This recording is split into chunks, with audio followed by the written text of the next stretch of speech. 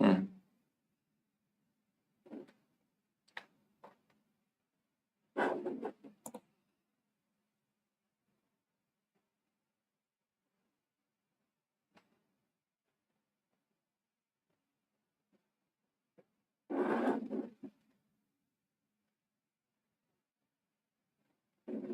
That is a great question. A piece or pause?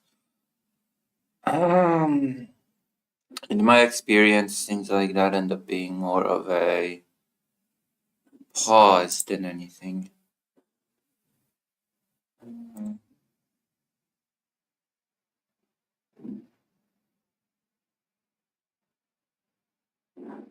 What comes next is a $100 question.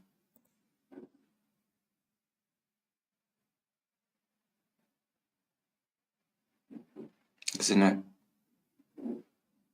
Yes, I'm gonna test the demo. Oh my god, seems like I'm not the only person that got this idea. Oh my gosh. Hold on. Have I even pressed live? Yes. Okay, we're live. I'm not the only person that got this brilliant idea to test the demo of a game.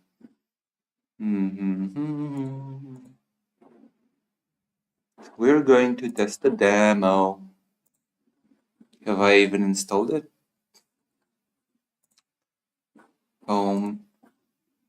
I have. Let's go. Heroes of Might and Magic Olden Era. Ooh. Wait, this uses controller? This does not feel like a controller game. I'm usually the first person to whine about games not supporting controllers, but Heroes of Might and Magic that just doesn't feel good for a controller to me. Interesting, I know.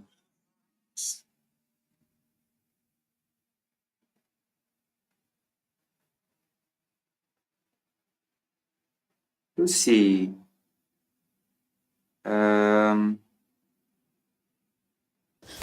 You have all dreamed of peace.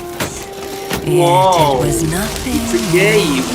but an illusion. Whoa! Would you look at that? That is about to shatter. I mean, you cannot see it yet. Never mind. But either way, would you look at that? Hold on. Until nobody's watching the stream, so you cannot see it double. Let me add game capture hero of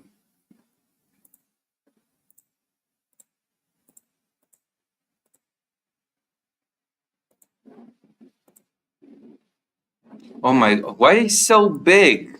Jesus Christ. Why so big? Whoa, what the hell? What the hell? All right. There you go. Did somebody just write me?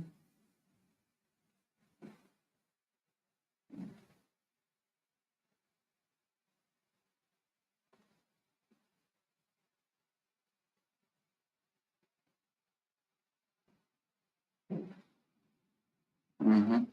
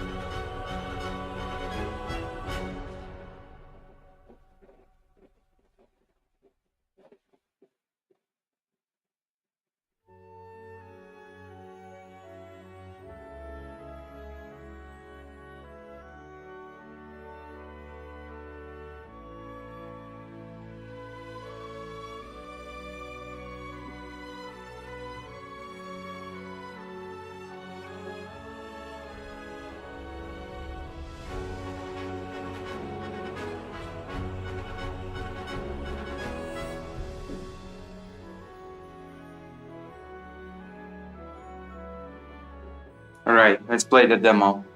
We're delighted to have you here. You discovered the wonders of the continent of Yadme for the first time in this demo. For this demo version, you will have access to following in-game tutorial. Single player with 3 different modes, classic single hero arena, 3 templates for single hero custom mode. There's no in-game time limit, so you can play to your tour of heart's content. You'll also be able to play 4 very different factions out of the 6 planned for the early access. Temple, classic humans, necropolis, undead vampires, dungeons, underground creatures and dark elves, schism, altered elves, and eldritch abominations. Please keep in mind that we're still working on various aspects of the game, so please share your thoughts with us. Tutorial. Oh my gosh. This game is like walking around with a hero with a small unit and base building. This has always been the case. You roam the land to gain treasure and do adventuring, and also base build to be able to buy better, stronger units. I've played this as a kid. I've always liked this. You know?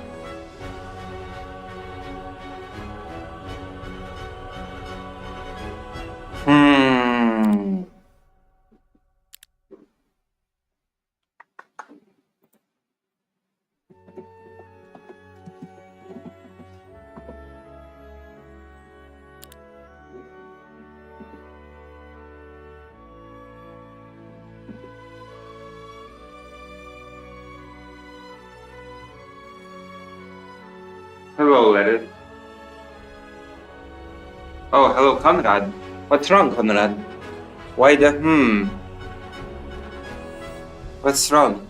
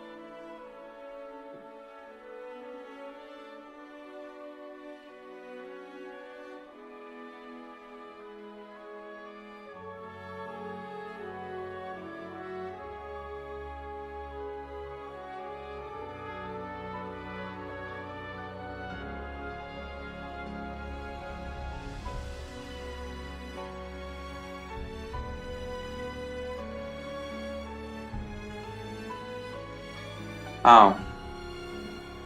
Oh, you know. Here's the Might and Magic Golden Era's tactical turn-based game where you will explore the maps, recruit and level up heroes, develop cities, and battle your foes. Throughout the game, you will encounter various mechanics. We will introduce and explain them step by step in this tutorial. Your journey begins with the gameplay basics mission, where you will learn to the core elements of the game. Once completed, you'll unlock a series of short challenges designed to deepen your understanding of the game's systems. To begin the tutorial, use the menu on the right side of the screen. I don't think any other Heroes of Might and Magic had a tutorial like this. Beginner's tutorial, in which you will learn the basics of playing. Start mission.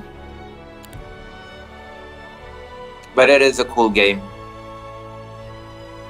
I've always liked Heroes of Might and Magic's locations and enemy forces are scattered, covered by the fog of war, a visual effect that obscures the landscape and hides objects.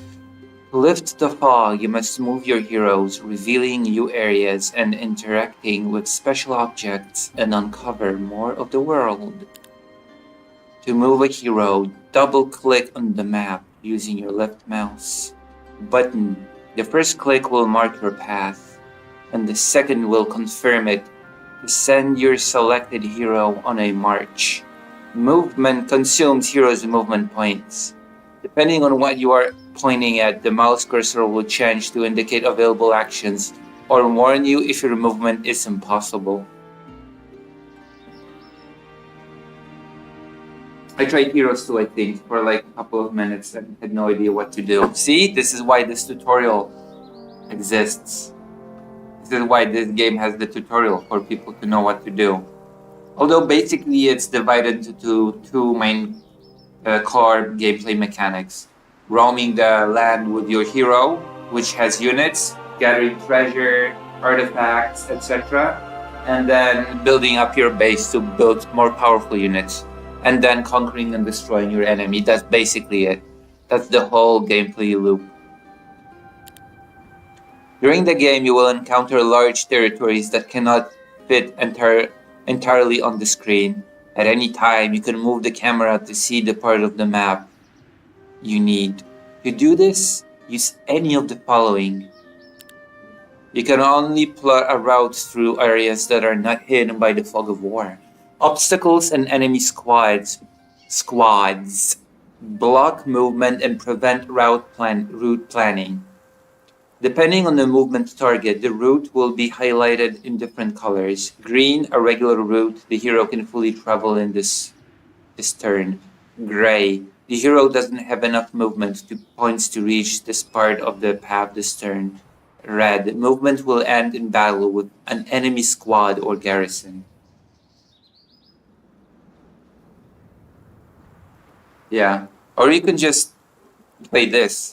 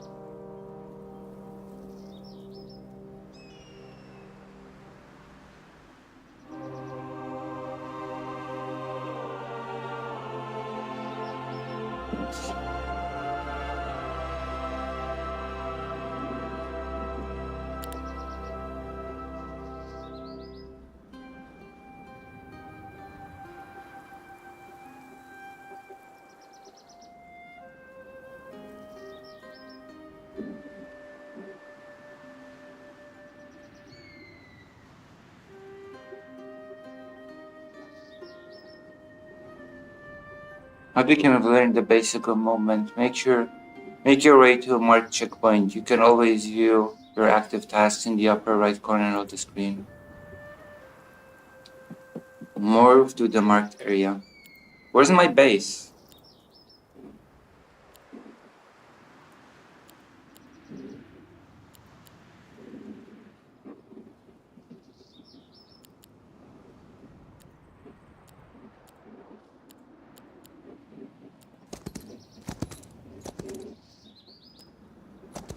I don't have enough movement. Your hero no longer can move. All movement points have been used up.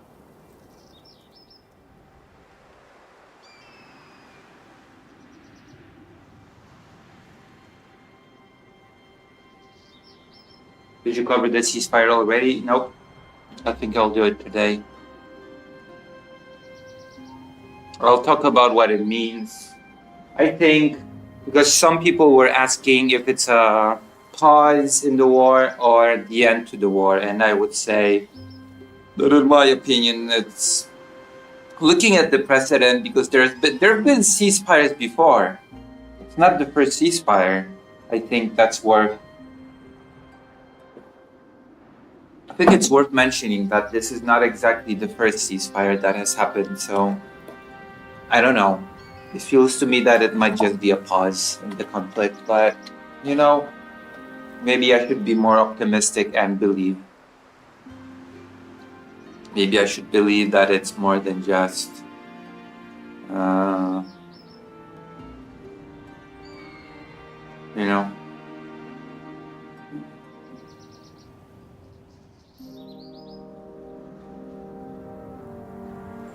obviously. Why? Obviously just a pause and not the end, or click the large round button at the bottom right of the screen to start a new day. Your hero will fully restore its movement points and continue.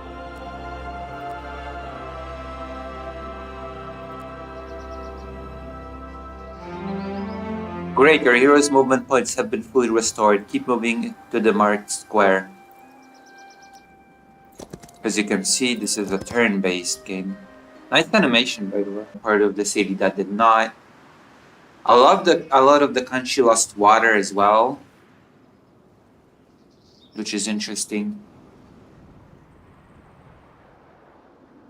I'm looking at the phone because this is where I have my chat. So when I'm looking at the phone, that means I'm looking at you and what you're writing, because I have the game full screen on the laptop. Well done on completing the first task. Now proceed to the next checkpoint along the road. It will help your hero to move faster. Also, I have not covered the Hassan dog thing. We have discovered an interactive object, the Redwood Observatory, a special structure that removes the fog of war in a large radius around it. Throughout the game, you will encounter many interactive objects. To learn what each one does, simply hover your cursor over them. Wait, finally! I'm pretty sure that was not a thing in the old games. Unless there will be some big follow-up announcement from Trump, I still think it's just a pause. Same. I think it's too early to talk about Nobel Prizes. Interact with the Redwood Observatory to continue the tutorial. To do this, double-click on it with the left mouse button.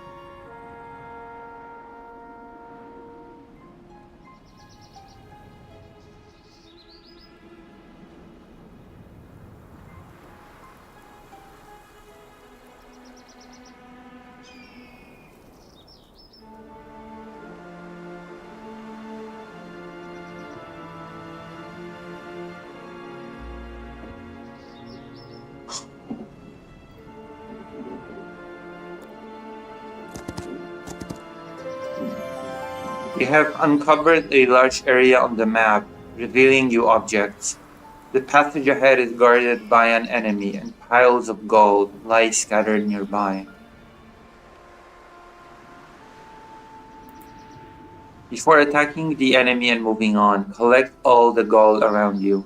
As you do so, the current amount of each resources will be displayed in the resource panel at the top of the screen.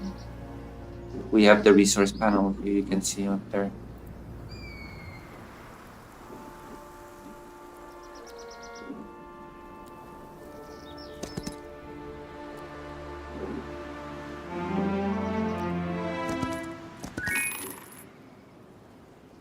Oh, random amount of gold. 1,000? But it said between 400 and 800, but I've gained 1,000. I don't get it. 1,000. What is the point of saying gives between 400 and 800 gold when I click on it and I earn 1,000? That's why would I trust the hover text if it does not correspond to what's actually happening? That makes no sense. Between 400 and 800 means exactly that it cannot exceed 800, but I got 1,000. What's the point of this text? I gained 1,000 each time.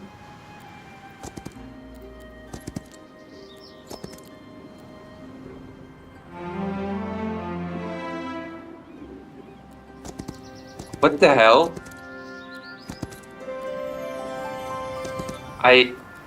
Oh, one more gold. Sorry, I missed it. 1,000. Keep going and plot a route to the squad blocking your path. Your hero will start a battle as soon as he is step onto the square adjacent to that squad.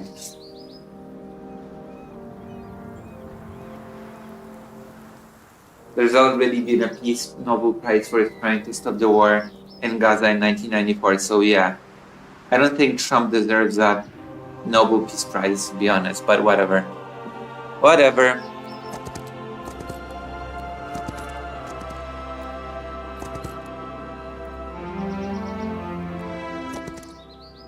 Okay, this is the big part of the game. Battles in Heroes of Might and Magic take place on separate battlefields divided into hexes. Hexagonal spaces, creatures move across the hexes and engage in combat with enemies. The battles proceed in rounds. Once all stacks bow cures and the enemies have taken their turns, the next round begins.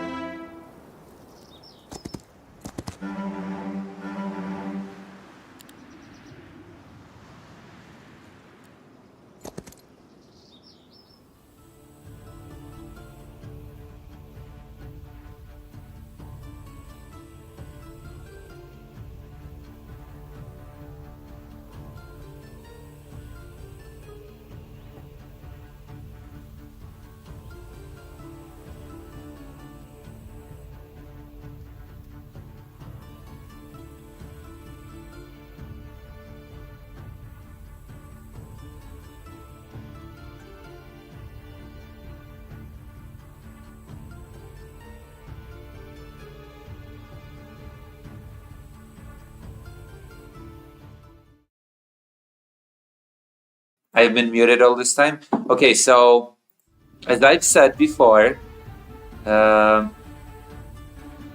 this is Heroes of Might and Magic. It's a new game that's coming out. I did not know that a new Heroes of Might and Magic was coming out. I've just discovered the demo today, and I've seen that other people have been streaming this demo as well. I've liked Heroes of Might and Magic ever since I was a kid, and so I decided to check the demo out, and it seems like it has a comprehensive tutorial, unlike all the other Heroes of Might and Magic games. This game is divided into two main gameplay loops. Exploring the map with your heroes who have individual squads with, units that are piled up into those little groups. So you do that, you gather treasure, you fight enemies, you conquer strongholds and enemy castles. That's one part of the gameplay loop. And the other part is base management. You have your own base, you have your own city, and you upgrade that city, you expand that city, and through that you're able to hire new heroes and get better units. That's basically how the game works at its core. So the tutorial now is teaching us how to explore, fight, interact with objects, interact with loot. Also, when I'm looking at the phone, that means I'm looking at the chat. It means I'm looking at you.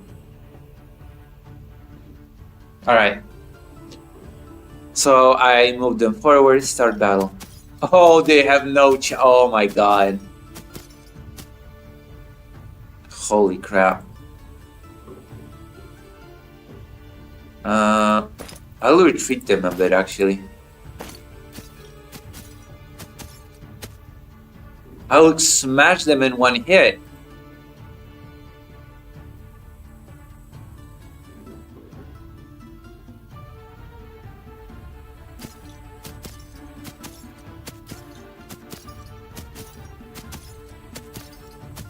Watch this.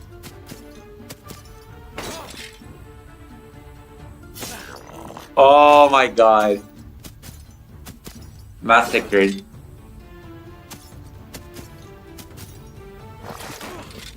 Uh-oh.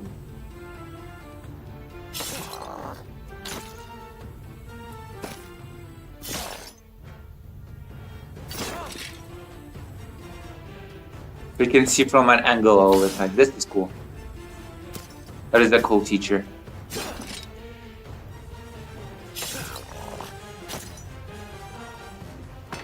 Victory. I've leveled up. What does leveling up do? I'm not quite sure yet, but I've been muted all this time. I've been like, my god, that is such a shame.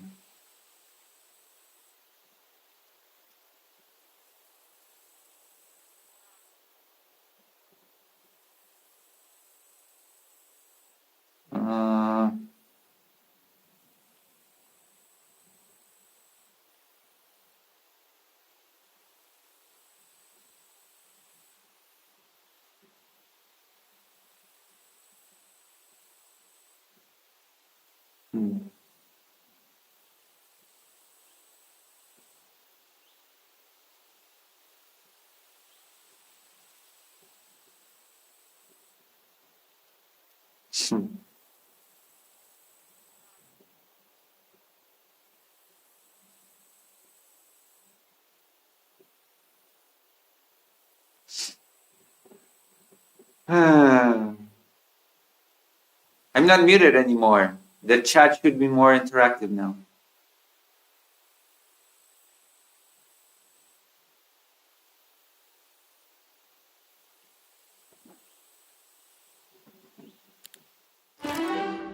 By exploring the world and defeating opponents, your hero earns experience points.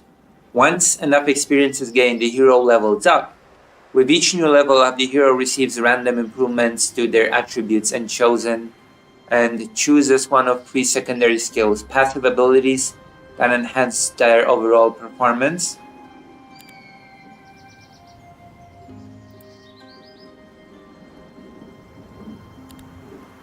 Each hero has 4 attributes: attack, defense, spell, power, and knowledge. Attack and defense are added to the corresponding stats of creatures in combat, increasing the damage that they deal or reducing the damage they take. Spell power boosts the effectiveness of spells. Higher values mean increased spell damage and longer durations for positive or negative effects. Knowledge increases the hero's maximum mana, allowing more spellcasting during combat. In addition, each hero also affects 2 combat stats: Morale, Luck. These are applied to all creatures in the hero's army. Morale affects creatures' behavior. High morale can give a stack an extra turn, while low morale can cause it to skip its turn. Important: the more different factions are present in your army, the lower its overall morale. An army composed of 1 faction gains +1 morale. Each additional faction reduces morale by 1. Luck influences the chance of landing a lucky enhanced or unlucky weakened strike. Yeah. Thank you. Thank you though, Dr. Johns. It's okay. I'm just trying out the demo. What the...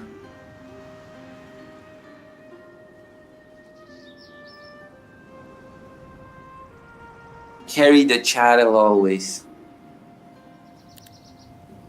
The attributes gained at each level depend on the hero's class. Might heroes are more likely to gain attack and defense. Magic heroes are more likely to gain spell power and knowledge. Similarly, the probability of acquiring specific secondary skills varies.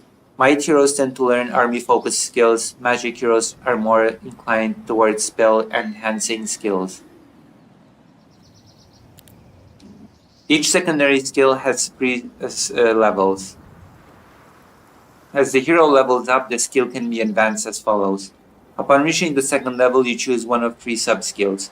Upon reaching the 3rd level, you choose one of the 2 final sub-skills. Each upgrade improves the core effect of the skill and allows you to tailor your hero to your preferred playstyle.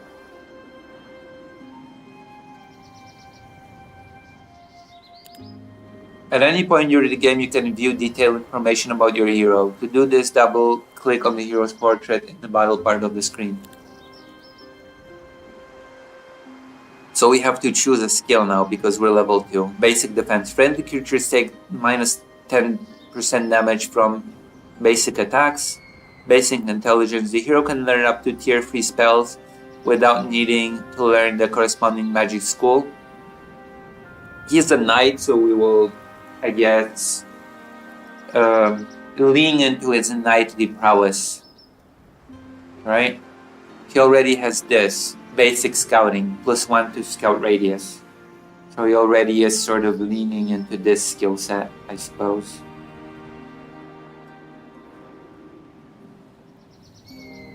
Kind of.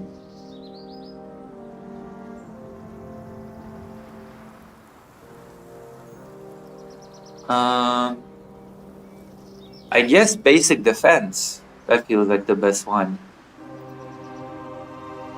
To me, at least. Like, teaching spells to a knight feels like a fool's errand. This is my base, I bet. I bet this is my base.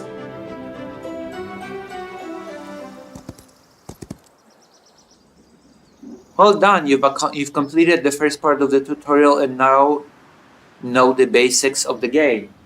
So there we go, we have learned about the whole first part of the gameplay loop in this game. This is basically how it works, the roaming part. Now we will probably be learning about the part about base building, which is also something that I always liked as a child. As a little kid, I always liked that part. As a schmuck's buckler.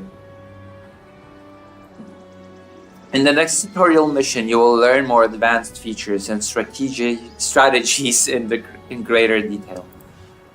Victory! Oh,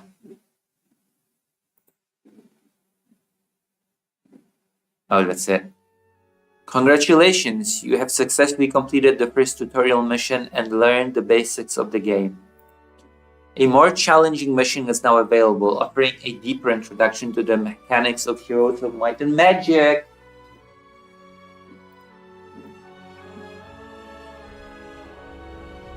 Easy, great for beginners.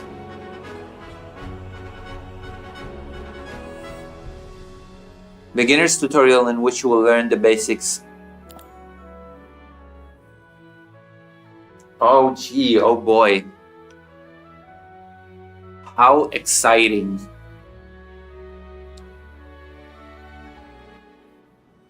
Welcome to the tutorial.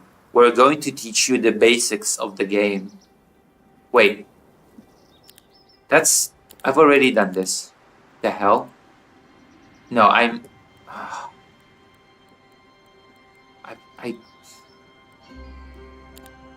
Yes. What the hell? We've done this tutorial already. How do I choose a different tutorial? Oh, I have to actually manually click on it. So gameplay basics, advanced tutorial. Get familiar with more advanced mechanics of Heroes of Might and Magic. Difficulty normal, the intended way to play. Now we can do the second tutorial. I'm having PTSD flashbacks to when I tried to play Rogue Trader. It's okay, this is much easier than Rogue Trader. This is a much simpler game than Rogue Trader. So it's fine.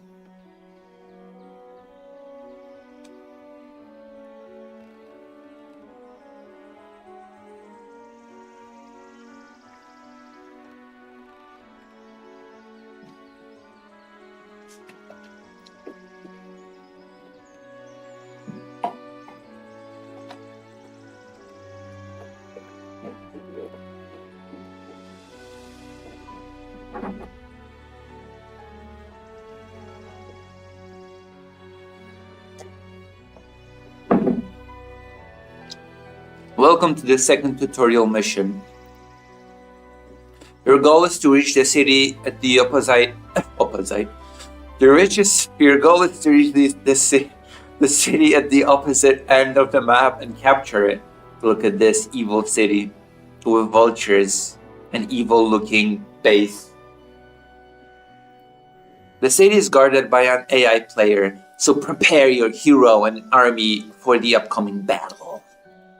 Start by capturing the nearby mines. They will provide you with resources and become the basis of your economy. Oh yeah. You sort of build economy like in an RTS, but a turn-based one.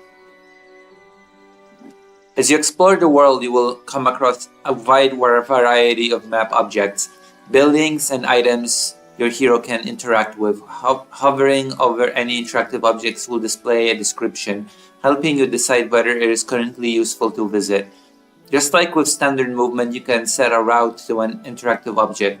Once confirmed, the hero will automatically move to it and interact upon arrival. Each object has specific interaction squares, usually located just below it. When setting a destination, your hero's path will be planned accordingly. Tutorial: Neutral opponents. On the global map, you will encounter neutral squads, hostile creatures that guard valuable items, key objects, or passages to new territories. By hovering the cursor over a neutral squad, you can view its creature types and suspected amount of guards you will face. Neutral squads can feature one or more creatures at the same time.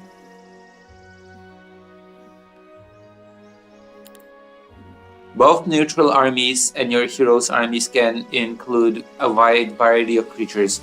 Each creature has its own stats, passive traits, and active abilities. While on global map, you cannot view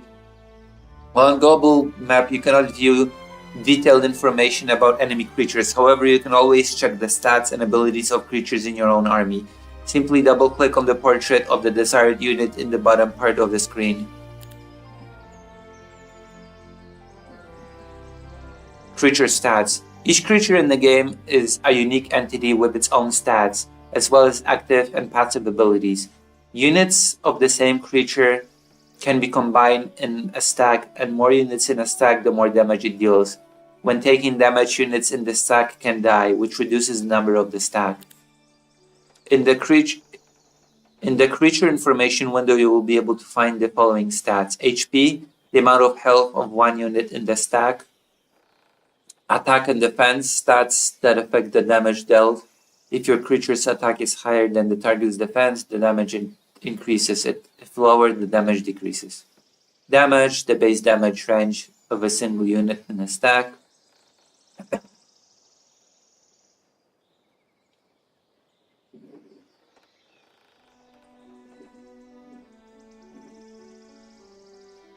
Morale and luck.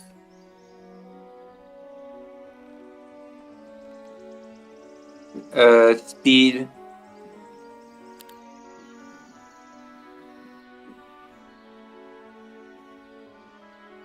A fully sentient inhabitant of Jadame.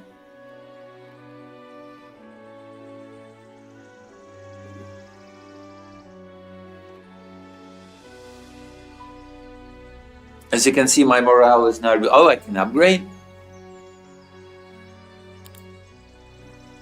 Oh! Okay, wait, hold on. How much money do I have? Ooh. Okay, guard captain. Health.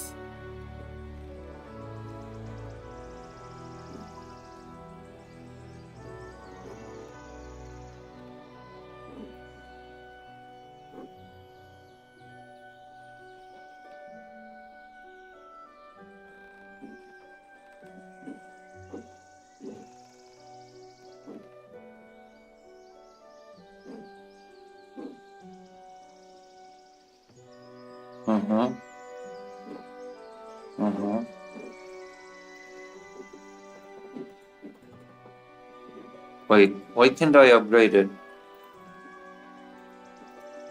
Can't I upgrade it? I have the gold.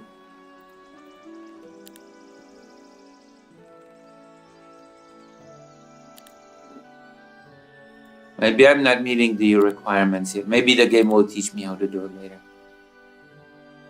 400, 800, campfire.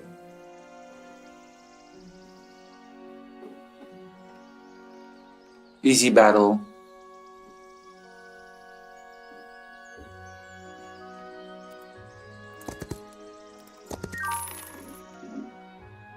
Gold, wood, ore, crystals, gems, mercury, and alchemical dust are the main resources in the game, as you can see. I wanted to try it again, but then always remember I lost a ton of progress to a crash, and that game is just dead to me. Oh, that makes sense. I hate it when that happens.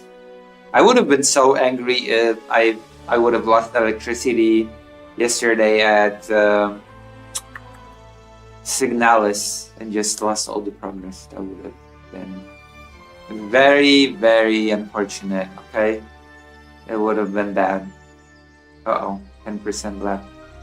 I'm checking X.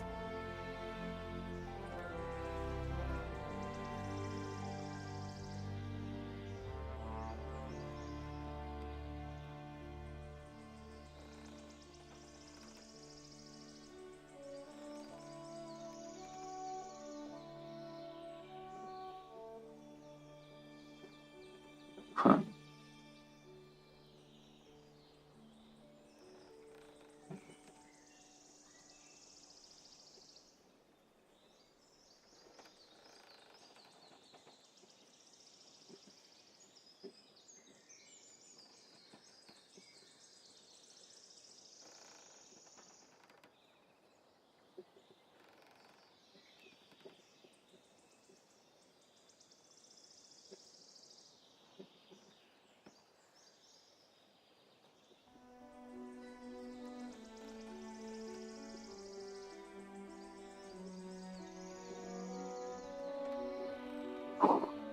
Fuck.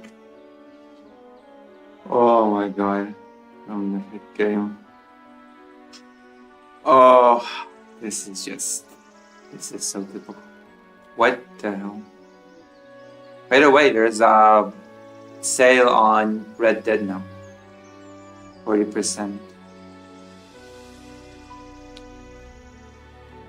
Yeah, you'd have to start over again for the fourth time. They're essential for nearly all gameplay activities: constructing buildings, hiring troops and heroes, studying and upgrading spells, and more.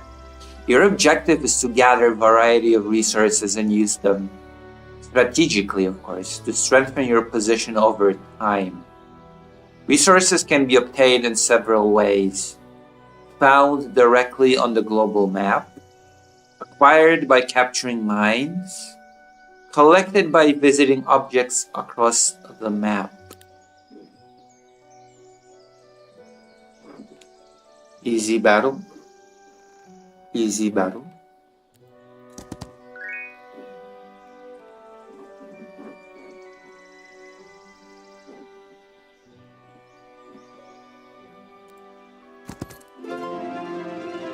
Experience.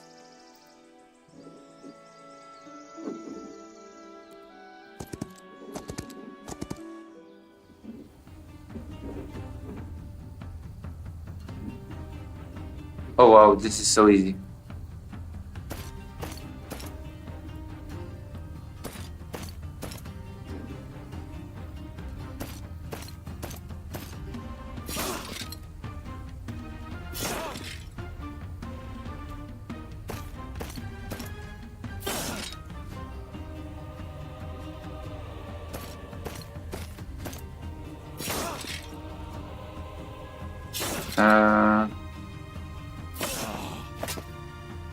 Creature abilities. In addition to movement and attacks, creatures can use abilities, special active skills that can deal damage, strengthen friendly creatures, weaken enemy creatures, or more. To use abilities, unit need focus, which accumulates during the battle. When a stack attacks or takes damage an enemy, it generates 1 focus point for its army. After accumulating the required number of focus points, you get a focus charge, which is spent to activate the ability. Different abilities may require a different amount of focus charges to activate. The required amount is shown on the ability icon. After using the ability, it enters a cooldown and becomes unavailable for several rounds. The cooldown duration is equal to the cost of using the ability in focus charges. Many creatures have powerful abilities that can significantly alter the course of battle. Use focus wisely. In addition to creature abilities, your hero can also use active abilities, which also require focus charges. These abilities follow the same rules as creature abilities. After use, they enter a cooldown. You can use your hero's active abilities when their creature's turn arrives. These abilities can be activated at any time, and using a hero's ability does not end the creature's turn. Your heroes initially have the ability to attack the enemy. Other abilities are unlocked as you progress by learning special skills. Use the focus charges in your army accumulates wisely. Don't forget to activate your creatures and heroes abilities at the right moment to maximize your effectiveness in battle.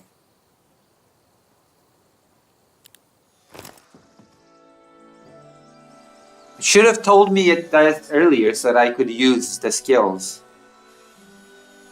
Reading tutorial pop-up stream, yay. I mean, I'm trying out this game. What am I supposed to do? Not read the tutorial? I'm doing the tutorial. Hello, Maya Mayor. It's been a while, Maya Mayor. It's been like 10 years, it feels like. But you're here now. So everything is good in the world.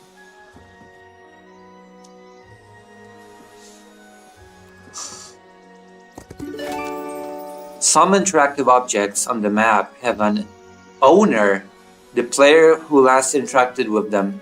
These objects are marked with a flag next to their model on the map. The color of the flag indicates which player currently controls the object.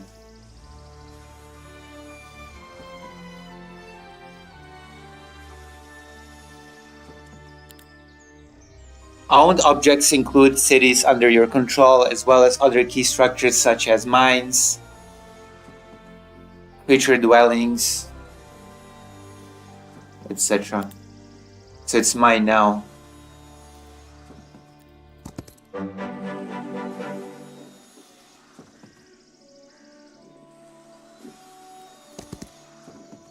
In Heroes of Might and Magic, the gameplay is divided into days, weeks, and months. To succeed each day, use your resources wisely. Move your heroes carefully, keeping in mind their limited movement points. Explore the map and interact with important objects. Recruit troops to strengthen your heroes' armies and unlock new areas. Construct new buildings in your cities to develop them. Oh, it's gonna teach me about the base building aspect of the game, but I'm gonna go to the toilet now. Yes, then complain about how then complain how bad design the game is. I don't know. I like the game. I'm enjoying it so far. Maybe I should complain more. People don't like streamers that are positive. People like hateful bastards. Spiteful, hateful little creatures of the night. Listen. This is not who I am. I'm a positive. Am I? Am I now? Am I positive? This is Heroes of Might and Magic, the new one. I'm playing the demo. It's gonna be out at some point. Then we're gonna maybe play it. I'm gonna be right back. I'm gonna go to the toilets. I'm gonna mute myself again, so please remind me to mute myself. So that I'm not permanently muted again.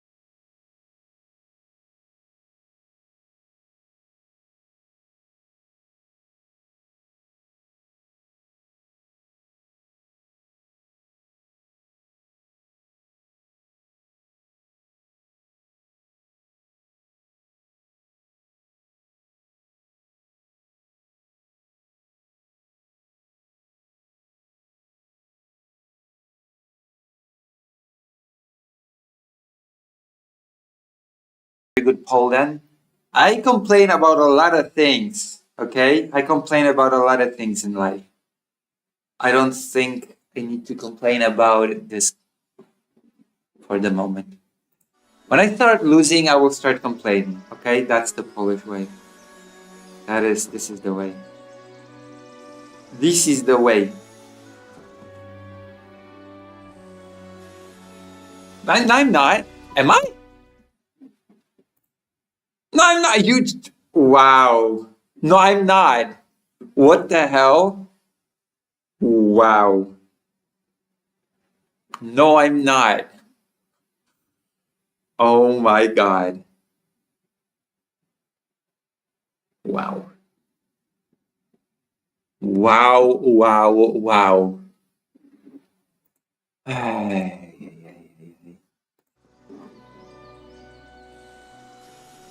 Oh. Hey.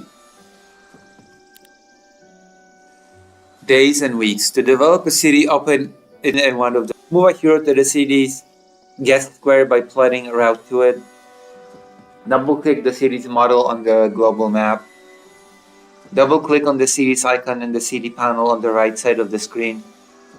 Remember, each city you control is unique. Building constructed in one city will not automatically appear in other cities. At the start of each new day, several important events take place. Heroes' movement points are fully restored. You can construct new buildings in your cities. Temporary effect may activate or expire depending on their duration.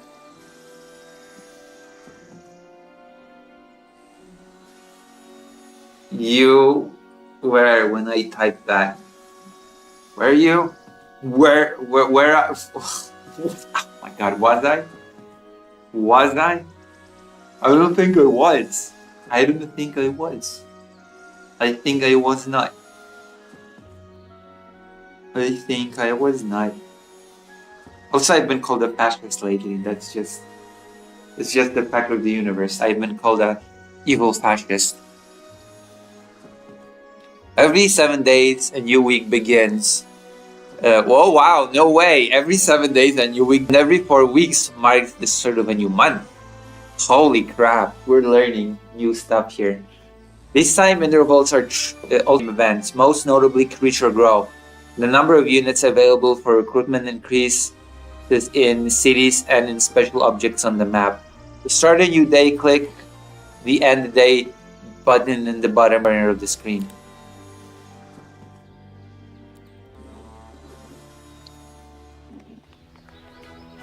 Tutorial Cities. Cities are the cornerstone of your progress in the game.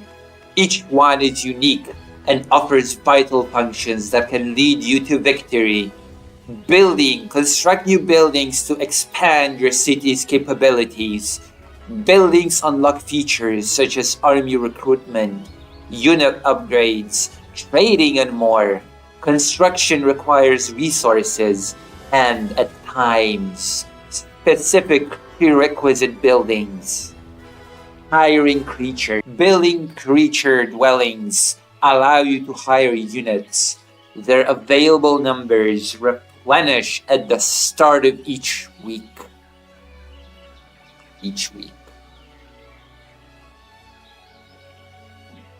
Did they have a hammer and cycle or a comrade in their name? They did call everybody comrade. Which game? Also no bomba. No bomba. Luis is ignoring me. I'm not ignoring you. I just saw the chat.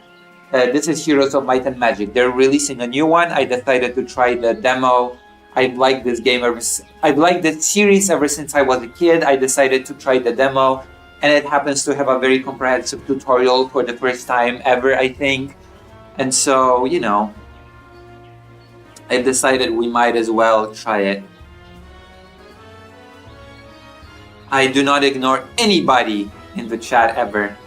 Also, when I look at the phone, that means I'm looking at the chat. I know it looks bad, but the game takes up all of my screen. Okay, so I don't have I have the chat on the phone. This is how this works when I'm gaming.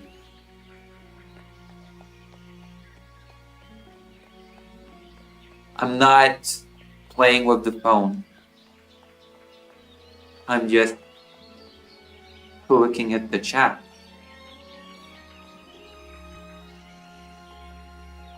I would never ignore you, Socialites. So, building. Construct new buildings to expand your city's capabilities. Buildings unlock features such as army recruitment, unit training, and more. Construction requires resources and, at times, specific prerequisite buildings. Hiring creatures. One of a city's core roles is to recruit troops. Building creature dwellings allows you to hire units. Their available numbers replenish at the start of each week. Recruiting heroes once built. You can recruit additional heroes. While not essential, having multiple heroes gives you greater flexibility and control over the map. Trading resources and artifacts. Construct a market to exchange resources and artifacts, helping you manage your economy more efficiently. Brilliant. Brilliant, brilliant, brilliant. Each city can hold up to 2 heroes at a time. One in the guest position. This hero is visible in the city on the global map. One is in the garrison. This hero is stationed in the city and it disappears from the global map while there. You can freely move heroes and creatures stacked between the guest position and the garrison during your turn. However, keep the following in mind. Every hero must have at least 1 creature stack. A hero without an army is considered defeated. Apart from the neutral squads, creature stacks cannot exist on the map without a hero. You cannot transfer creatures from the garrison to the quest position unless there is a hero present there. Creature stacks can remain in the garrison without a hero because they probably defend the city or some crap. I'm mainly winding you up. Oh. How do you like my dramatic reading of the tutorial text, flavor text? How do you like? Huh? But yes, the person that called me a fascist is an self-proclaimed anarcho-communist from the US, of course.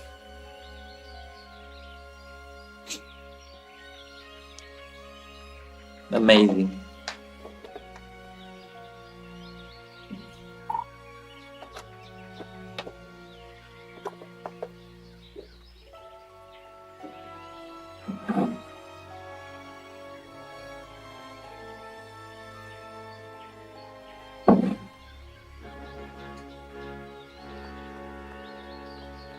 So yes, Lucy Haze is a fascist, I guess. Oh yes, we're gonna react to a panel. Oh my god, we have to react to a panel. You ready for a panel with Natsu Erudite? Are you excited for this?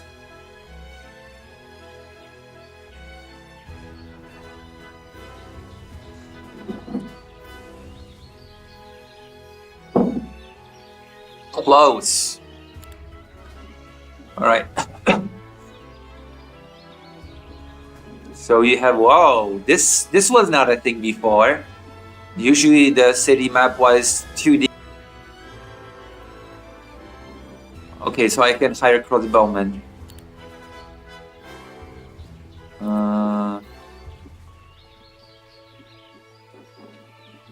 We only have 1 building so far, the one for the crossbowmen. Also, it's weird that I hover and there is no info box popping up, so that's maybe something for... Okay, we have 2 buildings. Construct new buildings, recruit creatures, upgrade creatures, hire heroes, Exchange resources.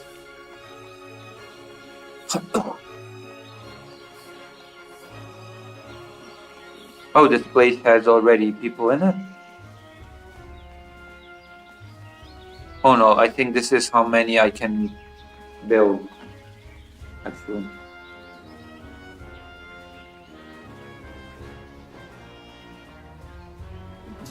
Okay, let's do something.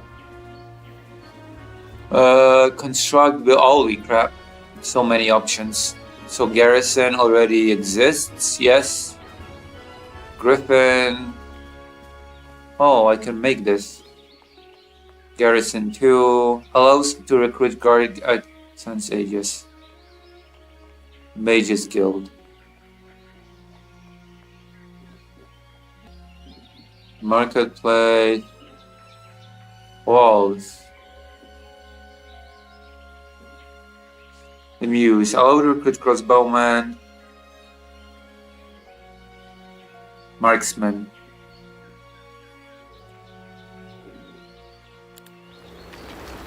Tutorial. Baits and upgraded creatures. When a certain conditions are met, your creatures can be transformed into upgraded versions. Each faction unit has 2 distinct upgraded paths, offering flexibility in how you build your army. Upgraded creatures to suit your strategy. Upgrades are performed in cities. To do this, either use the upgrade creature button or double-click a specific stat icon to open its details window and press upgrade button here. Important, you can only upgrade creatures in a city that has the corresponding upgraded dwelling already built. Beyond the standard upgrade system, there may be alternative upgrade methods such as special objects on the global map that offer unique transformation options. Okay, so that's why I couldn't upgrade my...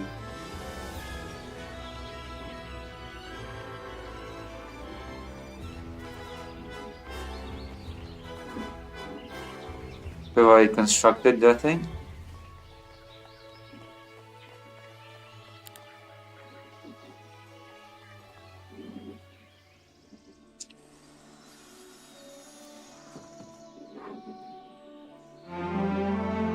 Managing multiple heroes.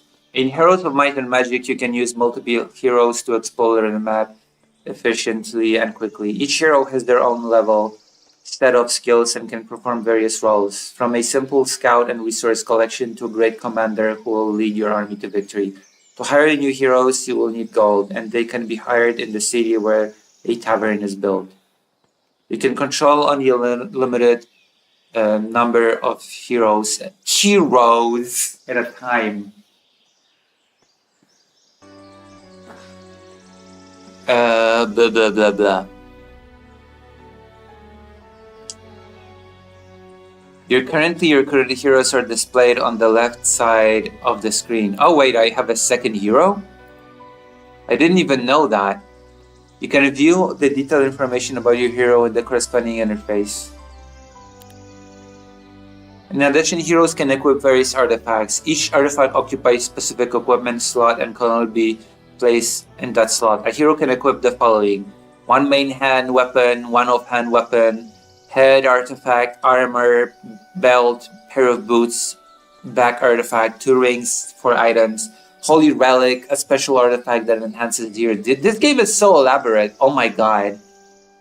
Holy crap. There's so much. There's so much. Too much. It's just too much. I didn't even know there was so much. Portal. Someone can appear from this portal, but you cannot enter it. Portals have been regularly... Is this easy battle?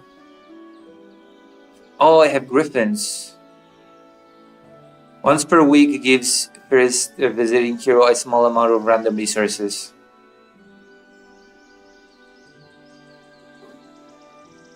Oh, easy battle for an artifact. Let's go. Oh, I just win automatically. Because it's so easy.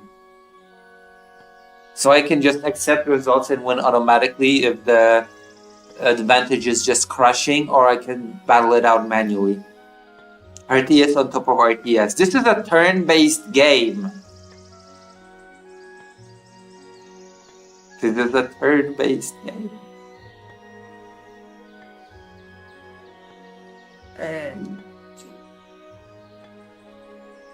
Okay, this is like, come on. Don't call it an RTS. Okay, we're gonna manually battle it out. Flee, surrender. What is this? Oh, stand bug reports. Variant cry. This creature attack increases by 5 and initiative by 1. What are my skills? Heroic strike.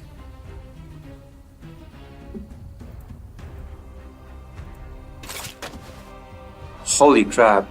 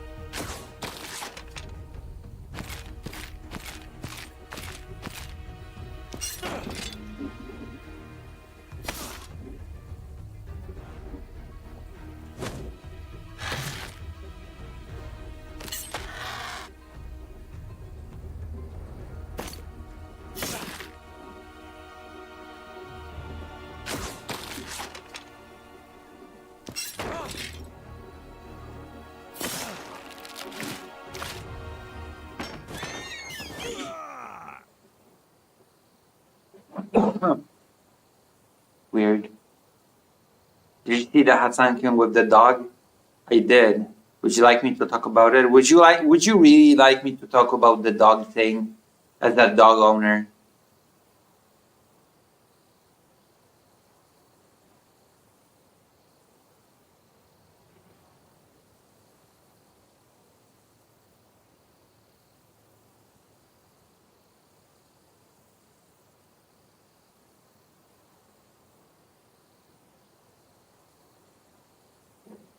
Oh, hold on. I'm gonna charge the phone because it might die. Actually, unironically, it might die.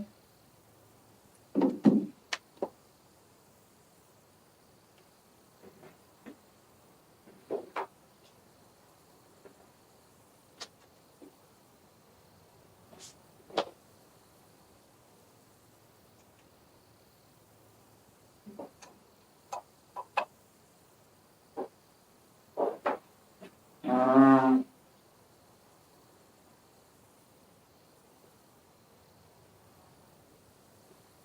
um,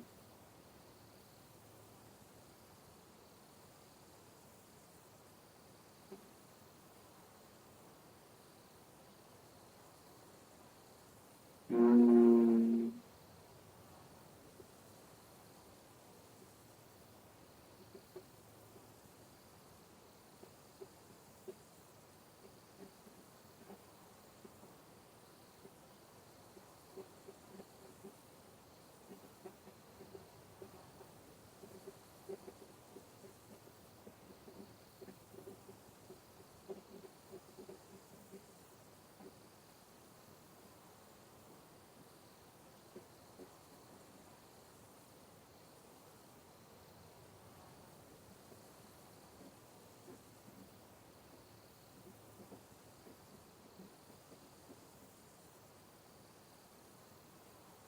okay, I'm gonna let it charge for a bit. So in order to see the chat, I'm going to have to travel from the monitor to here. Did you see? Oh yeah, okay. I will talk about the dog thing. I'm not happy with it. You know about Fido, right? You see me interact with Fido on stream, right? So you can, as you can imagine, the dog thing upsets me, right? Like Jack is a person that has a dog and the dog interacts with me on screen. It's something that upsets me a bit. The whole dog treatment. It's a prop. That's the thing that gets me. Treating the dog as a prop. Imagine if I tried treating Fido like that. Putting aside the fact that he would never let himself be used as a prop, but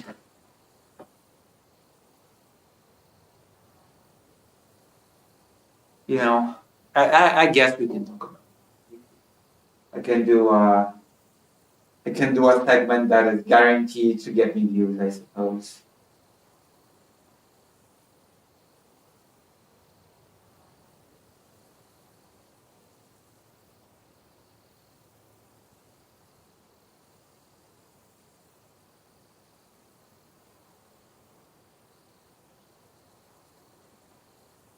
What do you think?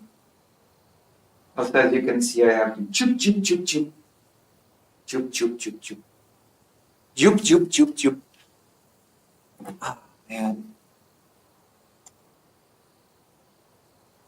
Do any of you like boxing? Do any of you watch boxing? Any boxing fans in my chat?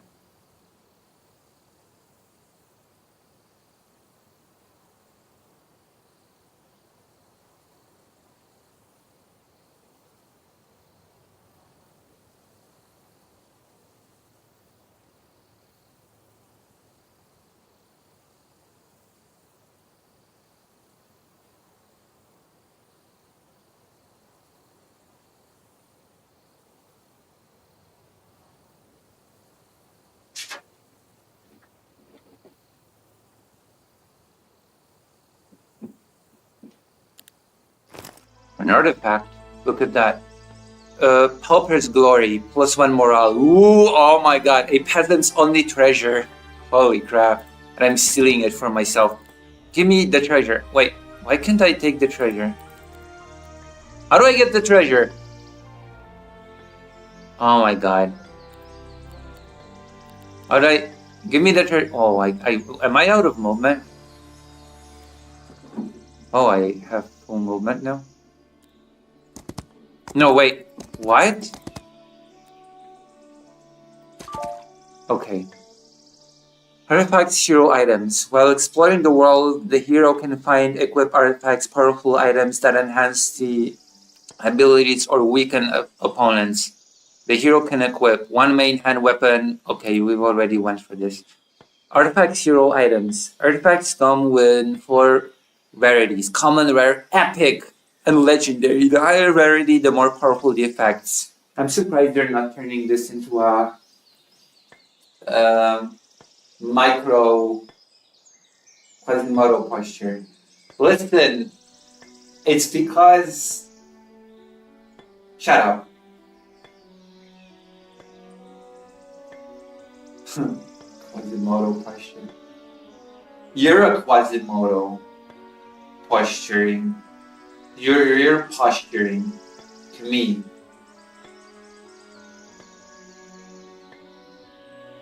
Okay, you're posturing to me. Also, nobody replied to me the question about the boxing.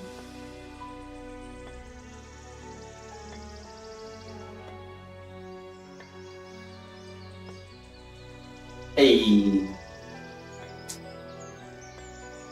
Many artifacts are part of sets. Equipping multiple items from the same set provides additional bonuses.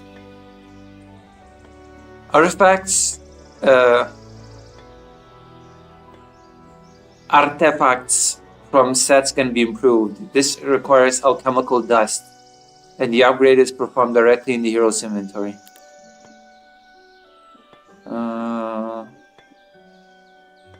Oh. Okay.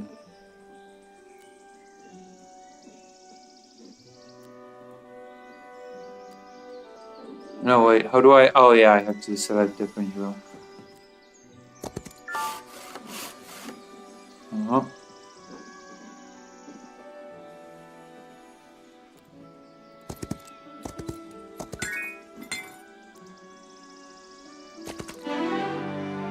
Alright. Plus 1% movement. Plus 10% movement points on the global map. Plus 4 tier 1 creature growth in all cities. Each time a friendly stag dies, all remaining friendly creatures' HP increases by 20% until the end of the next round.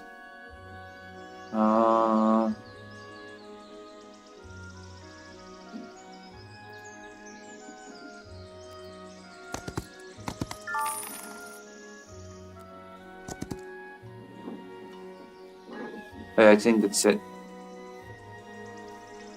Normal battle.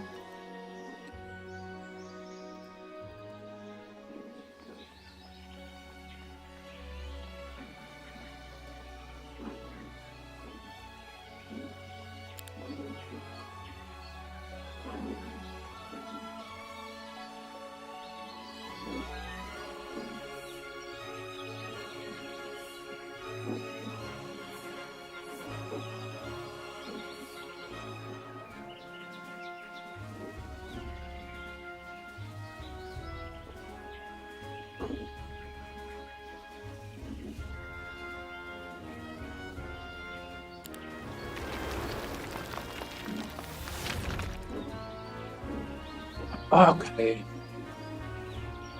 So I guess we can... Nothing new.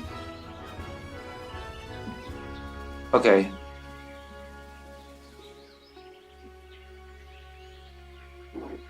Oh wow. Really? I can...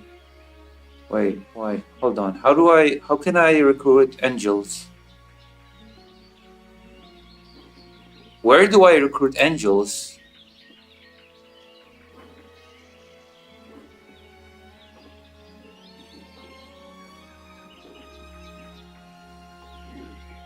What building grants me angels?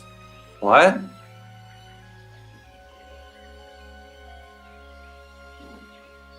This grants me the knights. This grants me the griffins.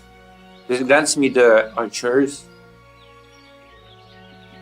But what gives me the angels?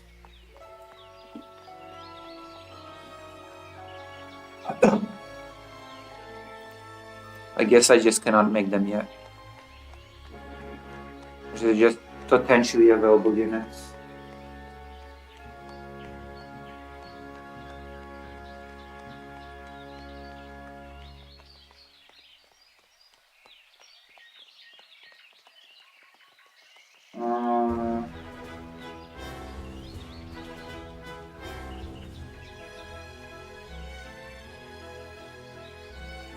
Wow.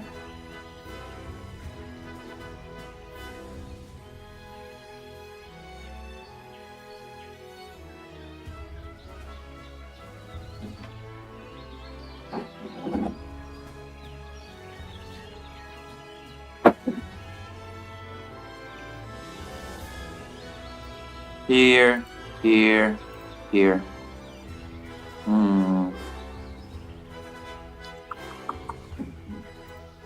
I can upgrade them.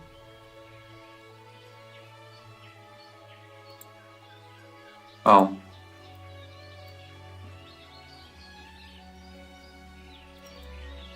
Upgrade.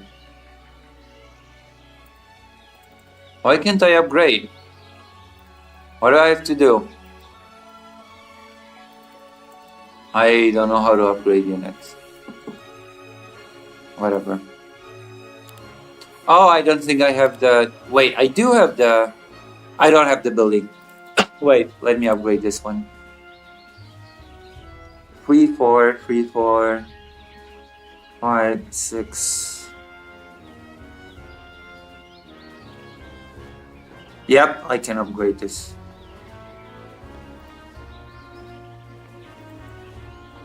Okay, these are upgraded. Okay, that makes sense.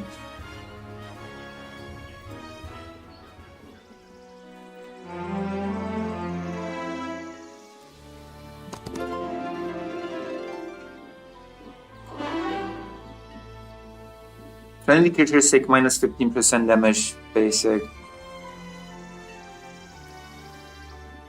Friendly creatures. Shield.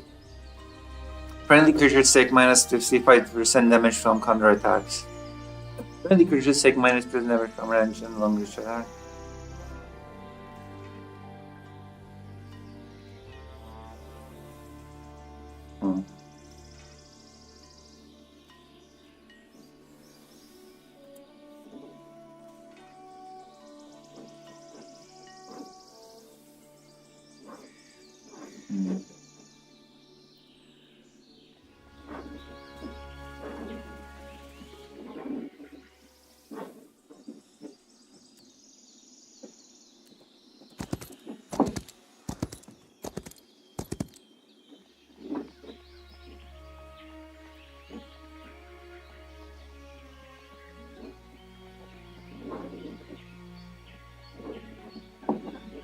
Okay, that's all that I can do.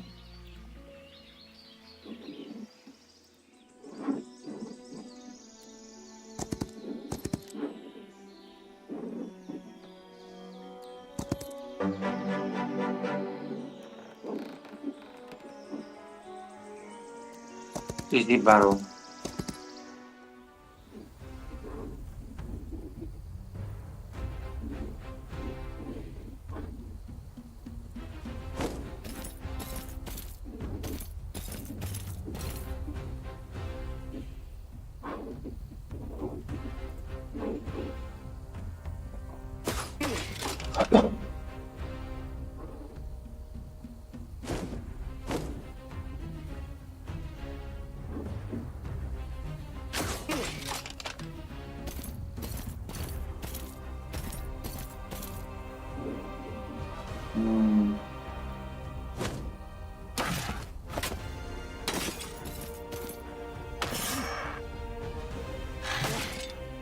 Okay. Alright, dead. Victory. Perfect. You see? Easy win. Gives plus 8 daily. Perfect.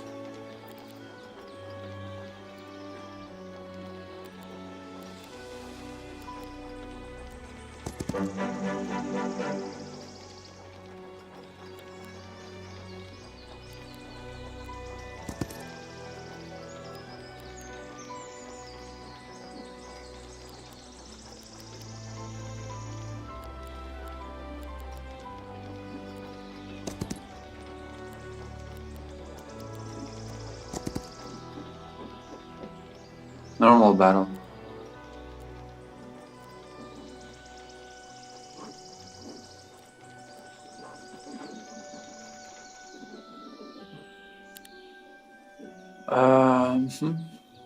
Okay, let's go to this battle. Easy battle, suddenly.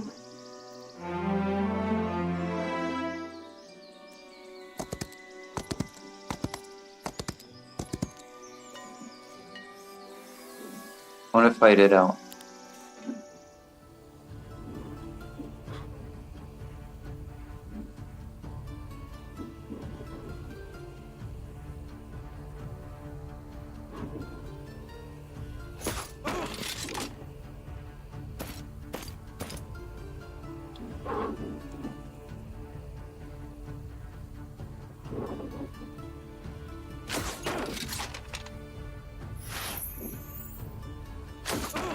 Alright, let's go.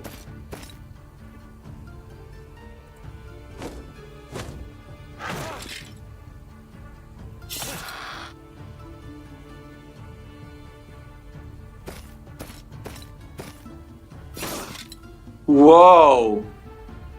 Oh my god.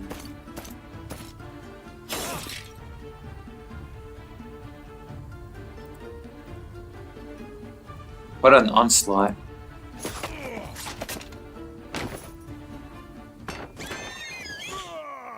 Yay! Nobody died.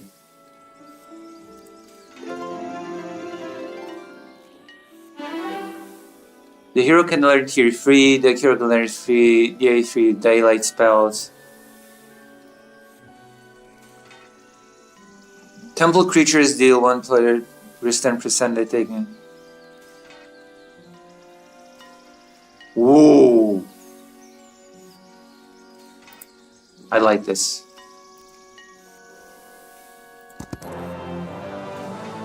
Yay! Permanently buffed. I like this. Well done. Hey! What was that? Attack by 1. Perfect. You know what? Accept result. I destroyed this enemy. I've never tried this option before, so now I'm trying it. So what do you think of the game? Is it nice?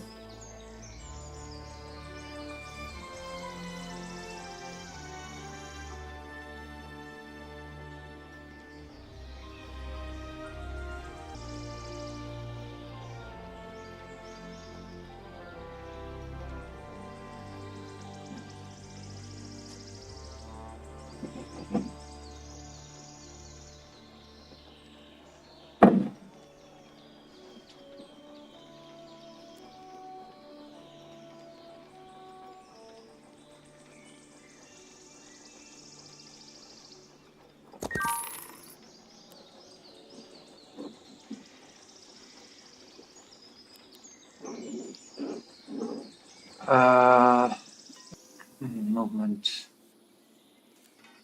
Yep. Let's go to the city. Try to build something. So we're gonna build the second garrison. Or cavalry. Ooh, this is tempting. This is tempting indeed. Maybe garrison too. Or way I'll be able to upgrade my existing units. Feels like a good option to me. Oh, why? Is there something that I can still do?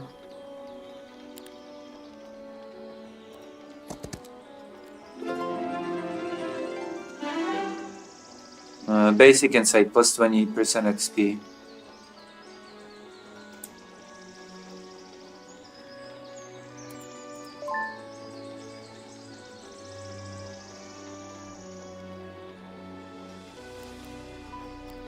I think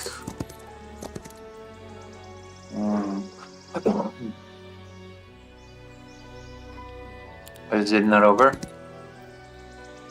Wait, what the hell happened? Why am I not uncovering more of the map? What? Why is my hero not uncovering the fog of war? Shouldn't I be uncovering more fog of war? What?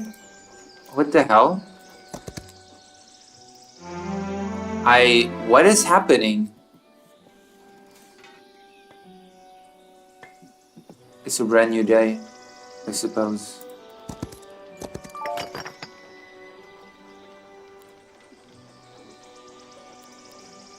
What?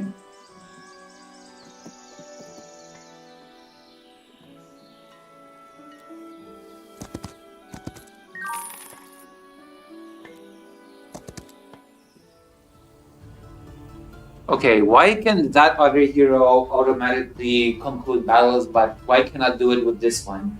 I don't get it. It's another thing that I just don't understand.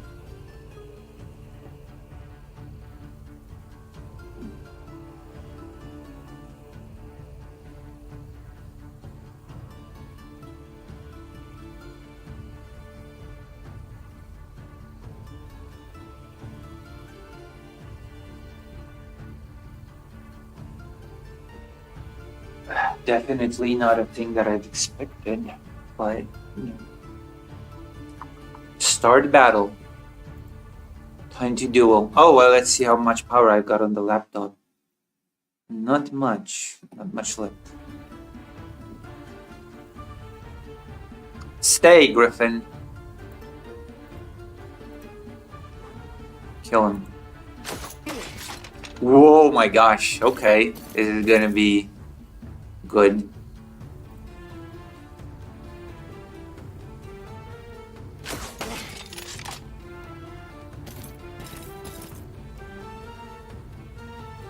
Uh,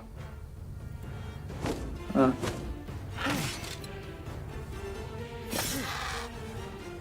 Yeah, as expected. I should upgrade my guys, actually.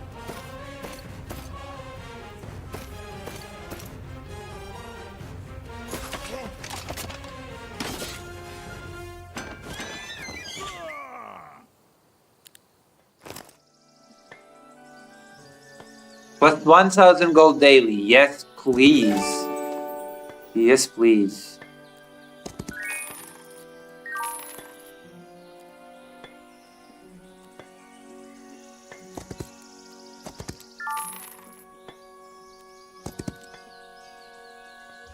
Now I can automatically conclude it.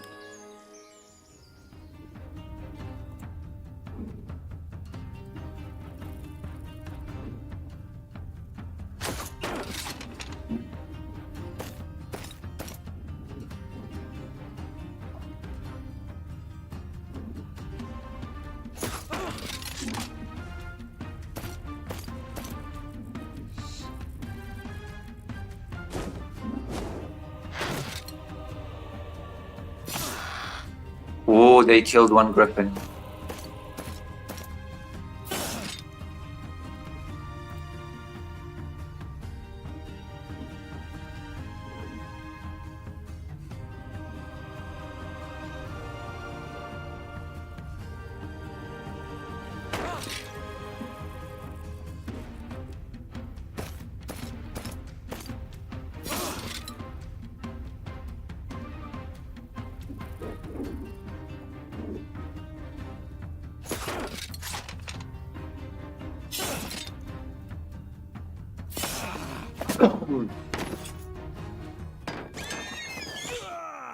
Thank God you can see HP now.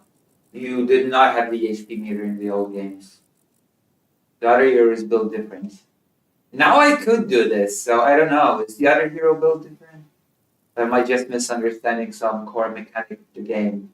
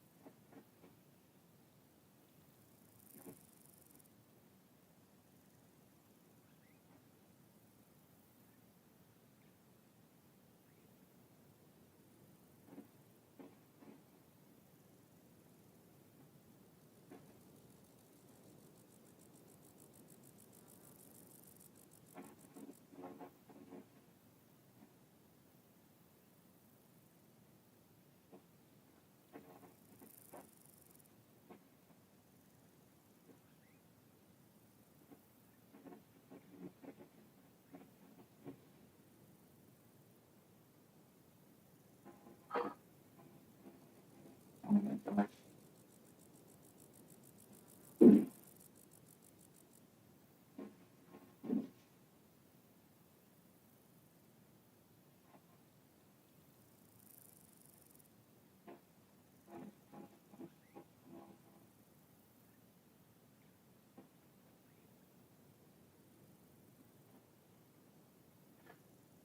Oh my gosh. Whoa!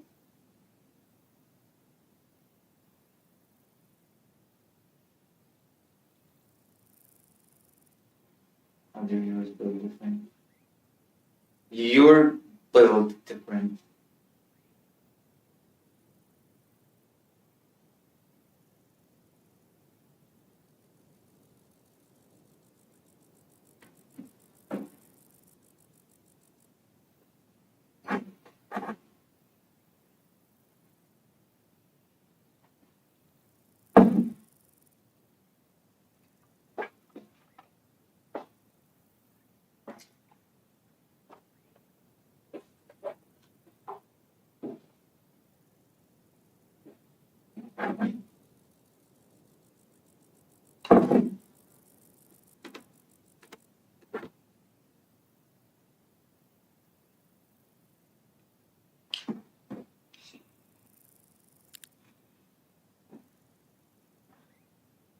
Wait, what the hell's happening? Why is the game working so slow? Oh!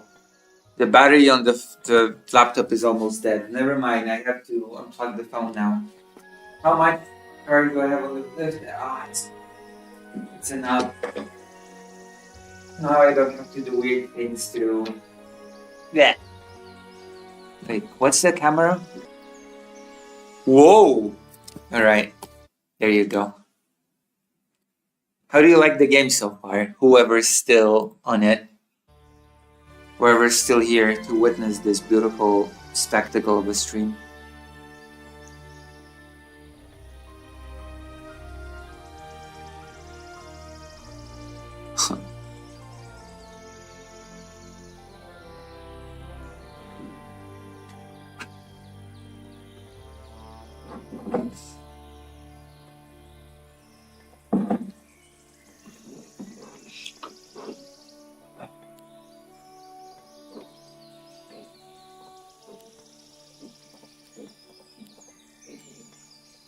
Wait, hold on.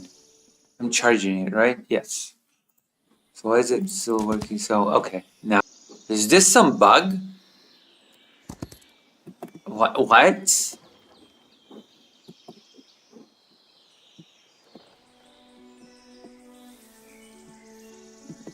I.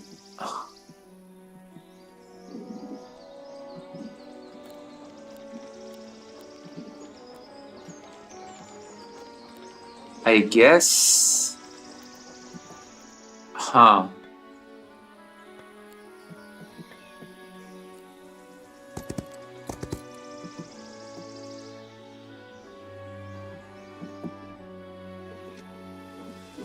Ay, ay, ay.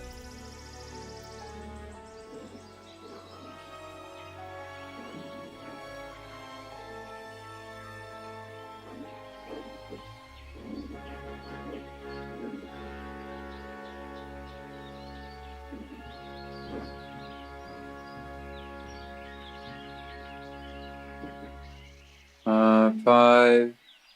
Oh, 30 alchemic dust.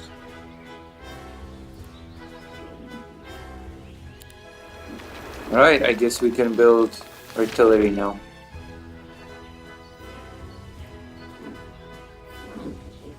Artillery! Well, not artillery, cavalry.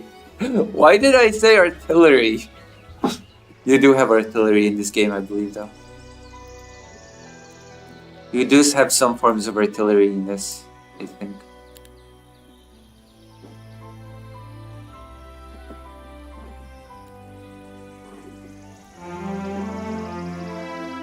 Easy battle.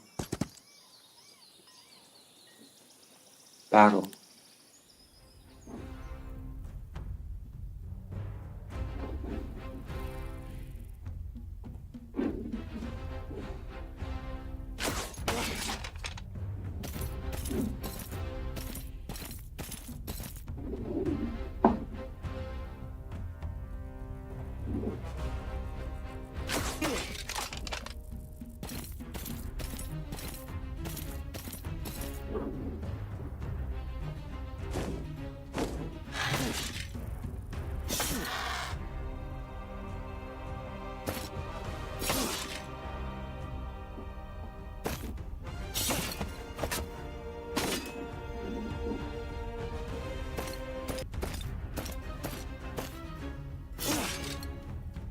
We're gonna get more griffins sooner or later.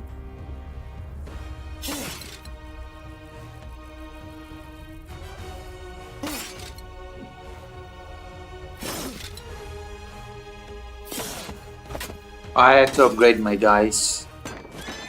I really do.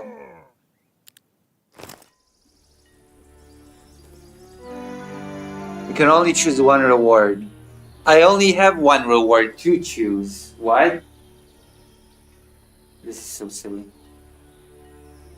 There's not many rewards to choose over here.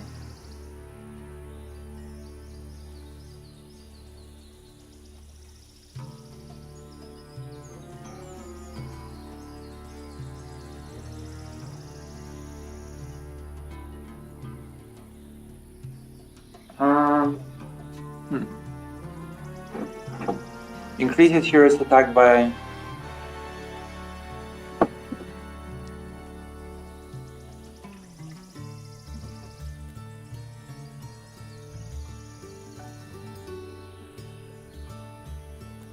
Easy battle. Okay, I guess we're going this way.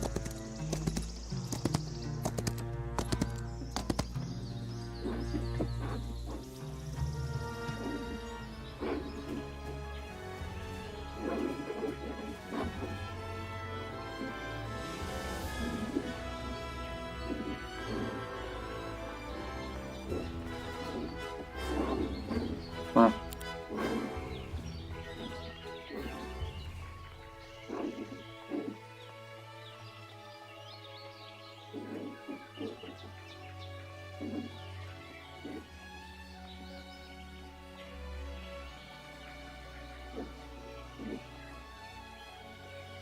I need more gold. Inquisitors. And what building gives me angels?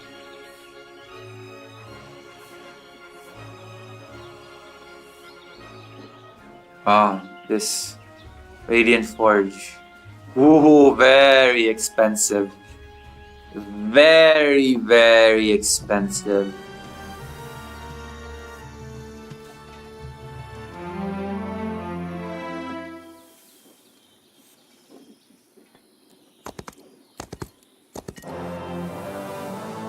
Huh.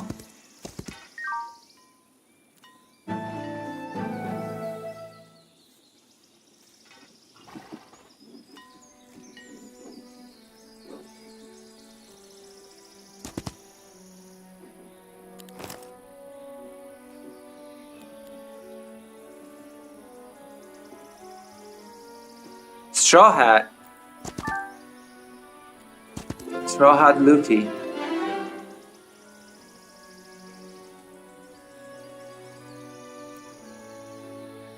If the hero is in a city at the start of a weak growth, hold decreases, this increases.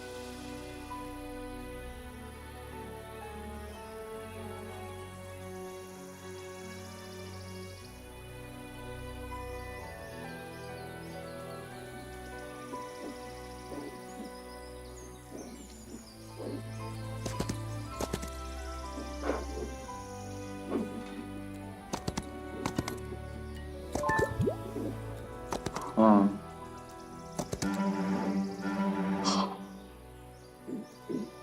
Sure.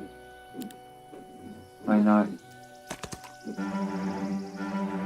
Sure. Why not?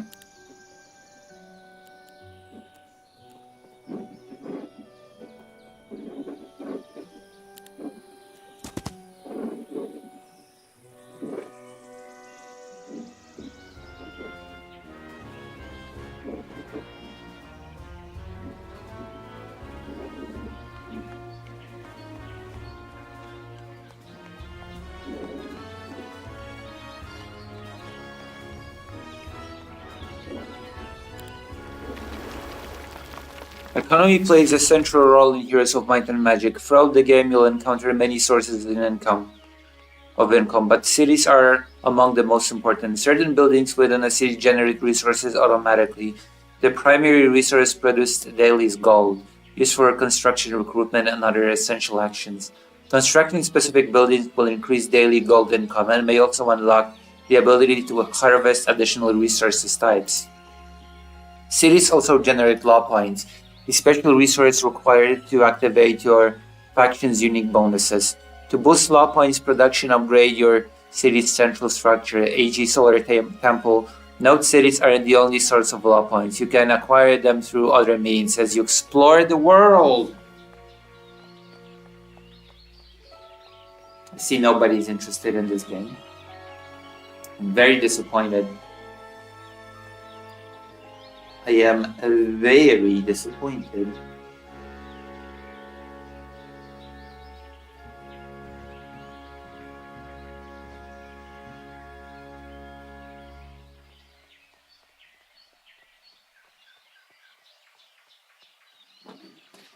I'll be right back. I'm gonna go to the toilet. being the fascist that I am.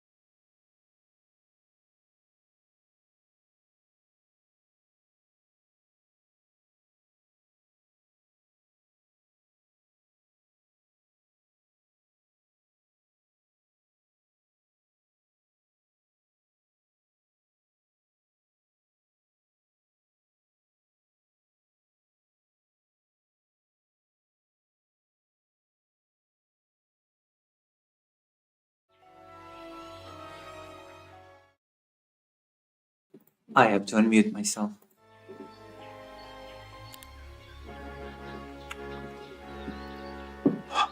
So this is Heroes of Might and Magic. How do you like?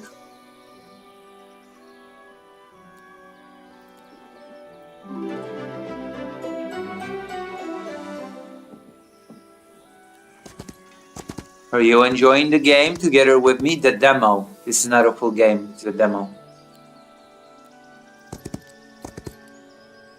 During your adventures, you will expand your territory, capturing new lands and cities. The passage of the neighboring area is guarded, with the battle to clear the way. After that, capture the city located in the new area.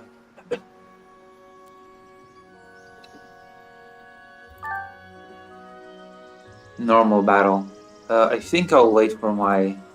Yep, this is a stronger hero. Let's clear it. Easy battle. Here you go.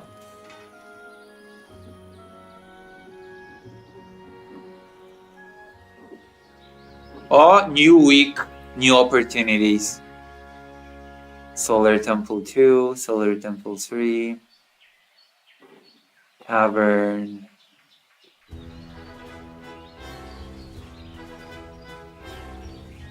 Huh. Bank. That's a good.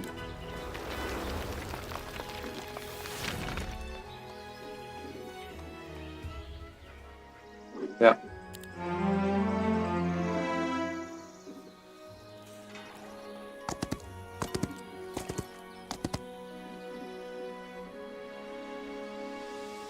Hmm.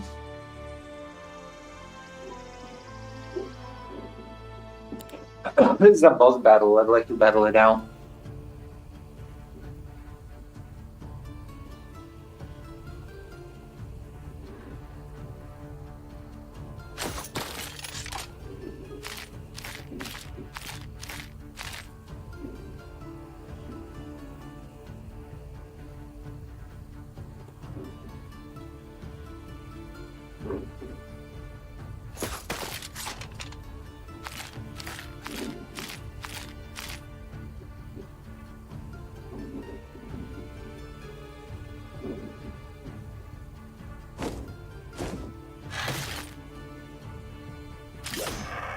Holy shit.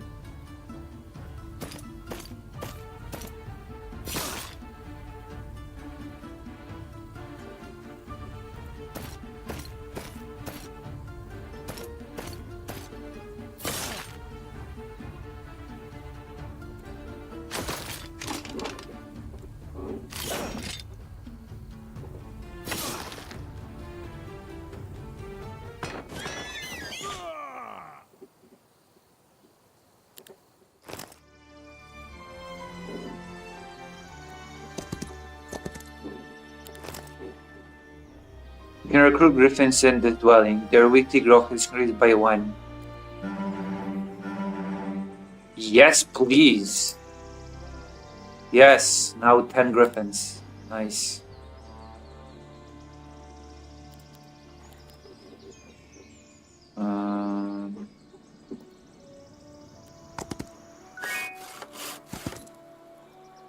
There are also guards inside some of the objects on the map, but be ready to fight if you want to get the rewards hidden inside.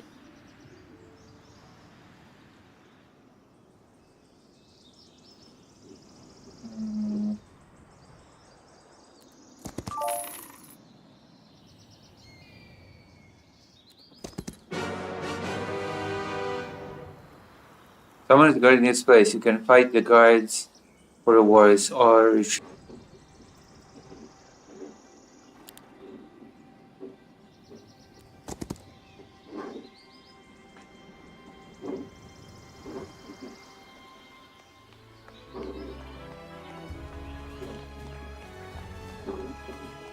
Oh.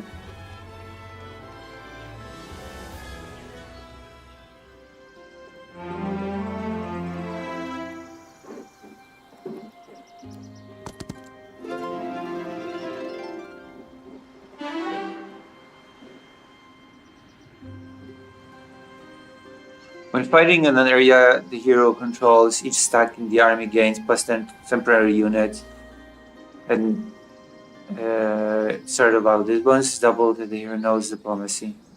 Friendly creatures ignore 10% of the attacker's attack when taking normal damage.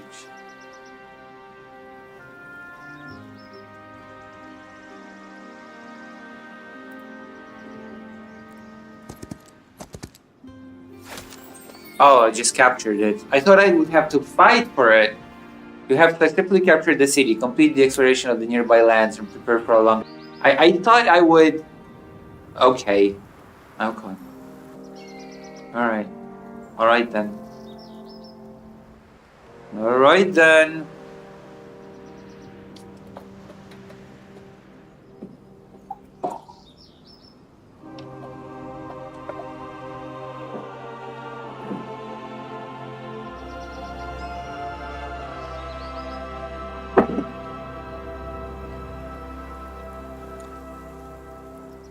Ahead of you is your first serious opponent, the enemy hero, blocking the way to the next goal. Where are they? Where is the enemy hero? I don't see them.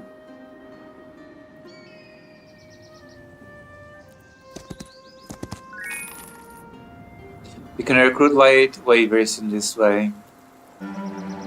Ooh, those look powerful. Let's include them.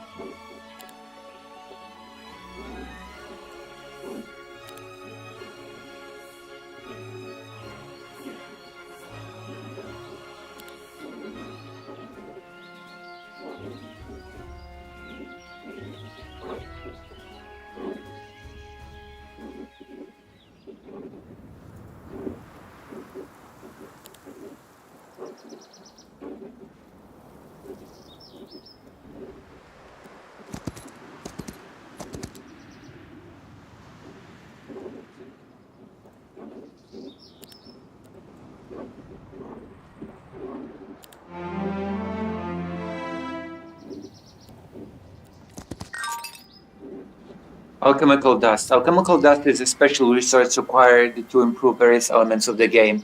It is used to enhance artifacts, upgrade spells, and construct upgraded creature dwelling in cities.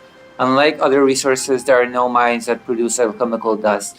You can obtain it in the following ways: discovering it on the global map or by visiting certain objects, acquiring in the alchemical lab, using crystals, gems, and mercury, destroying artifacts to extract a small amount of dust.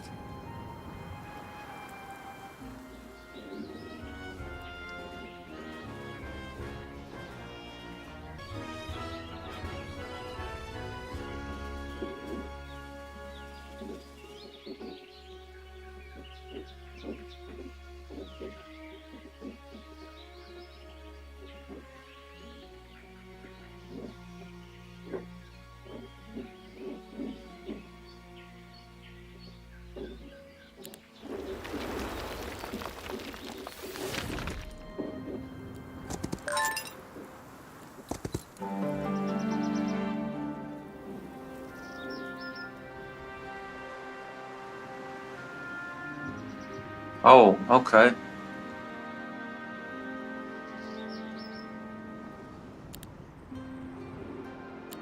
That's cool.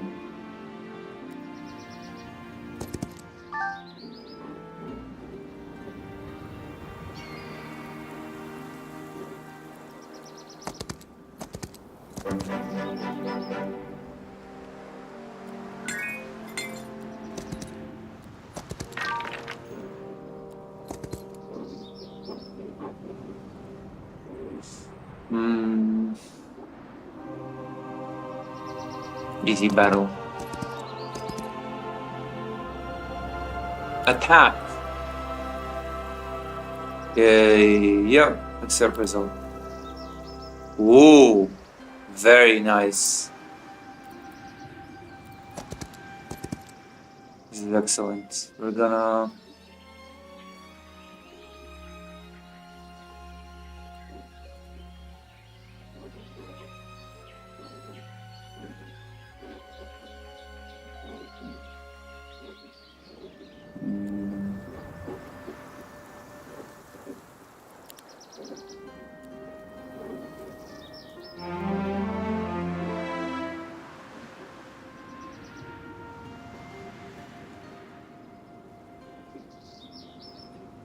Gems.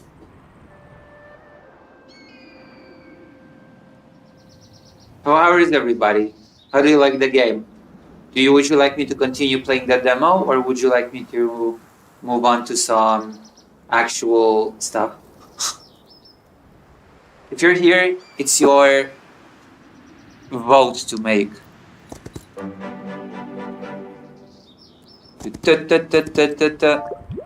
Once per week, Mercury.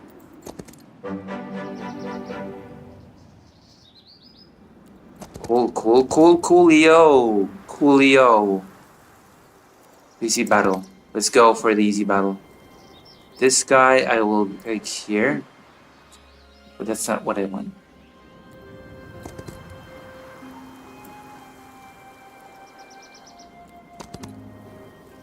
This is what I want.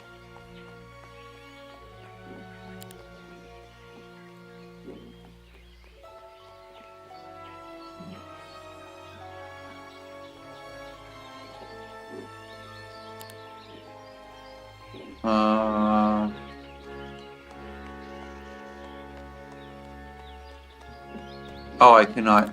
Hold on.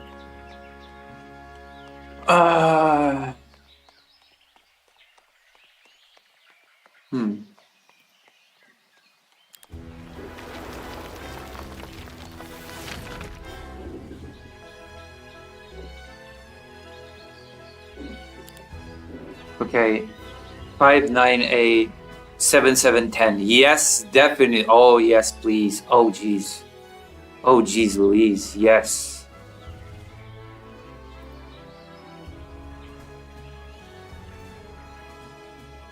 Now this is a powerful unit. Now this is a powerhouse of a unit. Now I'm liking this. I am loving this. Well, I shouldn't get too excited. I'm just doing the tutorial. Shouldn't get too excited. Ah. Excellent. Excellent, Tomoa. Wait, can I recruit any more units? No more creatures.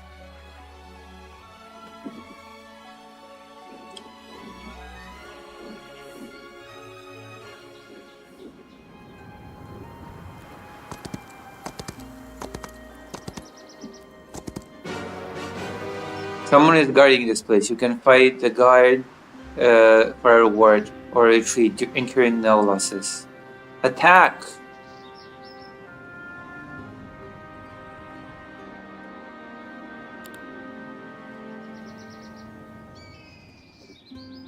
Oh, I've gained cavalry. Wait, this is the hero, enemy hero.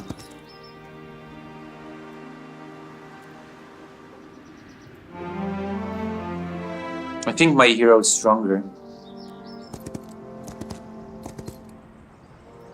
Battle it out. Yay! Hey!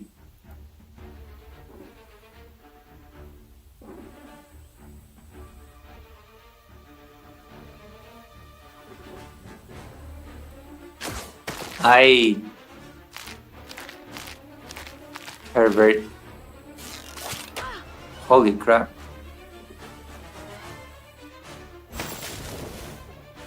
Yes.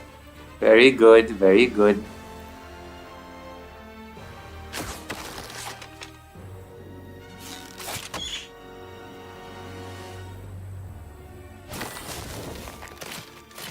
Destroy.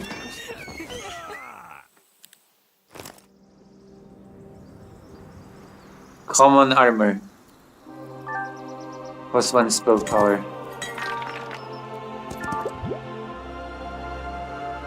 Removes the fog of war.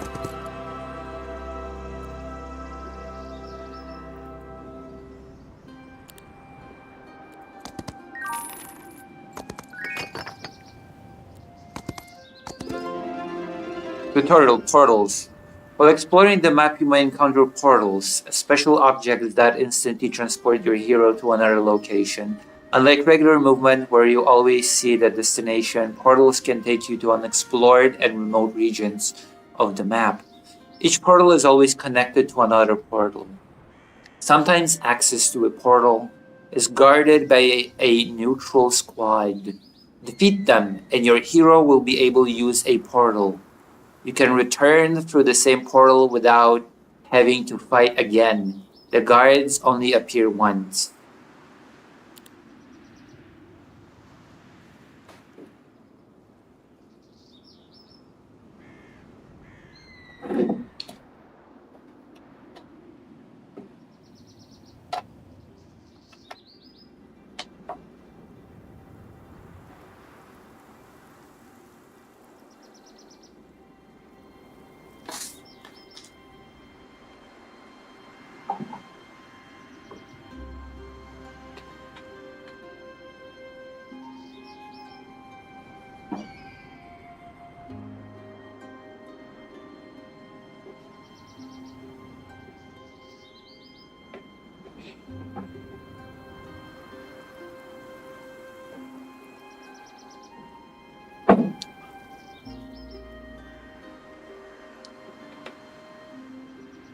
Lucy, can I ask you a question? Of course! Ask away. Ask me all the questions in the world. Nay, in the universe. Yes, yes, yes. Ask away. Also, hello, Gregory. You asked me a question without even saying hello, which makes me sad.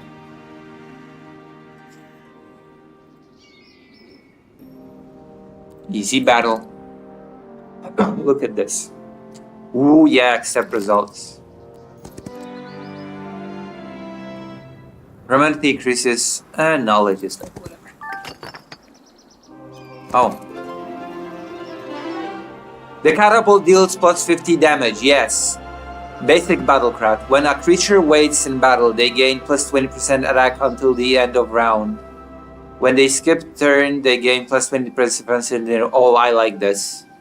Plus 4 to tier 1, plus 2 to tier 10, plus 2 to tier 3 creature growth in all cities. I like the idea of having a catapult though.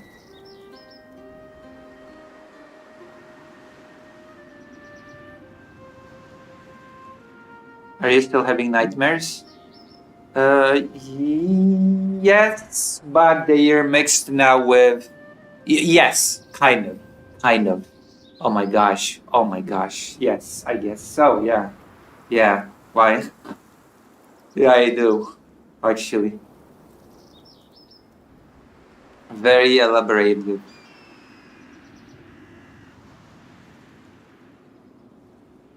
Oh my god.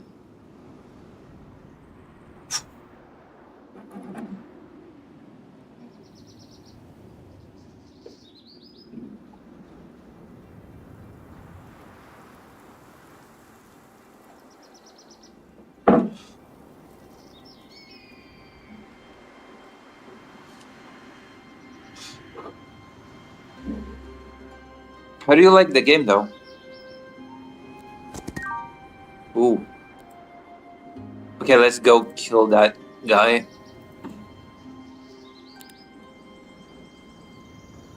Let's go get that guy.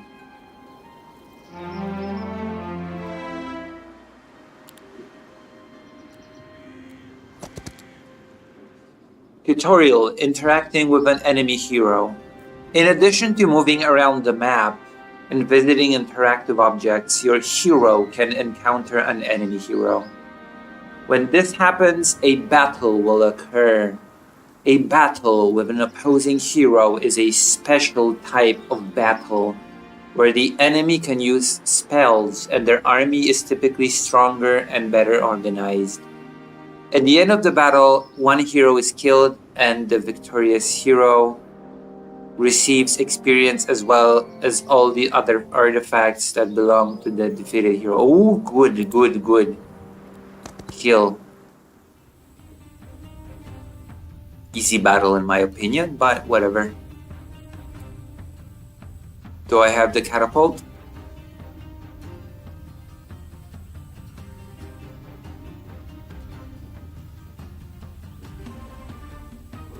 If I don't have the catapult, then it's just wasted a slot. A slot, not a slot. Why? Why do you ask? Also, I'm in Kyiv still and I ran out of my medication.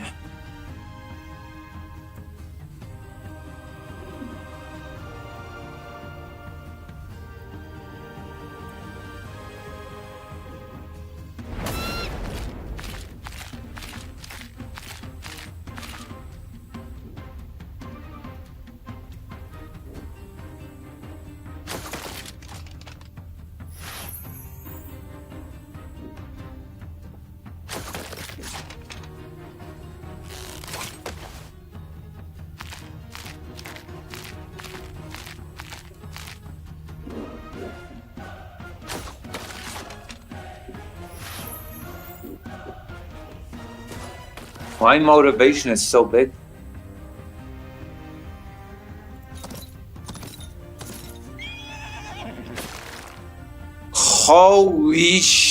Wow. Cavalry is so strong? Oh my god. Really? Is cavalry really... Why am I getting so excited over the tutorial? This is a nice game though. That was an interesting answer. Yeah, I had to... What happened, Maya Mayor? It's just that recently I had this weird nightmare-esque dream that... It was very weird because I had the nightmare, I woke up, I fell asleep again, and the very same dream continued. I woke up again, and the same dream continued still. You know, that's why I sort of.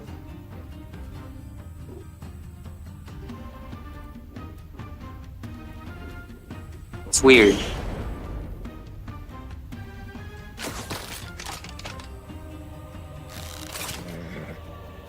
I'm not sure if you've ever experienced something like that.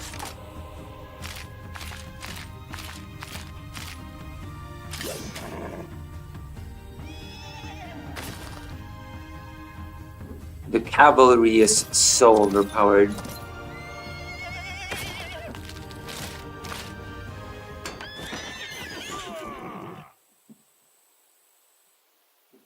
Without a doubt. Not even close.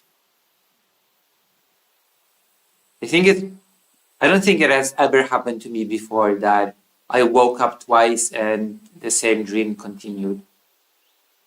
On basically where it left off. That has not happened to me before. Ever.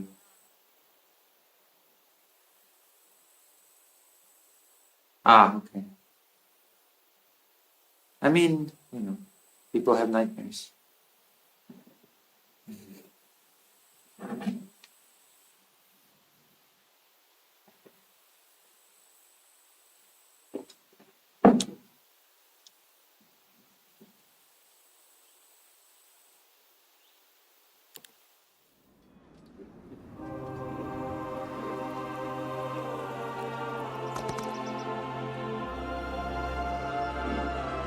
So we use the portal. In front of you is an abandoned outpost, a special object that will become a new city under your control upon capture.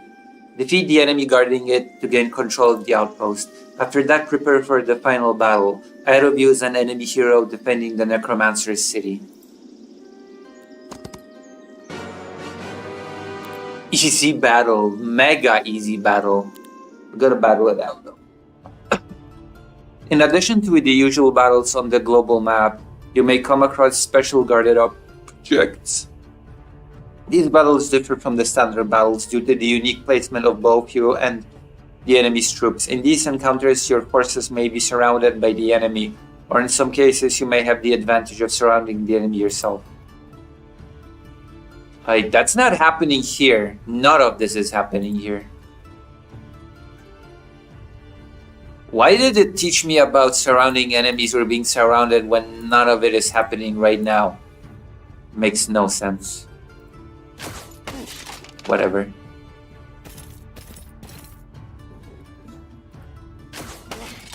I think the tutorial should teach you about surrounding enemies when you actually can, surround an enemy.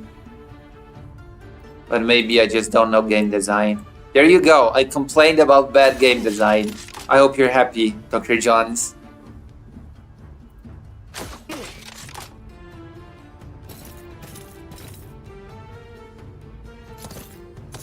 Bleh. Die. Ha ha ha. Die. Bleh. Die.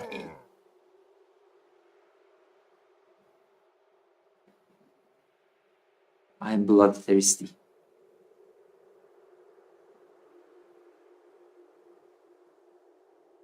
Also, I have had a bunch of dreams like that, like once a month or two. Oh, I don't have many of such dreams. I've definitely had recurring dreams, not only dreams in the same night that resume or repeat, but months later I have the same phenomenon. Interesting. That does not happen so often to me, that there's a ongoing storyline that just continues when I continue sleeping. It's not just the same theme dream. It's like I wake up and I just continue where I left off. Literally. Like a saved game in a video game.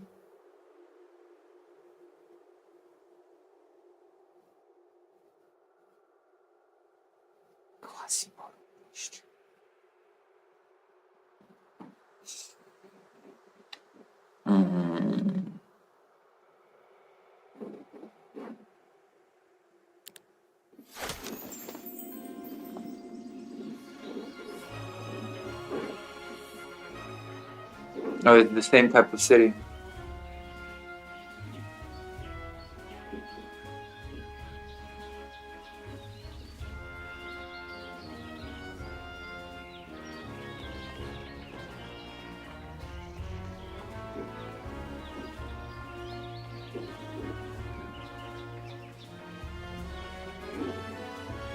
I'm definitely making this. Oh my god.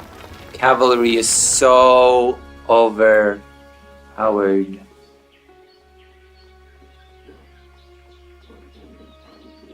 Angels must be so overpowered as well.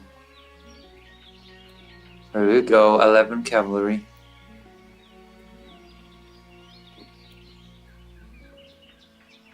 Where we have ourselves like a elite squad.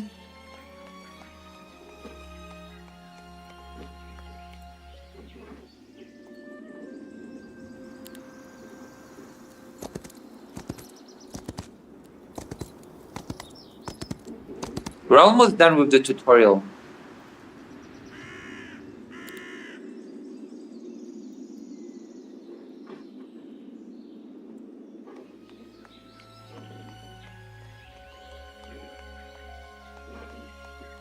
Oh.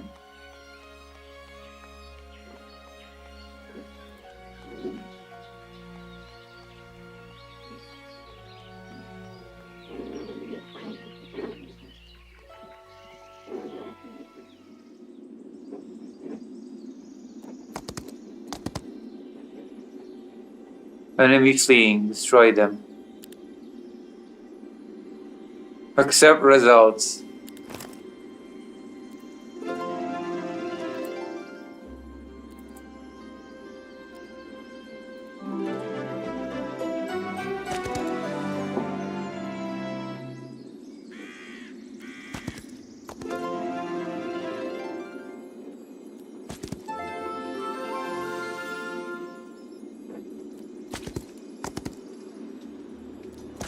I've almost won. Destroy them.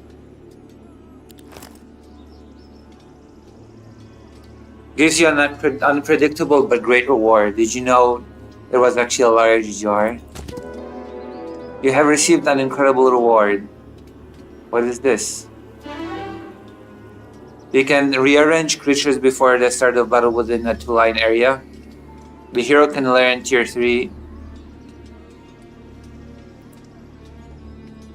Grants new global map spell. It allows interaction with any controlled city once per day, enabling the transfer of creatures from one to or from that city.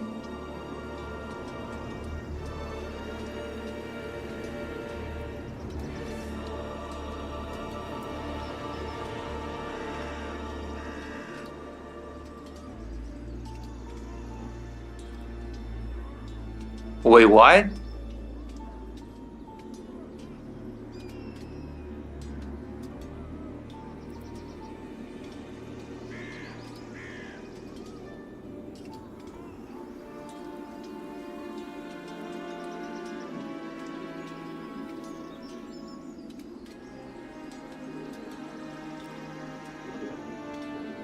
Yes. I'm gonna finish the tutorial now. I'm ready. Destroy them.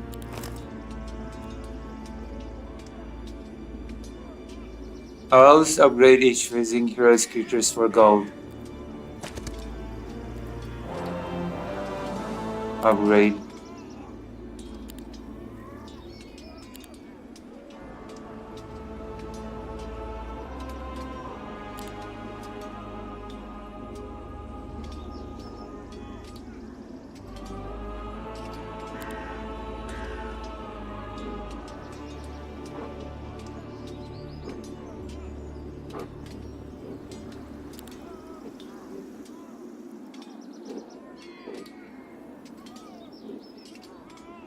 Holy sh... Oh my gosh.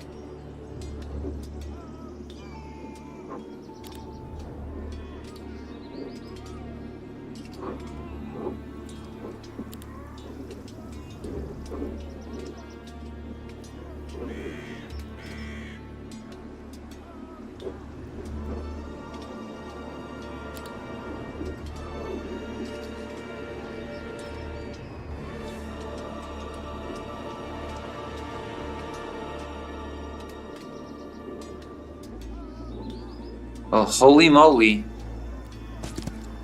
That is an elite squad.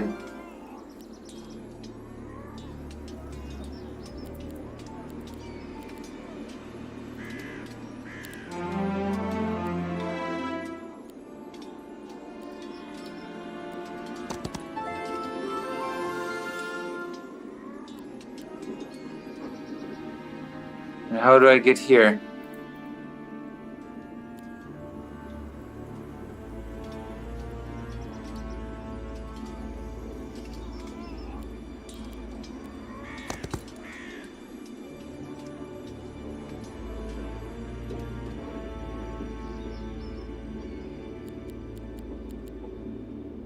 Back to what? How do I get here?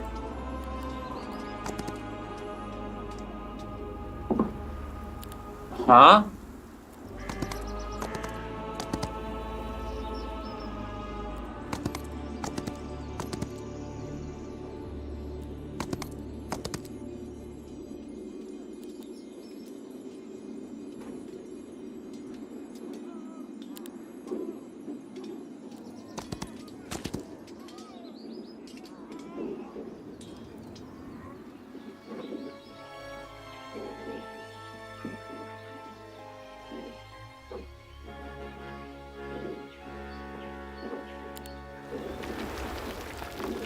How do I get here?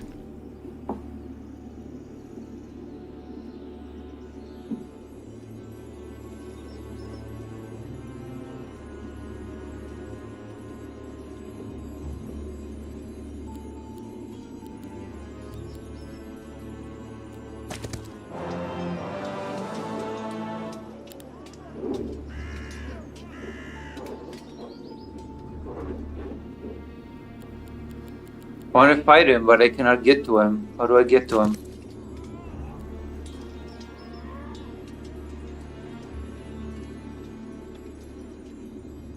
I read recently about our teacher, wherein a pharma company was harvesting flesh-eating bleach into synthesizing sort of medicine, and since it ate flesh, all the workers had to be torn apart and replaced with robotics. So I basically dreamt I was vivisected and put back together again to make other people money. Did you use a portal? Yeah, I did.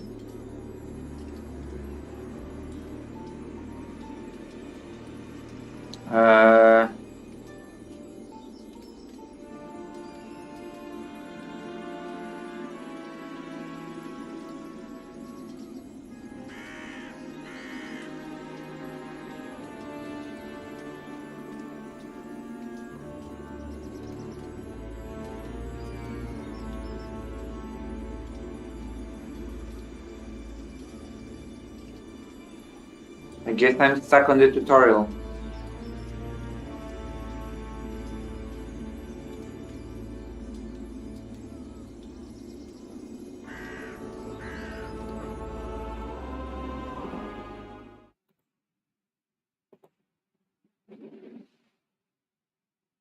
Oh. Uh-huh.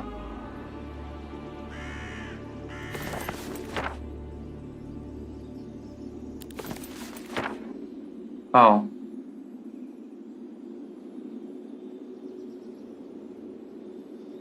Interesting.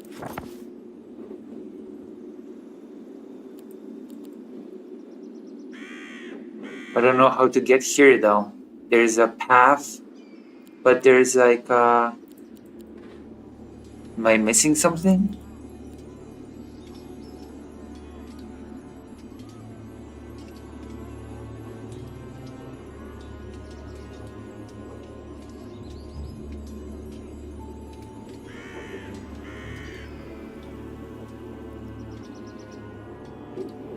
Have I missed something?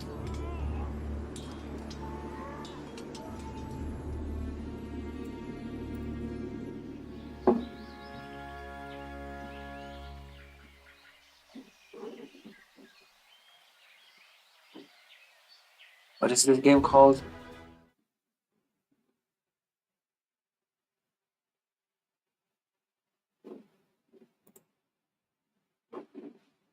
Golden Era.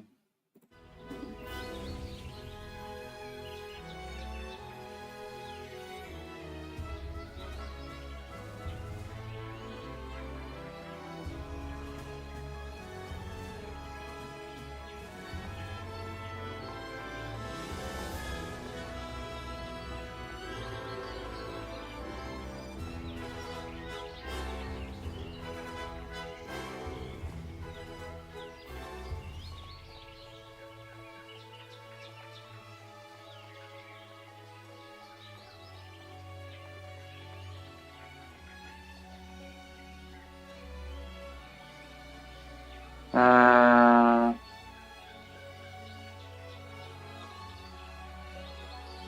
let's see. Video.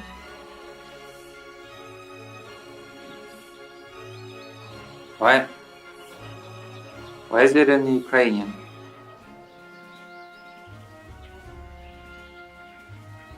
Okay, so how do I... Let's see. What am I supposed to do?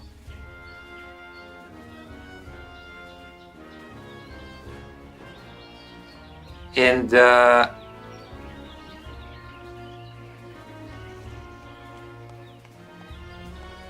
wait, what the fuck?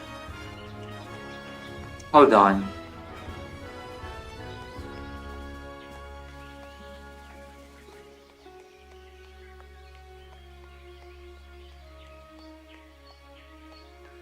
Oh god.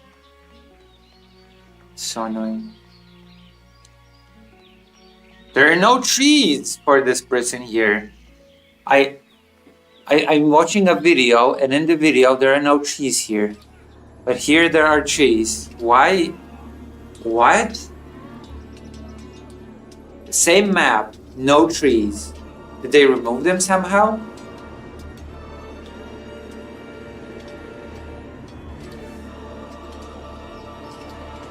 Is my game bugged?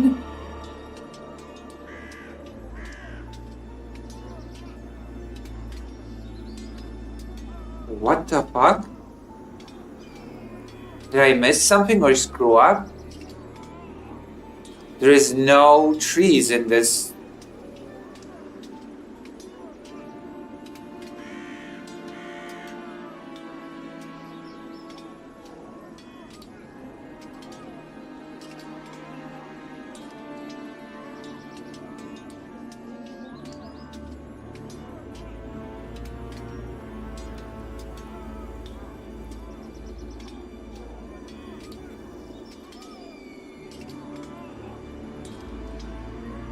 Oh, what the hell?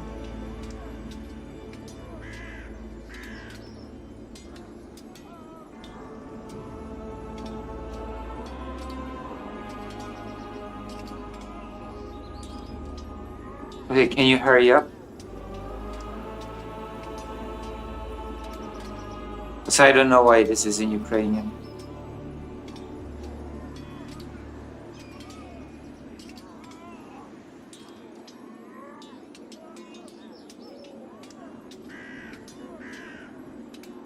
How do I speed this up?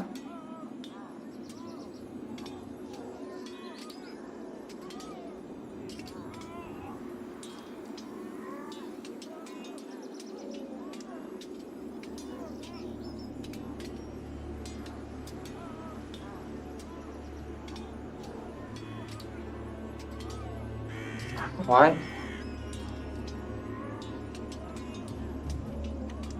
Can you hurry up, please?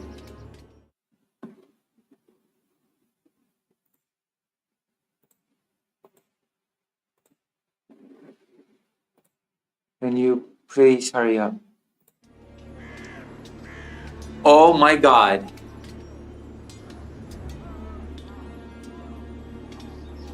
Yes, use the portal. Yes, please. Oh my gosh.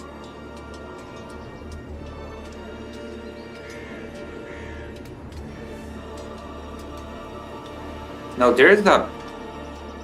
How did they... What the hell? Okay, now I have to watch this attentively. Because there seems to be a forest here now.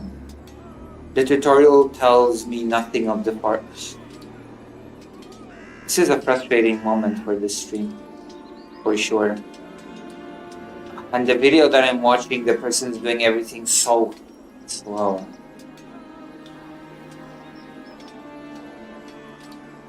Can you please? I'm watching this on 1.5 times speed.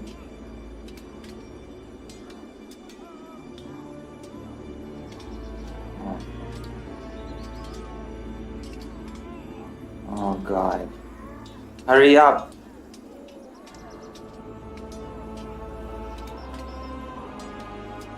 I'm gonna shoot myself. gonna shoot myself in the face. Hurry up!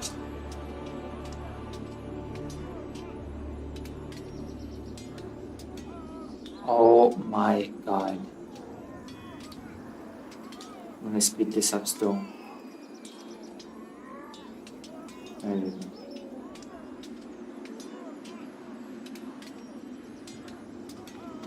Now it's on 2 times speed, but it changes nothing. This person is so slow. God.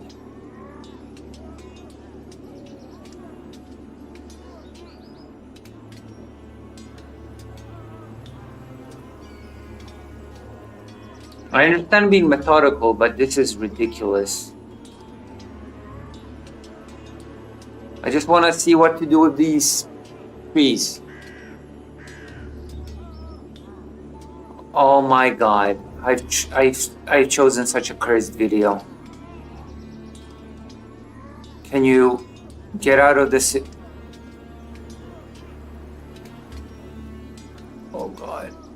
Oh, help me. God help me.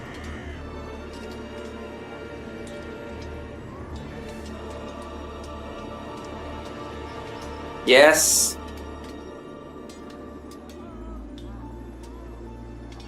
Holy shit.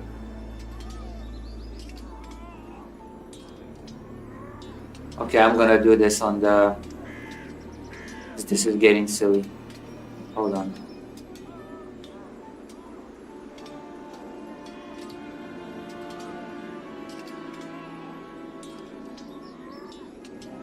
Hello, Emily, yes.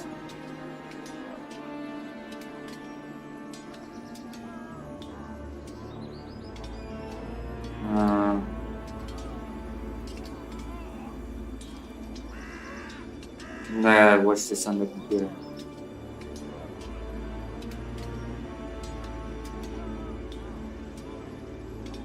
Oh. Okay.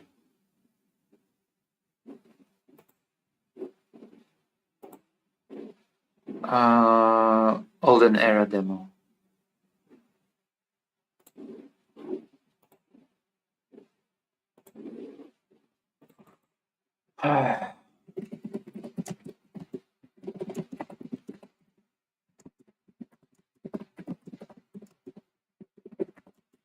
Okay.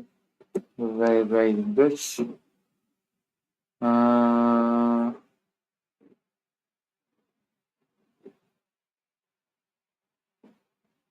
Okay, let's go.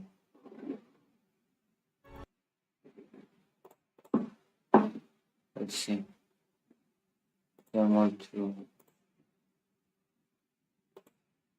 What? Oh, magic.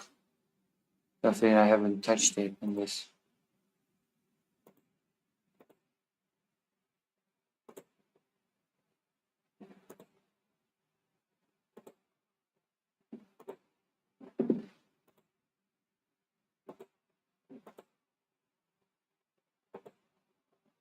Okay, we're about to reach that place.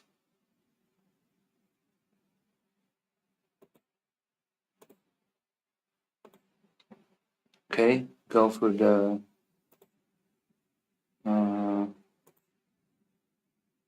teleport.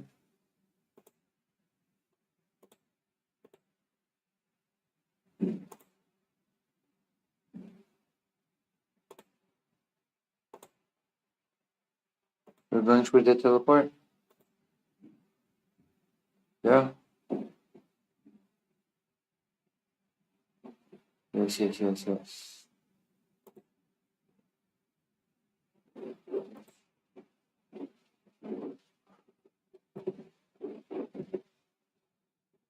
There's no forest blocking the path.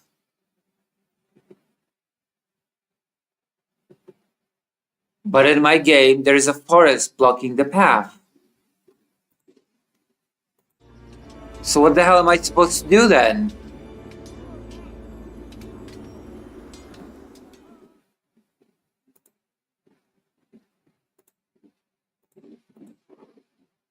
Important I miss building shit.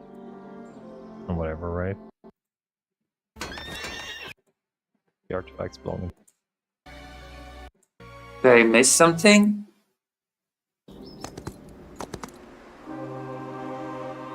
You have.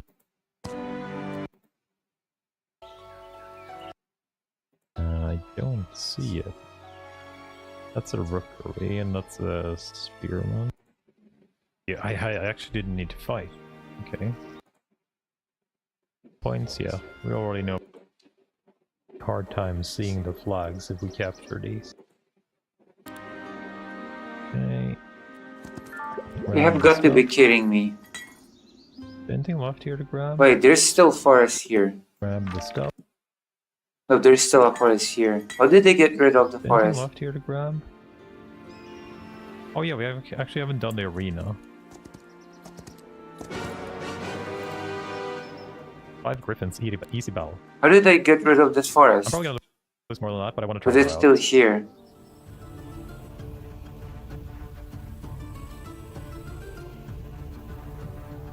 So they had to get rid of it They somehow. go basically first, all of them. But I should be... The animal? Haste What? bonus. Haste. Does one. What do you... What? Despair. I have Doesn't no target clue what you're takes 30 talking pure about. damage to start of its turn. Conrad, I have Effect no is clue stackable. what you're talking about. 10%. So where's our light weaving stuff? Fireball. Basic summon. Has 150 HP and deals 25 damage. Heals against attack defense. Only have one avatar to sign. Okay, let's get an avatar. It's only one stack now.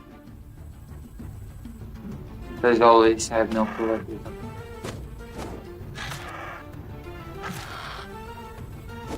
I hope the avatar gets screwed over here, so our units will actually take the damage. No, they went for her. Oh god damn it, high morale too. So there's a portal? You get hard now. You actually attack twice, so you have a very high chance of killing anything. Olden era. Oh, you have teleport.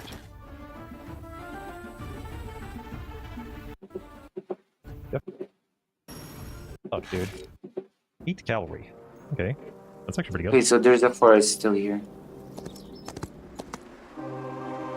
You have no movement left, right?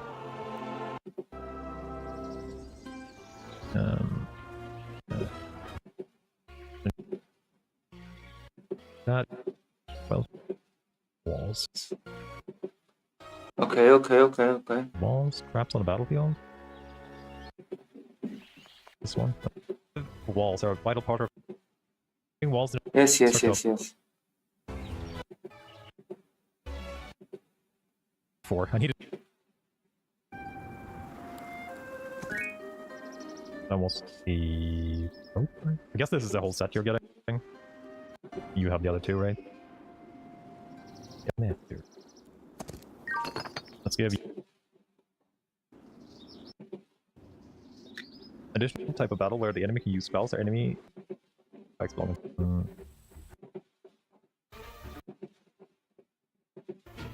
Yes, I defeated this enemy.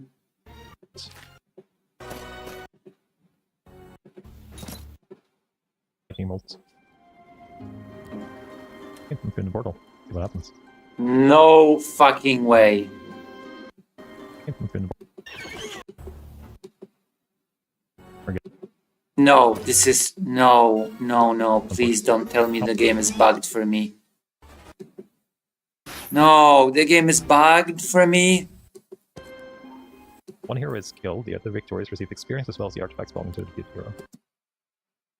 The game is bugged for me. Oh my god.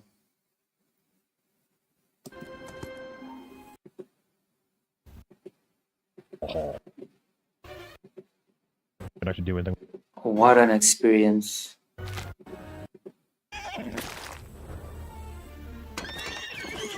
Else 4 from the lightning bolts. The forest is gone.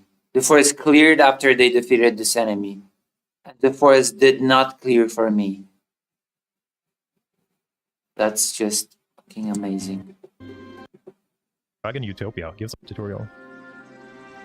Oh no. Like it's very easy, right? But if you haven't played these games in a while, Oh no, the game is bugged. surely The game's just bugged. I cannot finish the demo. Okay. But it means and then they just Great.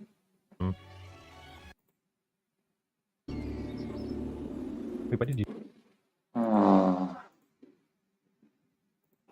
This sucks so bad.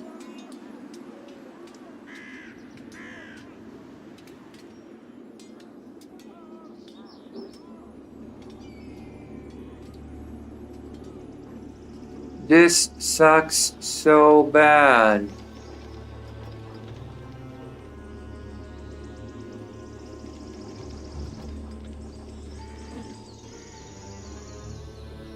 No way.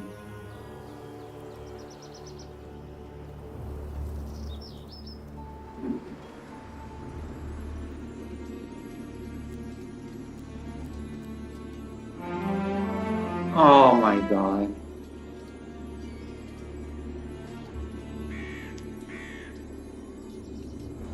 Like I just watched were you playing Heroes of Might and Magic demo.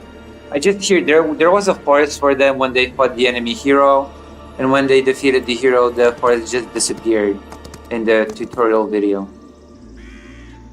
Oh, no.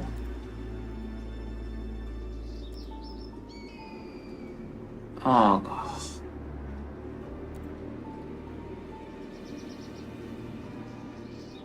Or maybe main quest. Capture Aura Mine. Maybe I have to capture the Aura Mine, wherever that is. Maybe I just missed something. Maybe the forest will not disappear until I do the intermediate task 1 of capturing the Aura Mine.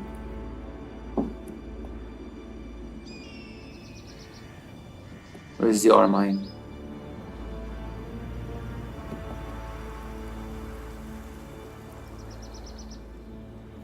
I'm coping about this so hard.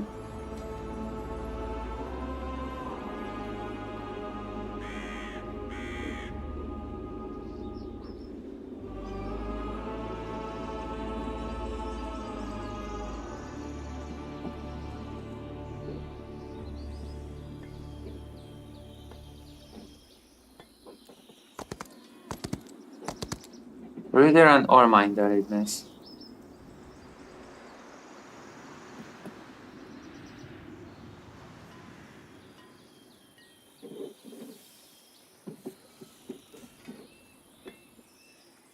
Gold mine.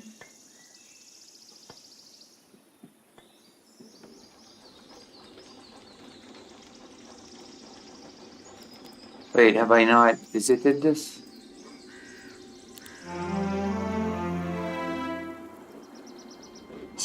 But I pray that this will make the forest disappear. I pray.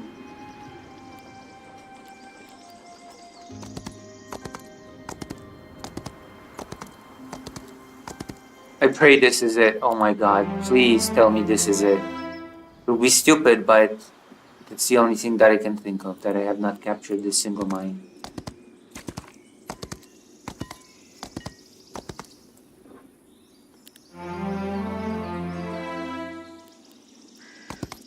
I'll be so pissed if I do this and the forest will not clear.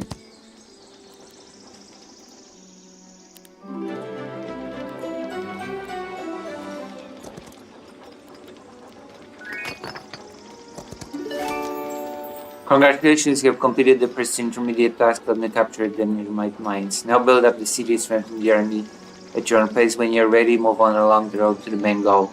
Is it the yes? Okay, Jesus Christ, I have to do the intermediate goals. Okay, never mind.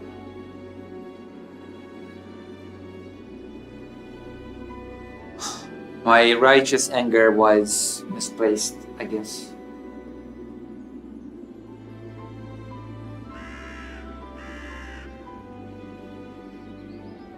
Right. I can now finish the demo gloriously. My overpowered army. Attack +2, of course.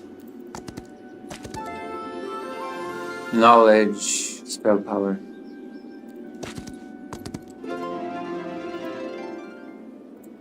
Okay, let's end this.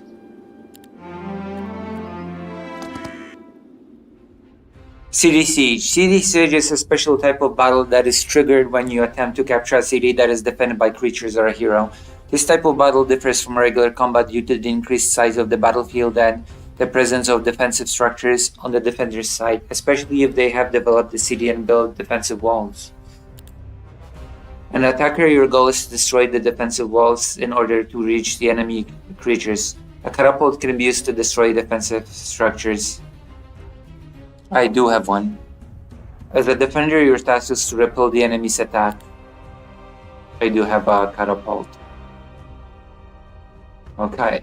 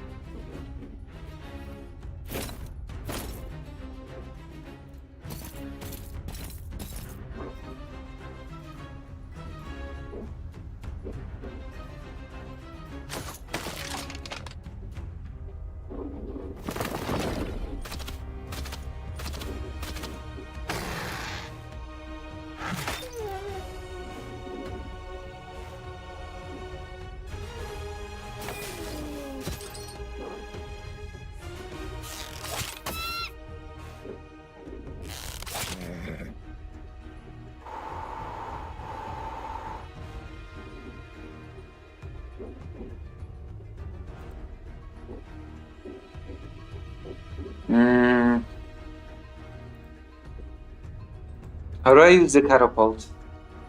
Oh.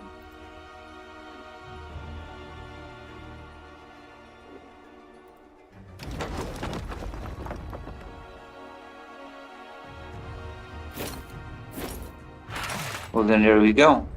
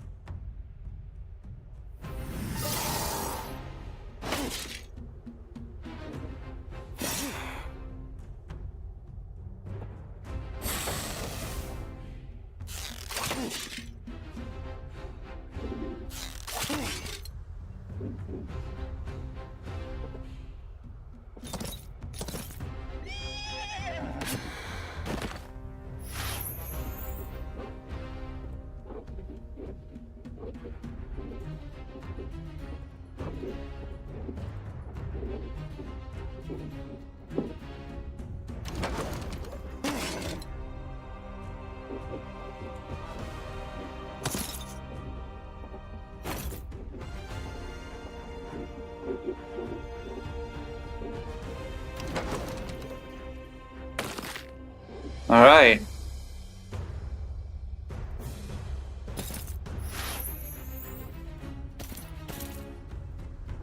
It's open, so I should be able to pass, but I guess not.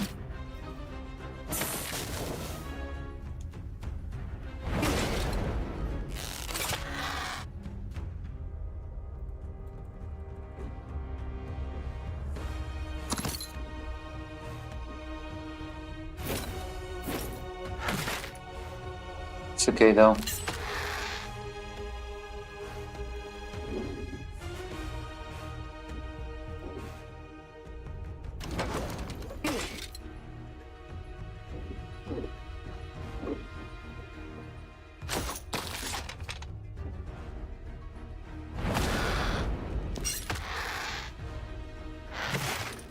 Alright, I won anyway. Accept results. Victory! There we go. We've done the tutorial. We won. We won the game.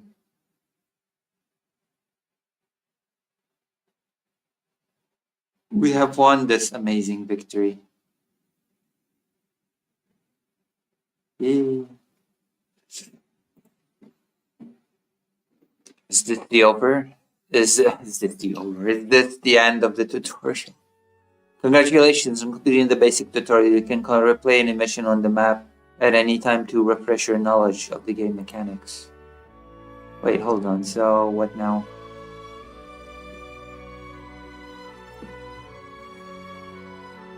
Side mission. Learn how to how the global map is divided into areas and how these areas affect the use of global map spells and gameplay.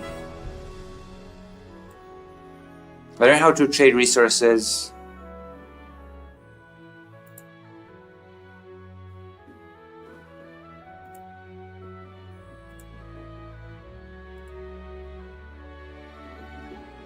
Huh. Interesting. But all of that was already encompassed in that other tutorial, so I don't get it.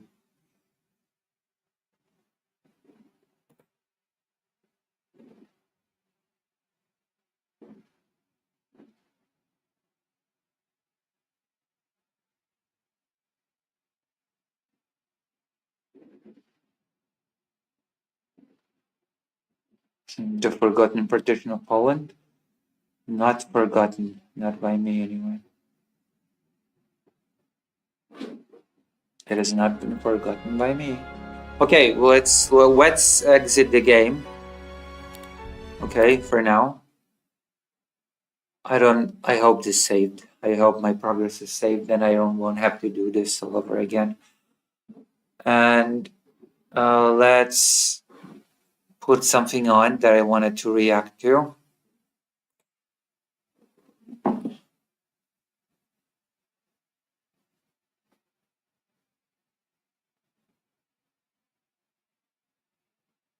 Who at me?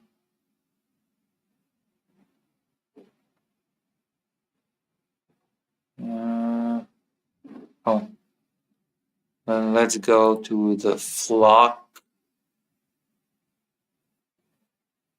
Crime, who can solve it, the left or the right? Was that it? Copy link. Let me see if this is the thing. Ridiculous. But let me see if this is the thing.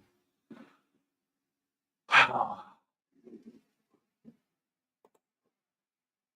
Yes, this is the. Oh my god, that was so horrible.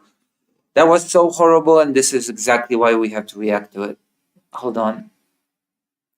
I may have to put this on whatever enhanced speed. Oh, it's already on. Okay, I'll be right back. I'm gonna go to the toilet.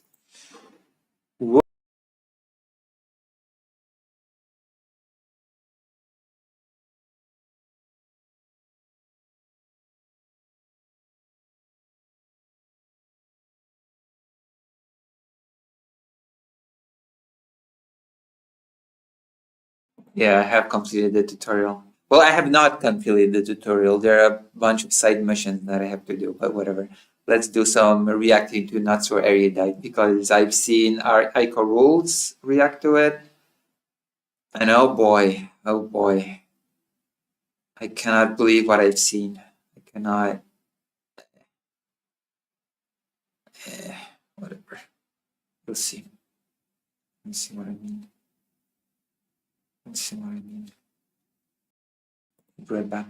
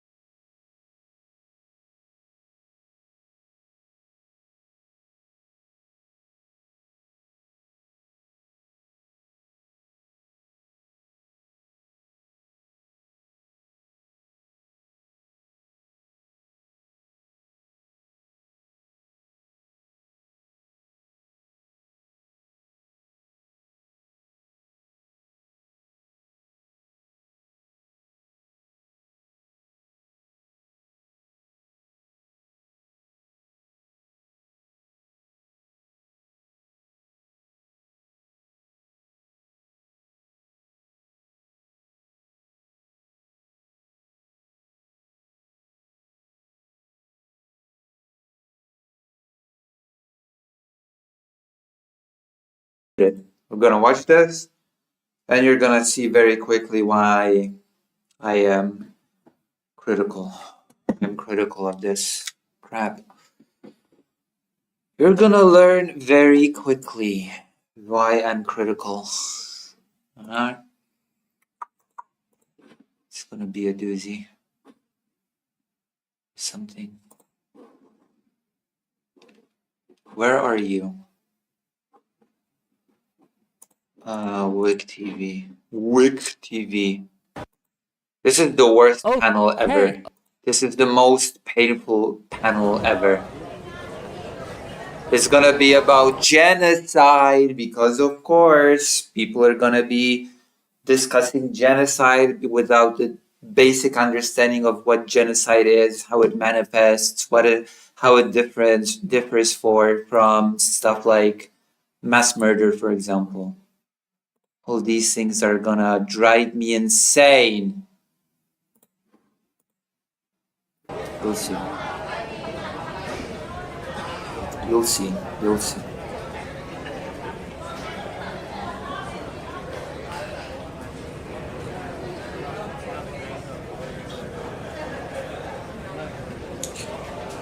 Especially the natural area that is not doing very well in this particular panel, to the point that I actually consider reaching out to have a discussion on the subject because it's not good.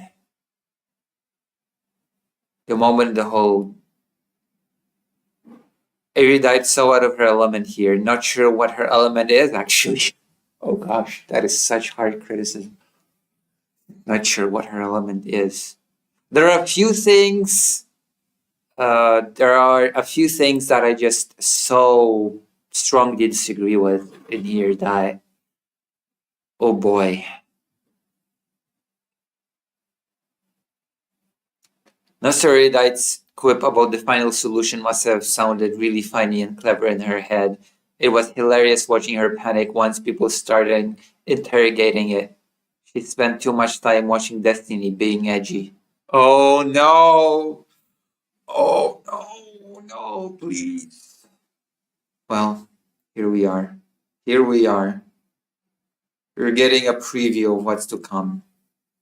The final solution. That's right. The Holocaust is going to be discussed. The Shoah. Oh, Wick is the least of the problems in this particular panel. Wick is definitely not the weakest link.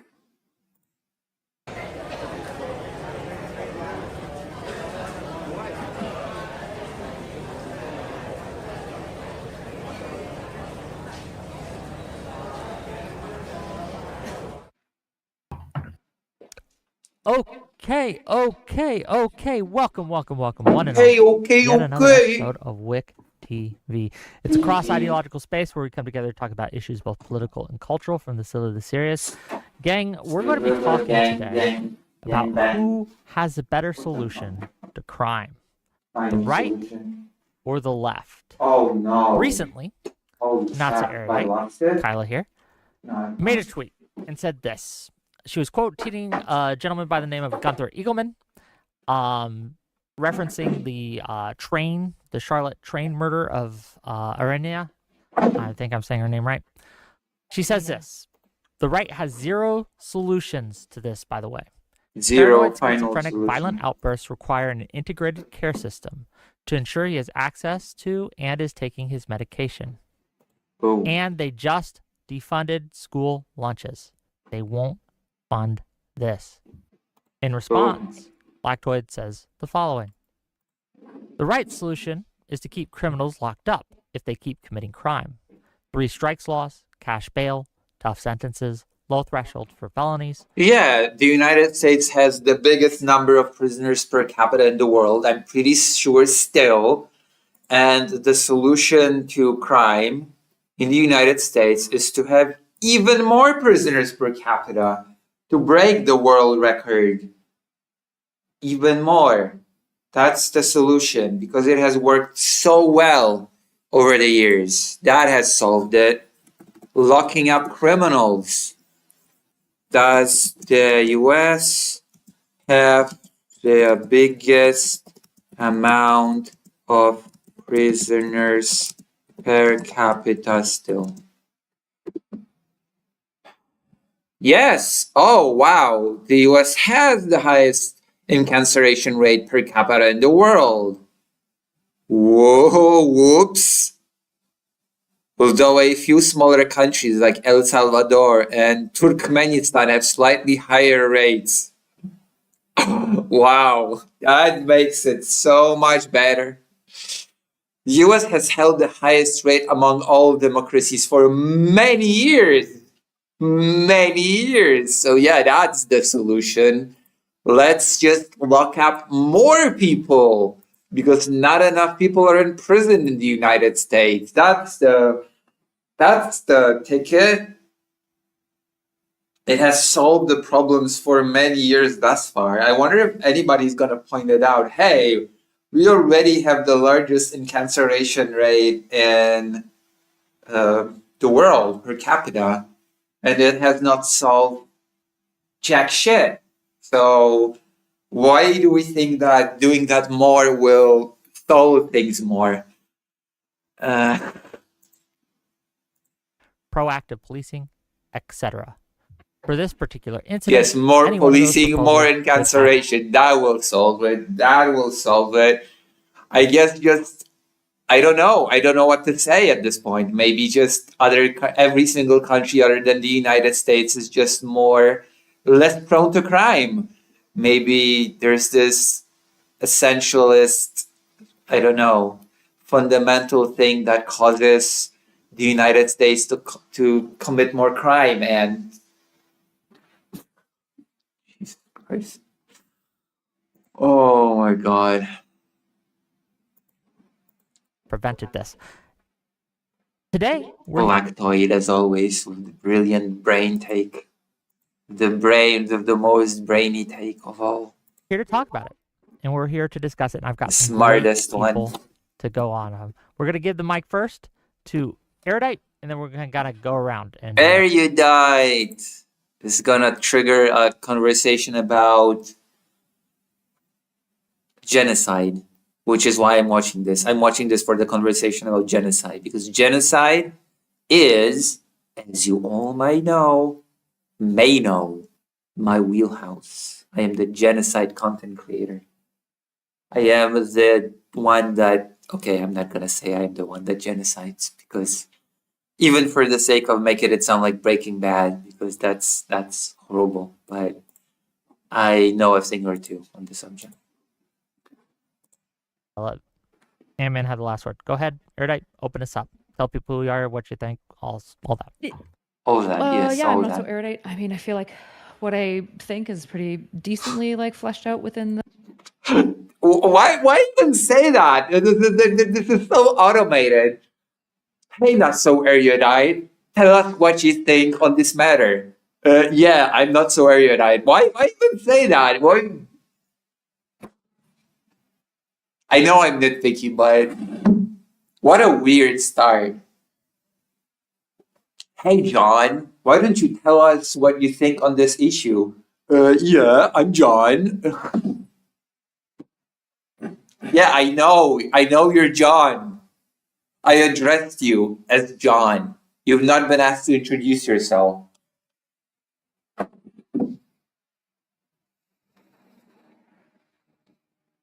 Oh boy, I'm in a really whiny mood. It's okay. People know me to be as a whiner of the century. The Twitter post. I think that the right is going to be resistant to any solution. I think maybe I'll preempt. I don't want to get into squabbling about the word solution. When I say the word solution, what I mean. Oh my God! Spoiler alert! They are going to get into squabbling about the word solution. You don't even know. Oh, you don't even know the level of squabbling that they're gonna get about the word solution. Oh, this is going to be there. You know what? To her credit, they're not going to be squabbling about solution. They're going to be squabbling about the final solution. Oh, God. The fact that she said that at the beginning makes it so much worse. specifically is an intervention that has good outcomes, right? So the final solution was definitely labeled a solution, but I don't actually think that it was. So this Oh my God. Oh no. Why did she say that? Why did she have to say that? Oh no. Oh no, God, please no. Why did she have to say that? Something so stupid. Oh no. This is what triggered it. A stupid joke triggered a whole conversation about genocide, the final solution. And if the genociders perceive what they do as a solution to a perceived problem,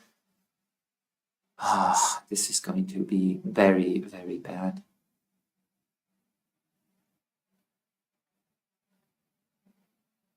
Oh my God. And it was all triggered by a stupid joke. Oh. idea to me of just like Okay, I guess cue them arguing about genocide for most of this crap, I guess. locking people up indefinitely doesn't solve complicated issues that occur between the space of mental illness and substance abuse. And I think that by and large, most of the things that would address this, though not perfectly, but would address it, Republicans won't want to fund because Apparently, also in this video, Natsuri Erudite is going to come out against unions. And the reason why Natsuri Erudite is going to come out against unions might surprise you. You might be surprised to learn why Natsuri Erudite will come out against unions. It certainly surprised me, but you'll see. I'll give my 2 cents when the time comes. You'll see. Oh, what do I know? I'm a fascist. I've been declared one recently, so I don't know. I'm a bad person. they're the ones who defunded it before, and I don't see them in any near future wanting to fund it. Okay, thank you for being here. We'll get into it as we go. Lactoid, please. Oh no, this guy. Oh God, I hate him. Yeah, I'm Lactoid. Why do they So do I didn't that? claim that either Why do they say that? Why? Why? Okay, Lactoid, it's your turn. Yeah, I'm Lactoid. Why? It has zero solution to violent crime or crime generally is silly. And that was kind of the main thing that I was pushing against in the tweet. The right not only has solutions, but they have effective evidence-based solutions.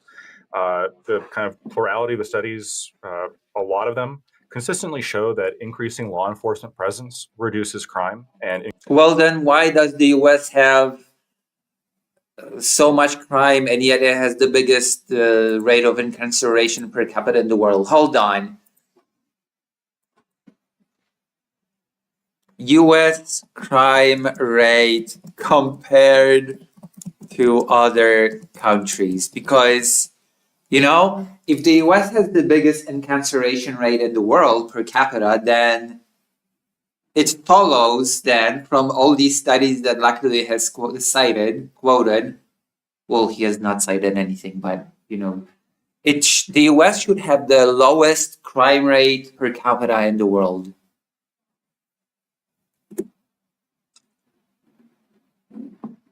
Oh, the US has a higher homicide rate than most other high-income countries, largely due to a significantly higher rate of firearm-related homicides. While the US homicide rate is higher than Europe's, its overall crime rate is sometimes ranked below the middle globally. Okay.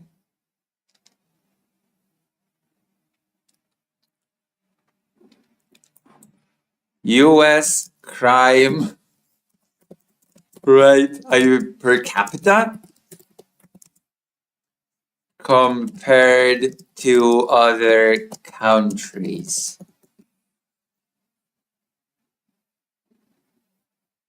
Crime rate by country by 2025. There you go.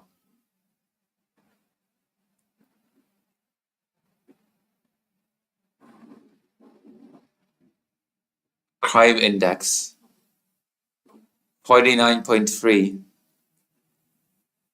The US has a higher crime index than Poland. The US has a higher crime index than Ukraine. No way the US has a higher crime index than. Okay, I don't trust Russia on this. Okay. Wait, so if it's such a good solution, then why doesn't the United States have the lowest crime rate in the world? Since it has the biggest incarceration rate in the world per capita. Why? What's happening?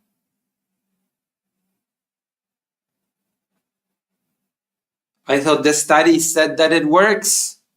I thought the studies demonstrated that it's the best thing to do.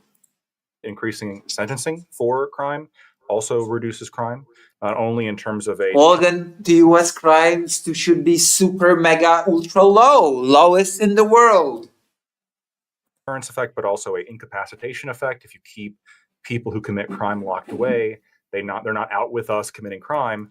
And to a lesser extent, this kind of scares Again, highest incarceration rate in the world per capita. And yet, it does not seem to lower the amount of homicides and other violent crime. It's just, I guess, it scares away other people from committing crime. It does not seem to bear out. Will anybody point this out? Am I crazy? Am I missing something? Am I stupid? Is somebody going to call me stupid? Chat, correct me, please. This is just, what is going on?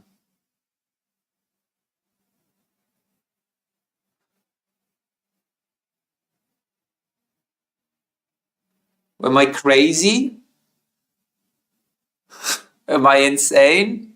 Lactoid says that more incarceration helps, more sentencing, keeping people in jail helps. But the United States has more people in jail per capita than any other place in the world, and yet it does not have the lowest crime rate. Why? I want to know. I need to know. I'm curious. So curious. potential criminals away from doing crime. So catching criminals and keeping What do those studies even say? them away from the rest of us does indeed reduce them doing crime to the rest of us. The left has a few ineffective proposals, or they have had some ineffective proposals, I suppose. Like what? What are the proposals? What are the ineffective proposals from the left, TM? What are they? Oh my God, Lactoid is such a boob. Especially on the topic of Ukraine. Whatever. I'm not gonna. Ukraine is not the topic of this panel, so I'm not gonna harp on it too much, right? Hey, ay. This is not good. The biggest one here being defund the police. And there's also some immoral positions, I think that... Yeah, I don't think defunding the police has ever been presented as a solution to crime. have been brought up, such as opposing self-defense in certain circumstances. But I'm also going to say... What? Brought up, such as opposing self-defense in certain circumstances. Opposing self-defense?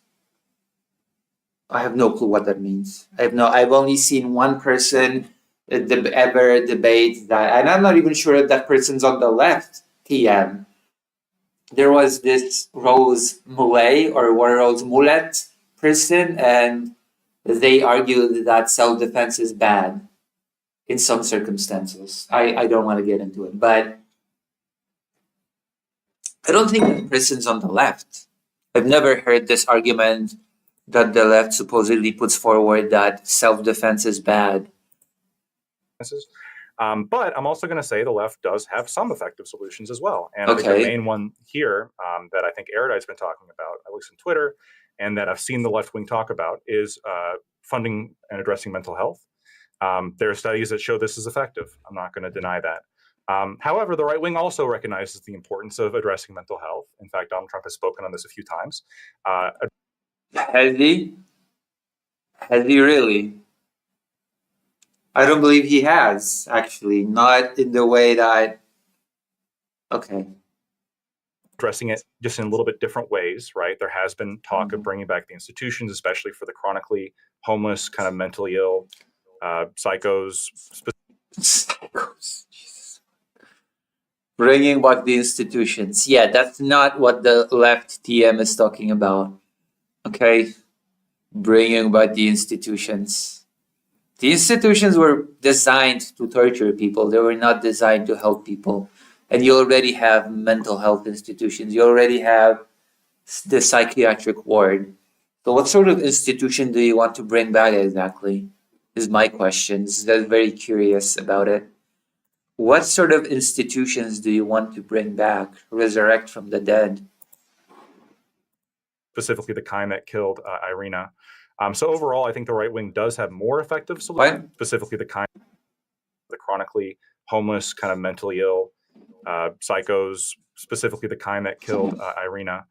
So overall, I think the right wing does have more effective solutions. I think that we can argue about the minutia as to, which one's actually more effective. But this idea that Are they really more effective considering, I'm not going to say for the 1 millionth time that I deal with has the biggest amount of imprisoned people per capita in the world, but you know what? Yeah, I am going to say that for the millionth time because that is a pretty strong argument against the effectiveness of the proposed solutions by the right TM. It's just kind of, I don't know. A fucking wick TV stream. What are you doing? Yes, that's right. I am doing a fucking WIC TV stream because there's going to be a whole debate about genocide. And genocide just so happens to be my wheelhouse. Genocide just so happens to be my thing. So there you go. That's the reason why I'm watching this. The main reason. that the right has zero solutions to crime, I think is just like very hyperbolic and overstated. Oh, well, okay, that's fair. Hey, well, thank you for being here. We'll get into it as we go. Soy pill. I'm not even sure if I've ever heard that anybody said that the right has no solutions at all. I mean, a lot of those solutions do not seem to bear fruit, but Yeah, I Glug, think glug, glug, glug, it's going to glug, be a glug. different conversation in the context of just this case with the stabbing of this poor Ukrainian woman, and then also just in general you're going to be discussing the stabbing of the Ukrainian person.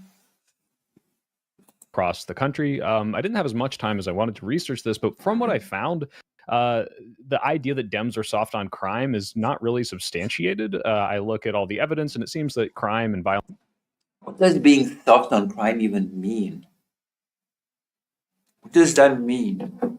I'd really like to know what that even means. I'd like this to be decoded for me. To be soft on crime. I like crime. It's kind of cool. You know, I'm sort of soft on crime. It makes me, I don't know. What does that mean? Exactly. violent crime is at usually all-time lows as per 30, 40 years. And actually, it turns out if you look at I have a soft spot for crime. I like it very much. Harvard studies and a few others, like there aren't really partisan policies that have direct lasting effects. So the idea of blaming like, well, this has a Democrat mayor, this has a Republican mayor, it's really not that borne out. It's really hard to pin crime and direct violent crime on it's the Republicans' fault, it's the Democrats' fault. Obviously, I would cede, I think some of the like worst things that I've seen are something like maybe Democrats' softness on like theft in California and New York. But otherwise, when we really look at this case specifically, which is a mentally ill man who was locked up once for like a Class D felony in North Carolina for about the same time that he should be because he committed the felony and served his time. It doesn't seem like any of those policies perceived or like pushed by the right wing is going to solve this. They say death penalty. They say lock him up longer. It doesn't really make sense to me when we're looking at this on the grand scale. I think what's kind of frustrating is we're looking at this and maybe Erudite's going to come in and say, hey, we need to fund more mental health things, and Lactoid will say, well, Donald Trump has lent some credence to that, but in reality what he's saying is that Democrat cities are lawless, warfare bound things that we must send the military into, and he's not really applying this based on any sort of statistic or data. So overall, has he ever? Super partisan solution, and especially when we're talking about defund the police, which is not a thing proposed by Democratic politicians. It's just a very frustrating conversation because I think most of the things and the solutions just aren't even being talked about by either side, and we've now framed this into a martial law debate. So martial law debate. Oh my Hopefully god! the conversation isn't too frustrating, but we'll see. My god. Okay. Oh, you don't even know. You don't even know. The frustrating bit has not even begun. It has not even begun yet. Oh my goodness. Oh my gosh. It has not even begun. Don't worry. It will begin though. It will begin. Next up, first time guest on my show, Based Ant-Man. Tell people who you are, why we should listen to you, The what? and your thoughts. And yes, trust me, they will come back to that little quip that she did about the final solution. They will come back to it and they will dissect it like doctors without borders. Borderless doctors. Based Ant-Man. I am an attorney. I practice appellate and post-conviction criminal work. I would say, first off, I'll just say that these opinions are mine and mine alone, and of course Whoa, okay. Thank you. they are not legal advice. I have Wait, to is he a lawyer? say that these. Hold on. I spaced out. Based Ant-Man. Why we should listen to you, and what your thoughts. Based Ant-Man. I am an attorney. An attorney, I okay. practice Fair enough. appellate and post-conviction criminal work. I would say, first off, Interestingly enough, Lactoid has not introduced himself as a lawyer, even though technically speaking, he has a legal education under I'll his just belt. say that these opinions are mine and mine alone, and of course they are not legal advice. I have to say that because of my employer. I think what we're going to find, at least from my perspective, is that this is not a Republican and Democrat thing. And while on the national stage and for the federal level, there's a lot of back and forth, you will find at the state level and the county level that we have a lot of the interventions that have been proposed here or suggested work. Some of them don't, but we do have them, and there gets to be a point. I can say this having represented defendants who are multi-time clients of mine, that there gets to be a point where the safest place for them, for everybody else, is for them to be locked up. I don't want them on the streets, and I represent them. So that's my perspective. Although, does that mean that the US has a more number of dangerous people per capita than anywhere else in the world? And if that's so, then I would like to know why. Okay, well, let's get into it. If you have trouble getting a word in Crazy. edgewise, or if you feel like the need to, step in and you can't, just let me know. Send me a DM, raise your hand or something. We'll get into it. Send me a But with that, DM? let's open it up. I guess. What? Send me a DM? DM. Let's get into it. If you have trouble getting a word in edgewise, or if you feel like the Send need me a DM? to, step in and you can't, just Really? let me know. Send me a DM, raise your hand or something. We'll get into it. And But with that, let's open it up. I guess me the a question DM. to the right Oh, side boy. of this panel, to Lactoid and Based Ant-Man, is what right-wing solution would have prevented this incident from occurring? Which one specifically? Banning all knives. Banning all knives, including kitchen knives. There you go. Solved it. Oh no, wait, no. Actually, cutting off people's arms. If nobody has arms, or hands, or maybe just hands, cut off all people's hands. If people have no hands, they will not be able to commit crime ever, with their hands at least. Maybe then they will learn to commit them with their feet. But that is the ultimate left-wing solution, the final solution to crime. It solved it, I think. Cut off their hands. They won't be able to use a gun or a knife. Any of them could have, and that's the important kind of qualifier here. This guy, he was arrested, I think 14 times. He was convicted of a couple felonies. Shortly after getting out of prison on the burglary, it was like armed burglary charge. And if I'm misstating anything slightly, just give me a little bit of grace. I know that I will not give you any grace. You're supposed to be prepared for these panels. You have no grace, especially since you're a scumbag. within a month of being released on that, he was also arrested on a violent assault of his sister. I think that, when you look at this guy, but really, I guess, criminals generally, right? There's a reason I did a lot of research into the actual studies showing what works. And yeah, if there was clearly not, because I'm not going to repeat the same whole spiel again. Police there, that could have helped prevent it. If this guy was locked up for a longer period of time, that could have helped prevent it. That's stupid. Kind of 3 strikes rules kind of fall into that because it's longer sentences for repeat offenders. This guy was a repeat offender.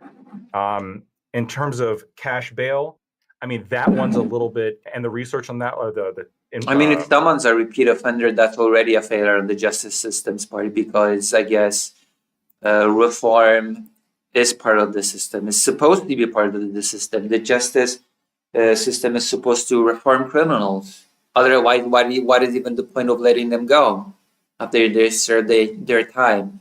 The idea is you punish them, they serve their time, and they come out of the prison systems, new reformed people that will go back into society and become productive citizens. But if someone's a repeated offender, then just that's a failure on the system's part, isn't it? Wouldn't you say? I would say so. Shyly.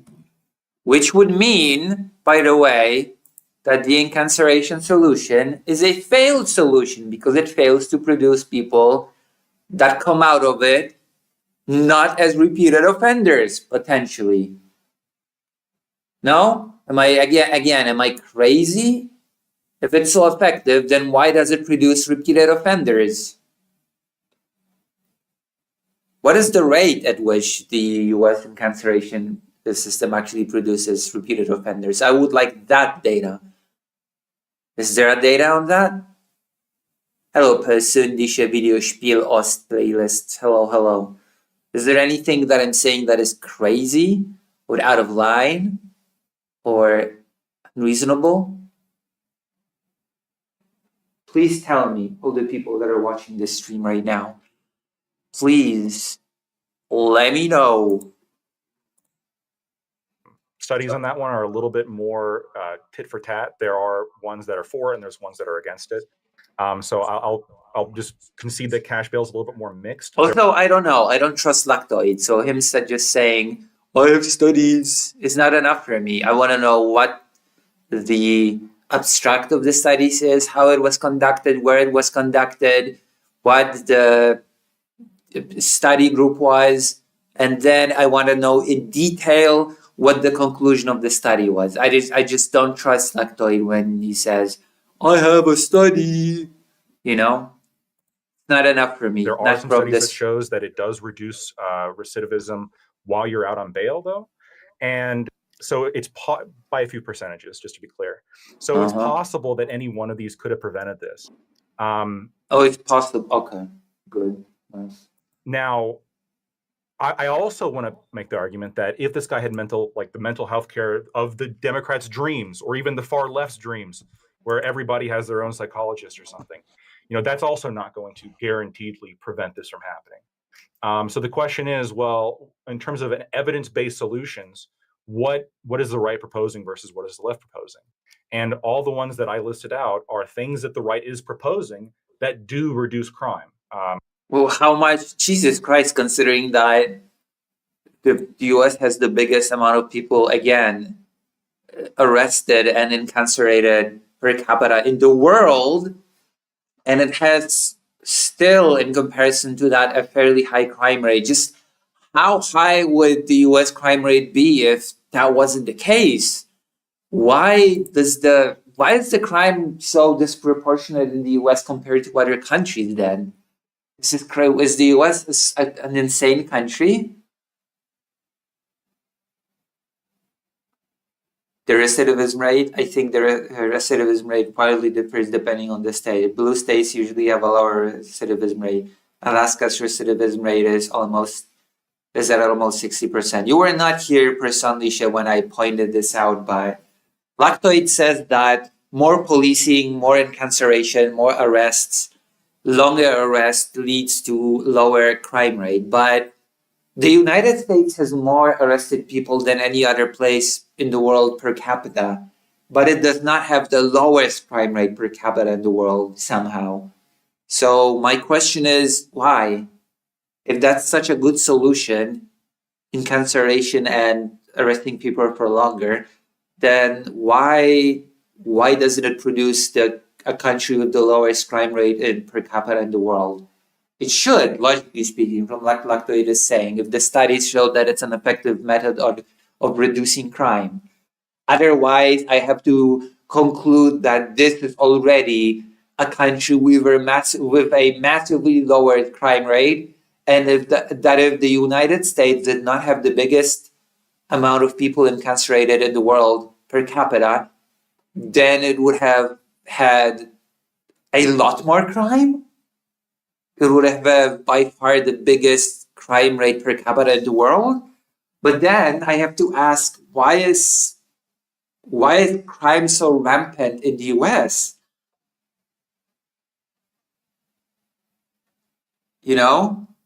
It's just, I don't know, it just doesn't make sense to me. Am I crazy for saying that? It just makes no sense. Please tell me, my dear Chad, am I crazy?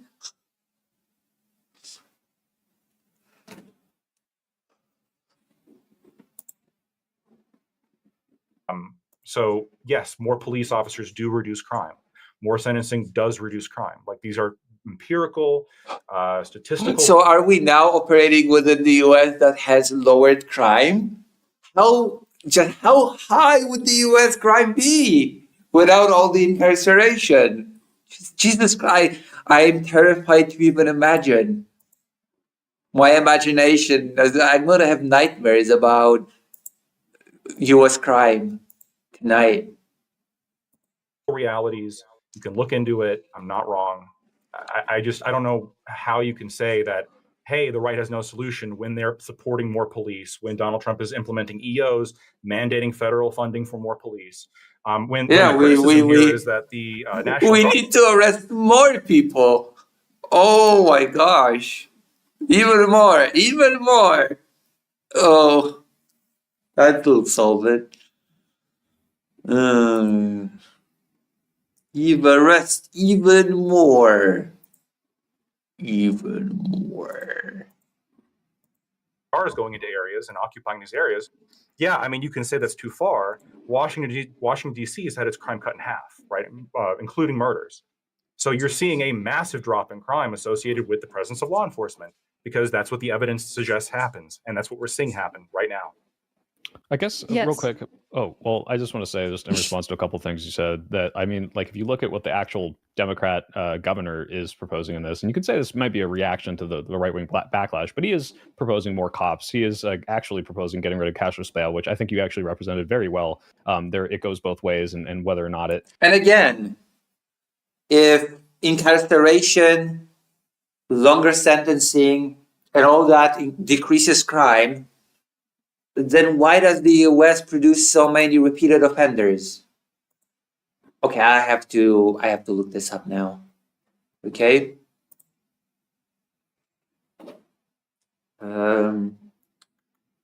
Recidivism rate. Okay, we're gonna look it up.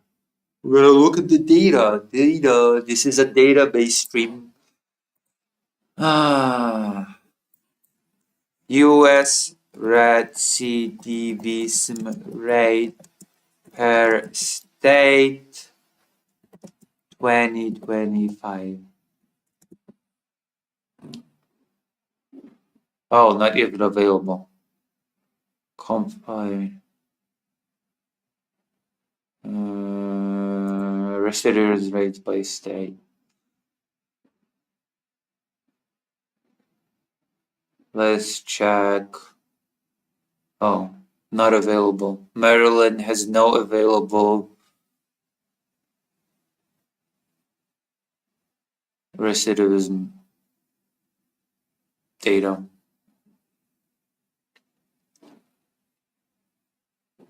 Maryland keeps it secret. Maryland keeps it secret.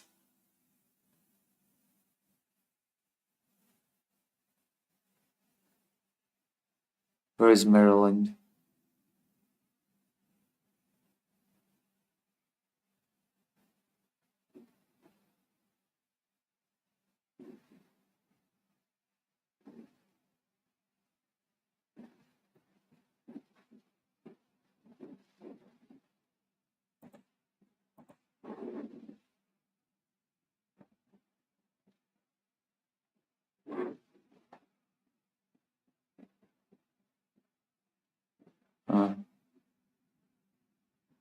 West Virginia. Where's the... Okay. Compared again to other countries. Let's see how it compares to other countries. Recidivism rate in the United States versus Europe. Maybe the US has significantly lower.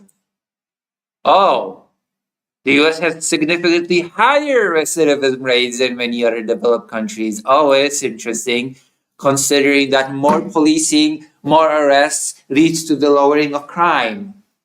The data shows that, I guess. So supposedly, the US should have a lower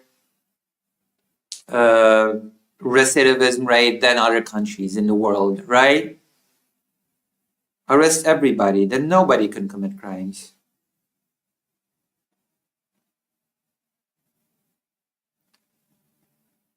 I hate these pseudo debates because the side that argues for her longer sentences clearly has never engaged with any research on prisons, or heard interviews with former inmates. People learn aggressive behavior in prisons oftentimes. Yeah, and then they become repeated offenders. Oh boy. Oh my gosh. I didn't even expect to be harping on this point so much, but it just... I don't know. I came here for the genocide debate, not for comparing recidivism rate in countries. Recidivism rate in the United States versus Europe. How and why are they different? Analysis.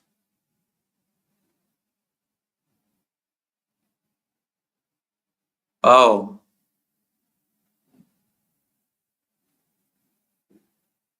The United States makes up about 5% of the world's population, yet we make up 25% of the world's prisoners. Yep, More arrest leads to lower crime. We need more policing. We need to arrest even more. Even more. What the fuck? 25%? Really? Oh my gosh. I love this topic. This is brilliant. This is horrifying. This is so bad. Come on. Come on. Come the fuck on.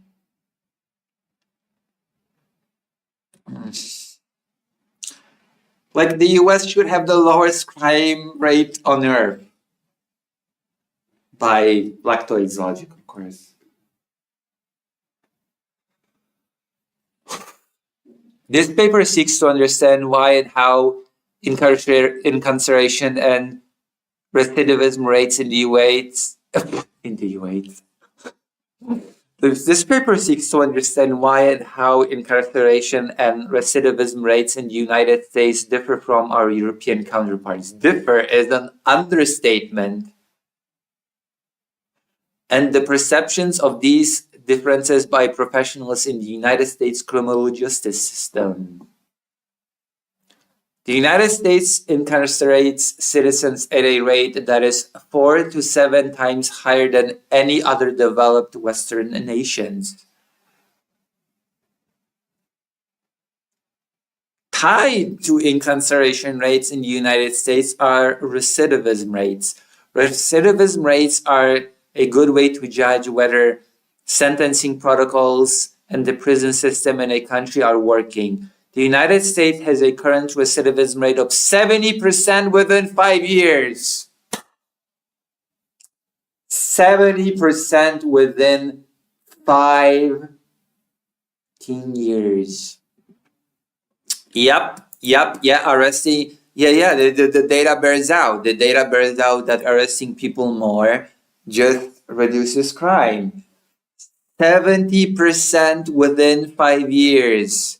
US prison population 2019. Of course, I would have to find some newer data because 2019 is not 2025. But you know, I don't know. I find it dubious. I find it very skeptical that this trend has suddenly, within the last 6 years, started, like, I don't know, suddenly shifted.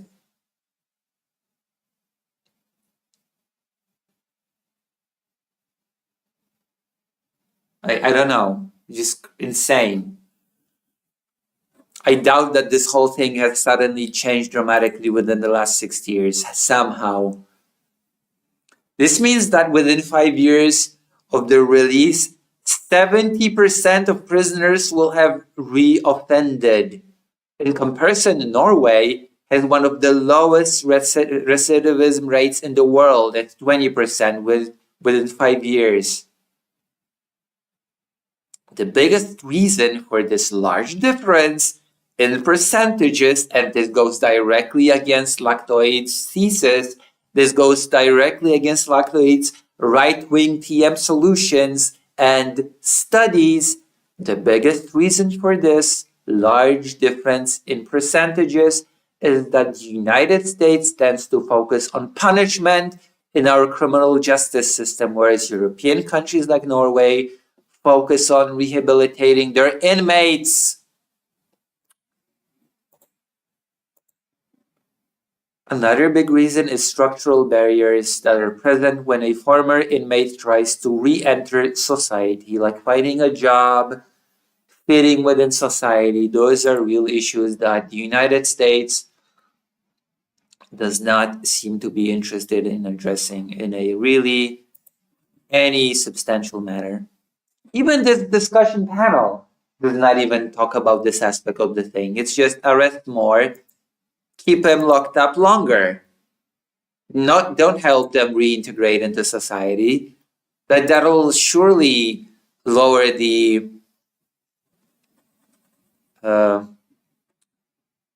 recidivism rate. Oh my God. Okay, let's watch the panel because we're gonna be here all night.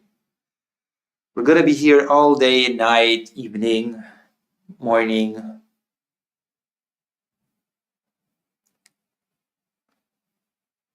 persönliche Videospiel aus Playlist says, let's be real. Let's be honest. The real reason why there are so many people imprisoned in America is because the slave labor that prisoners are forced to do is very lucrative for corporations. I mean, that is the loophole within slavery, isn't it? That is actually the loophole within abolishing slavery. So I'm not even going to argue this point because it should be obvious to everybody with a brain, with a functioning brain. I have a functioning brain. I'd like to believe so. Even though sometimes I don't show it. Or sometimes I'm shy about showing it, but I do have a functioning brain. I would like to believe. Also, if you like what you're seeing, if you like my commentary, my deep, deep commentary, which I'm offering, then please consider joining lucyhaddad.org/live and donating or subscribing to me. Thank you very much for all the love. You make my reporting in Ukraine possible. You make the dream for me. Oh. You make the dream come true. Actually reduces crime or increases crime is kind of up in the air. But the idea that more police in this area would have stopped a mentally ill man from a random targeted stabbing of a random person, I think is kind of the contention I have. I don't understand. If people are scared of doing crimes because there are police in the area, I think that makes perfect sense. Having a cop on every single subway car, on every single, possible place where someone could just do some crazy thing. And to be clear, this man was very mentally ill. He said, like, the materials in my body made me. It would definitely decrease the rate of unemployment if everybody would be employed as a cop. Do it. And I think he was even going so far as to say afterwards, well, I would never do this. It was the materials that did it, which is why his mom tried to commit him after a lot of these felonies that he committed. It's interesting to me that locking him up longer, or to say 3 strikes thing would have been the thing that would have stopped him from doing this, when I don't think that's really the case when you look at someone this crazy. It just doesn't really resonate. But Erudite, you were going to say? I mean, if you would be just locked up forever, then the problem would be solved, quote unquote, wouldn't it? Just be locked away forever from society. Out of sight, out of mind, mother quackers. Isn't that right, Erudite? Yeah, I was basically going to say deterrence is great, and I have no problem with deterrence at all. I've never been on the left that says get rid of police. We were part of the left that said that was stupid, and that's why basically none of these policies got implemented. The issue is that deterrence is insufficient on somebody that's not grounded in reality at this moment, and it's also insufficient for all things, right? You can't just have a police in every alley. Again, I will repeat what that whole thing that we've been reading has stated. The countries that have the lowest recidivist rate in the world focus on rehabilitation. The country that has a 70% recidivist rate within 5 years focuses on punishment. And the right-wing solution is to do more punishment. Make it make sense. You cannot make sense out of nonsense, is a saying that I've heard somewhere. You just cannot. It is impossible. Physically. In every place at all times. So is it an acute triage solution? Yeah, it is an acute triage solution. The issue is that, by and large, the policy that the left is advocating is long-term preventative type programs that will prevent this from happening in the future, right? So I'm not ever going to say no police.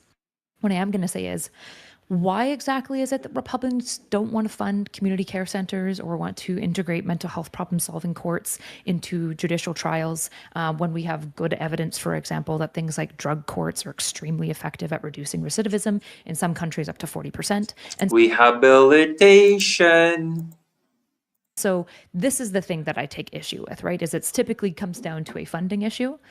People don't want to fund mental health, particularly Republicans, but it's the type of mental health substance abuse treatment facilities that are actually going to lead to long-term reductions in crime. Because the idea of just locking somebody up until they're out of their window of crime isn't sufficient, particularly with somebody who's schizophrenic, because the window of crime is typically, as I'm sure, I forget your name, AC, Ant-Man? As I'm sure Ant-Man would probably knows this as well, being in criminal prosecutions, like the peak age for criminality is 15, right? And it tends to taper off after about 25. Okay, DeCarlos was older than that. That also doesn't solve any of these problems, just locking people up in perpetuity in systems that are already overcrowded. So, If I may. yeah, go ahead. Go ahead, Ant-Man, please. Biggest incarceration rate per capita in the world. I will keep repeating this over and over during this segment until I'm blue on the face. So I come from a county that has all of the programs that I think the left would like. We have 2 drug courts, we have a mental health court, we have a veterans court. And I can tell you that in our county, How many rehabilitation programs does the justice and incarceration system have within your county? Yeah, I thought so. I'd like to know. I'm very curious. Okay, because I somehow I don't like all of these systems work in other countries and reduce recidivism, and somehow in the US it just doesn't. The US has all the means, but it just doesn't. We're talking about crime. We're talking about what would solve quote unquote crime. We're talking about the right wing people on this panel saying that the solution is to arrest people more, even though the US has the biggest incarceration rate per capita in the world and somehow does not has the lowest crime rate in the world. So if this solution is so effective, then why does it not produce results? Why Norway has, let's just go back to this, okay? Because this is important. Within 5 years of their release, 70% of prisoners in the US will have reoffended. In comparison, Norway has one of the lowest recidivism rates in the world at 20% within 5 years. The biggest reason for this large difference in percentages is that the United States tends to focus on punishment, which is something that the people on this panel that are right-wing are advocating for. They're saying, you know what would solve crime? Even more punishment. We should arrest more people. We should have more policing. We should lock them up for longer. But again, the United States tend to focus on punishment in our criminal justice system. 70% of prisoners will have reoffended within 5 years, whereas European countries like Norway focus on rehabilitating their inmates. Another reason is structural barriers that are present when a former inmate tries to re-enter society, which is also a big factor and not even a topic that is being discussed on this panel. This is not even considered a factor on this panel, to be quite honest with you. Reintegrating people into society is not even. Persönliche Videospiel Ost Playlists asks, Lucy, did you ever watch that one Tory politician visiting a prison in Norway, and she basically acted condescendingly to the prisoners the entire time she was there?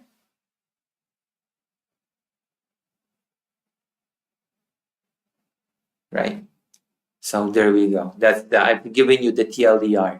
Also, that is the funny thing, okay? The reason why I'm watching this is not even this whole big rant that I'm going on about the incarceration rate, the recidivism rate. All this is true, but I'm actually watching this for an entirely different reason. I'm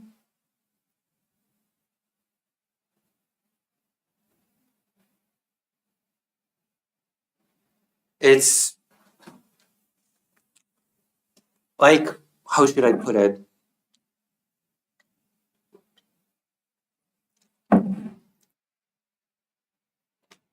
How should I put it? There's gonna be a debate about genocide, and I'm here for it. Okay, I'm here for the debate on genocide. That not so erudite has sparked with a joke, a silly joke. Also, clearly, Norway is doing something better than the United States. Okay. Oh God, we need to arrest more people. Mr. Brown would not have been eligible for any of those programs given his. Did you watch armed it? I have robbery. not. And that's just the unfortunate reality, is that they are not for that level of person or the criminal convictions in the record. I spent some time last night trying to put together what his actual criminal record, his rap sheet is. That was not easy to do, but I can tell you there are about 3 places I see from what I put together where he had opportunities for the state to step in. Like, again, I'm hearing the argument that more policing, more arrests, longer arrests leads to the decrease in crime. But again, by that logic, the United States of America should have the lowest crime rate in the entire world per capita. Of course. Whether it was through the criminal system or through the mental health system. Am I crazy? It did not do so. He had multiple arrests as a juvenile, and as near as I can tell, every one of those cases was dismissed. I don't know what they were for. They were dismissed. He then turns 18 in 2009, and by 2011, he has a felony larceny, which is theft. So he has a felony. 2013, 2014, he has an armed robbery and what appears to be what we would call terroristic threats, which would be a significant misdemeanor. He's released by September 2020.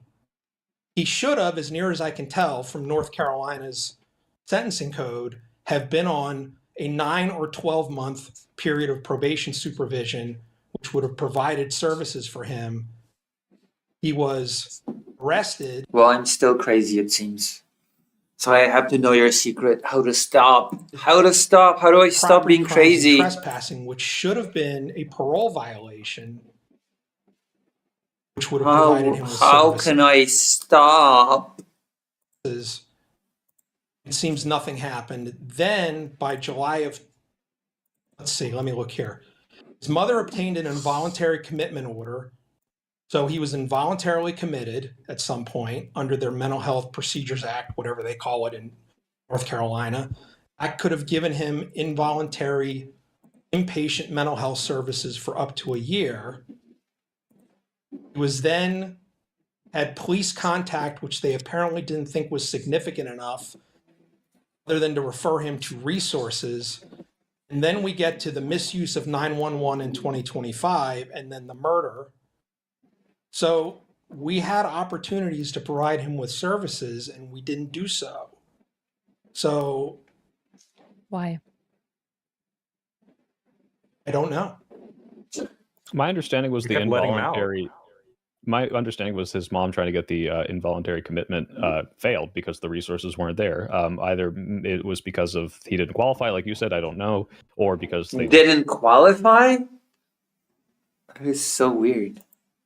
That is so bizarre.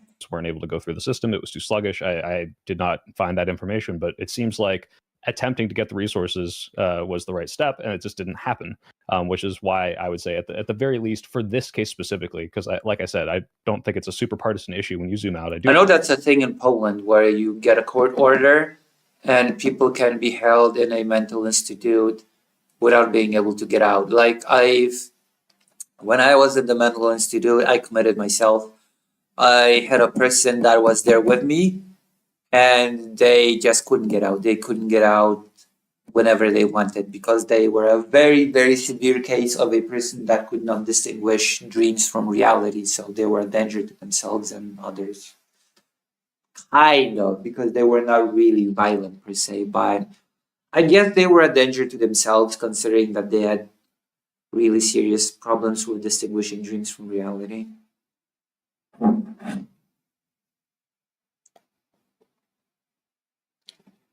That's the person that I've seen chased down there psychiatrists down the corridor and shouting at them, "I will never get out of here. I will be trapped in here forever." And the psychiatrist responding, "I swear on my life, I will get you out of here. I will help you." Very intense moment. Who is this person they're talking about? They're talking about the stabber that killed the Ukrainian woman recently.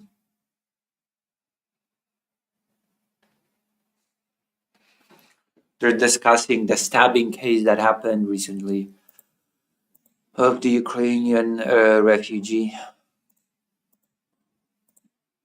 I do agree with you, but at least for this case, the left's idea of we should have better funded mental health services that are more expedited and allow these people to get into these things, that didn't exist here. And I think that's probably one of the only things that would have stopped this, unless, and I do see solutions to the right that I don't agree with, that are, well, they should have just killed him, death penalty after his larceny.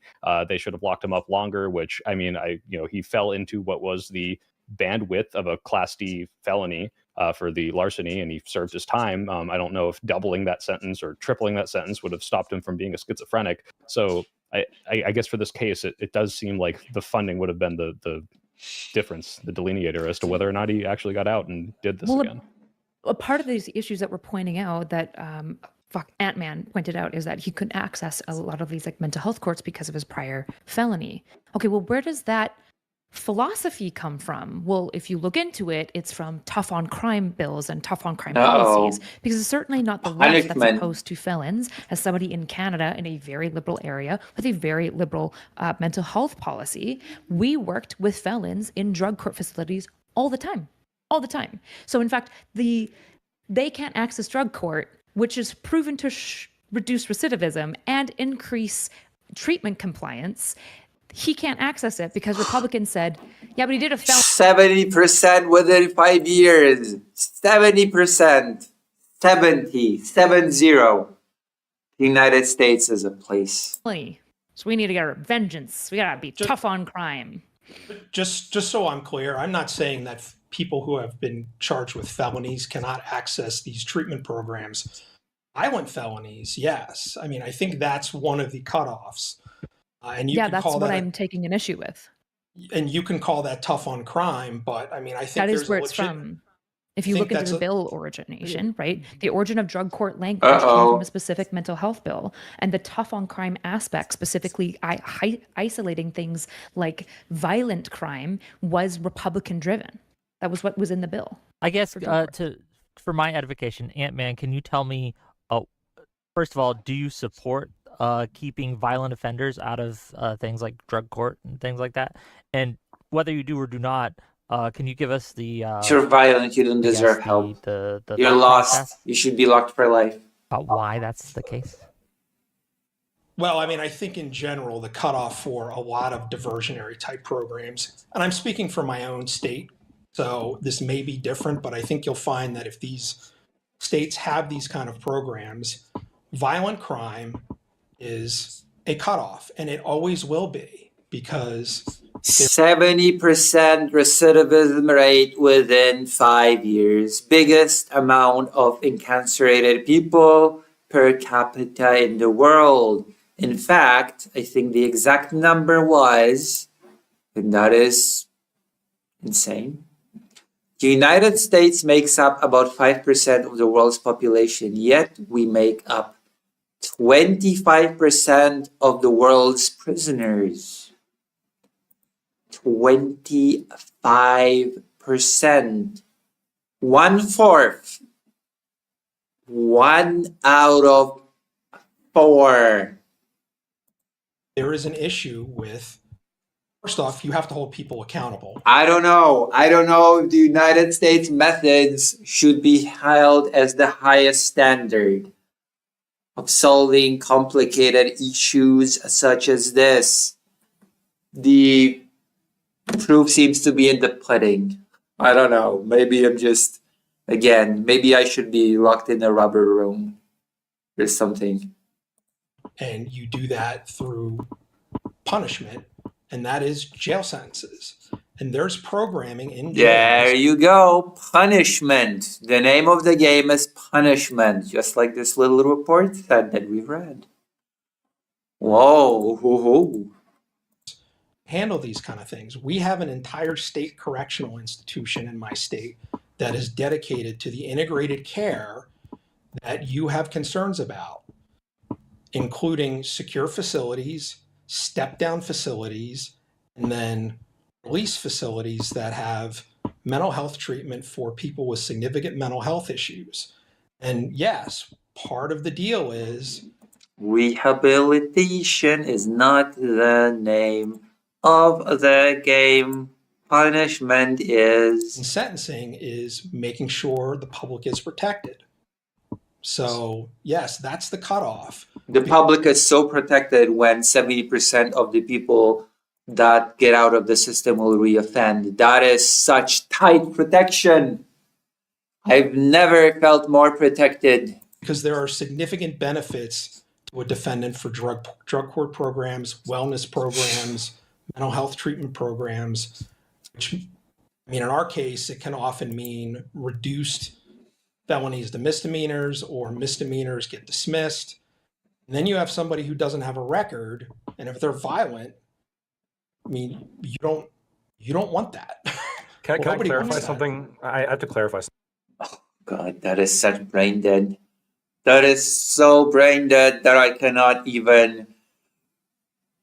It's no wonder the US is where it is. It's no wonder.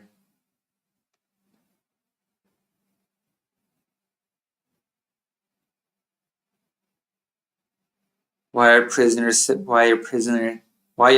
sentences handed in years or any period of time? Because punishment is the name of the game. Repeat after me. Punishment is the name of the game. Crime and punishment. That's why. And that leads to 70% recidivism rate within 5 years. Amazing. That sure solves the problem. Because what it seems like, I think they might be interpreting what you're saying, Ant-Man, is that this, like, if you commit violent crimes, you're ineligible for like drug court or mental health court. But what he, and correct me if I'm wrong, but what that means is that drug court or mental health court, these are alternatives to like an actual court that would give you some kind of like prison sentence. It's not an alternative to, like, you can still get mental health treatment while incarcerated if you've been convicted of a violent crime. I'm not aware of any state that leaves, like, that doesn't allow you to get mental health services. And yet rehabilitation is so piss poor in the United States that we already read the data on that one. We've already done that. If you're incarcerated, even if that is due to a violent crime. And perhaps you would be interested in discipline and punish body. Maybe.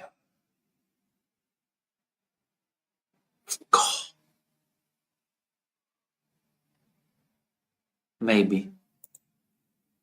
Discipline and does punish. support involuntary commitment of people who are violent and mentally ill. This is something that there's already been an executive order about it, and this is something that's already been supported. Bondage and discipline. And first of all, just so I'm correct, that is correct, Ant-Man, right? The conversation is not, oh, he was violent, so now he doesn't get mental health resources in jail. Correct. Absolutely correct. Nobody was We- responding to that. Nobody thought that that was what was happening, right? Nobody thinks that if you go to jail, you just don't get access to mental health issues. The problem is that when you look even at the mental health facilities that are available within jail just doesn't seem to have very effective recidivism effects, particularly for things like substance. Yeah, in the United States. Because, again, punishment is the name of the game. It never is rehabilitation. Duh? Oh, no.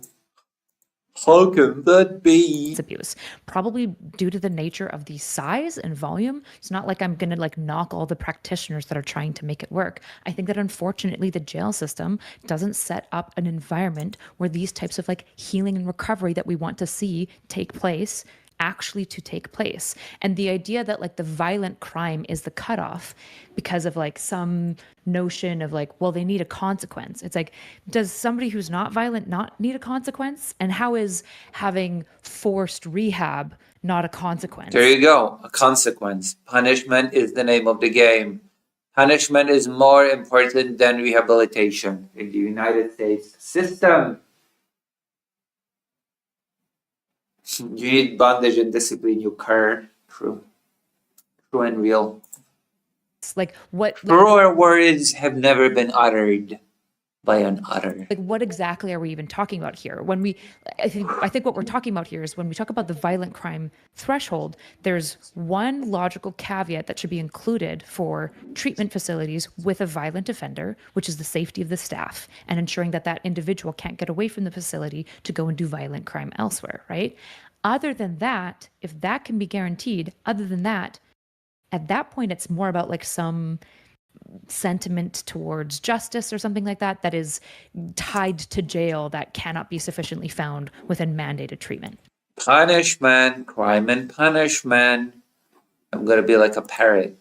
Crime and punishment, yeah, crime and punishment. No, it's about one of the most effective, and this is what like one of the main drivers of the studies demonstrate on why incarceration is so effective at reducing crime, which it does.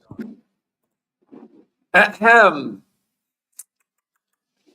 The United States makes up about 5% of the world's population, yet we make up 25% of world's prisoners. Ahem. The United States has a current recidivism rate of 70% within 5 years. This means that within 5 years of their release, 70% of prisoners will have reoffended. In comparison, Norway has one of the lowest recidivism rates in the world at 20%, which is still a lot, by the way.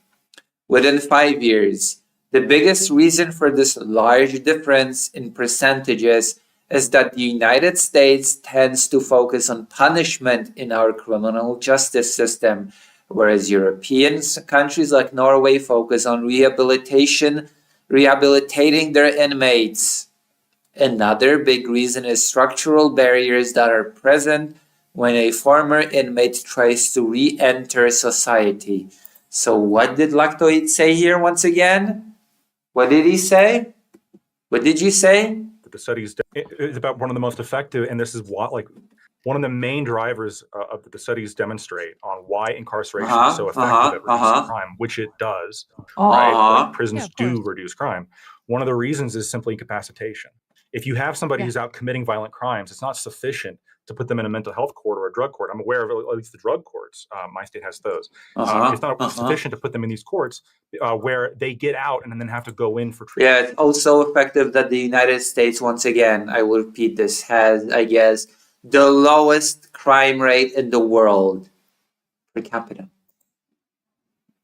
Every once in a while, or like by some kind of That's not how specified most order. of these drug courts work. Most of these drug courts have beds. They are live-in facilities. They have varying levels of security, right? I have worked at very high security lockups where there's basically no way in or out, and it's closer to a jail sentence. The difference is that they're not sentenced to amount of time in recovery. They are sentenced to when you are approved through recovery, you get released into the community, right? It's a rehab-oriented form of consequence. But there are also drug courts that... There you go. Again, there is the difference between rehab and punishment.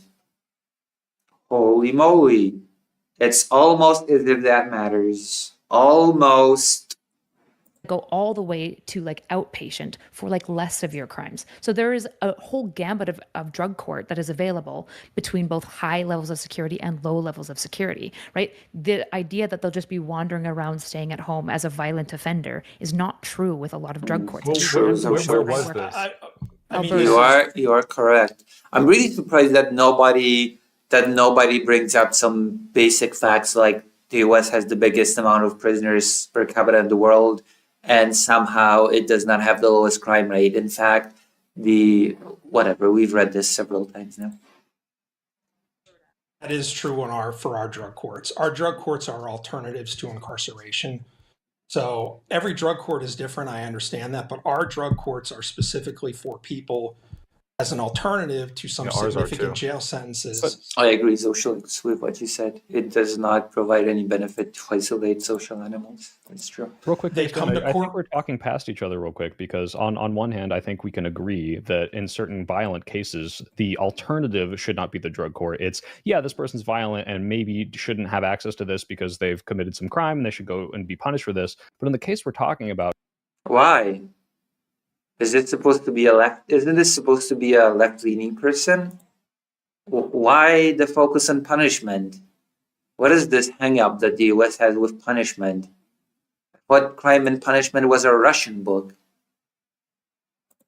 he did go to jail for this. He did serve a sentence. And afterwards, they tried to get him some of this, not alternative treatment, but supplementary drug treatment, mental health treatment. And they weren't able to. And I don't know if that's specifically here because of this violent crime. I wasn't able to see why he was denied. But I think we're talking about two different things here. One is mental health as an alternative, a drug court as an alternative, but also as a supplementary thing that wasn't available and provided to this person once he did serve the sentence, which you, I think, want as the punishment.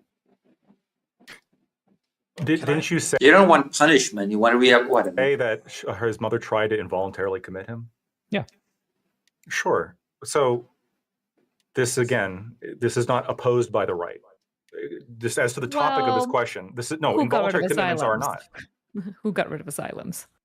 Yeah, you can look Reagan. at Reagan. You can look Reagan. at the politics of the 1980s, and you're going to find a lot of differences between the politics of the 1980s. Yeah, asylums were not created to help people.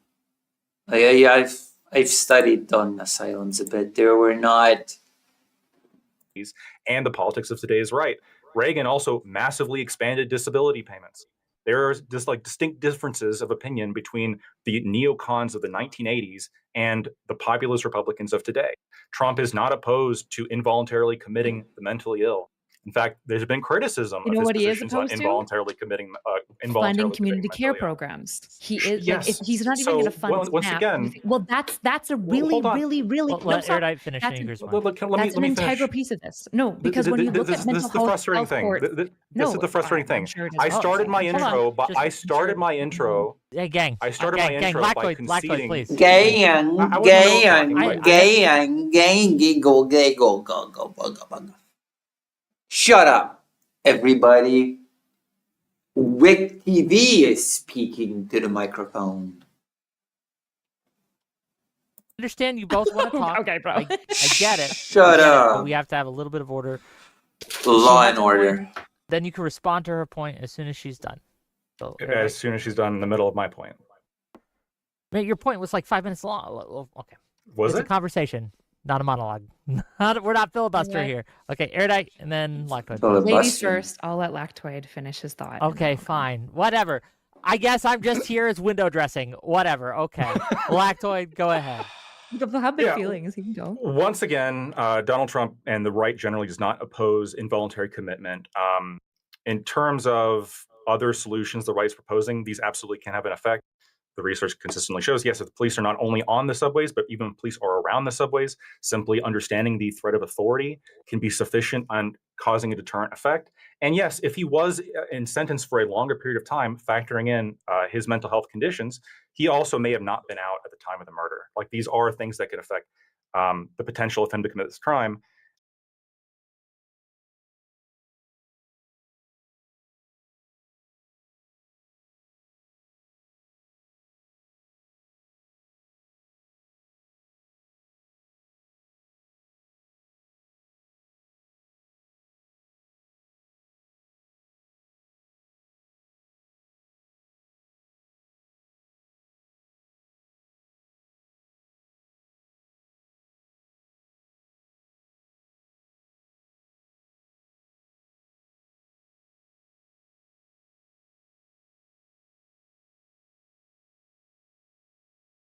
And I said, yes, mental health is like the one thing the left is proposing.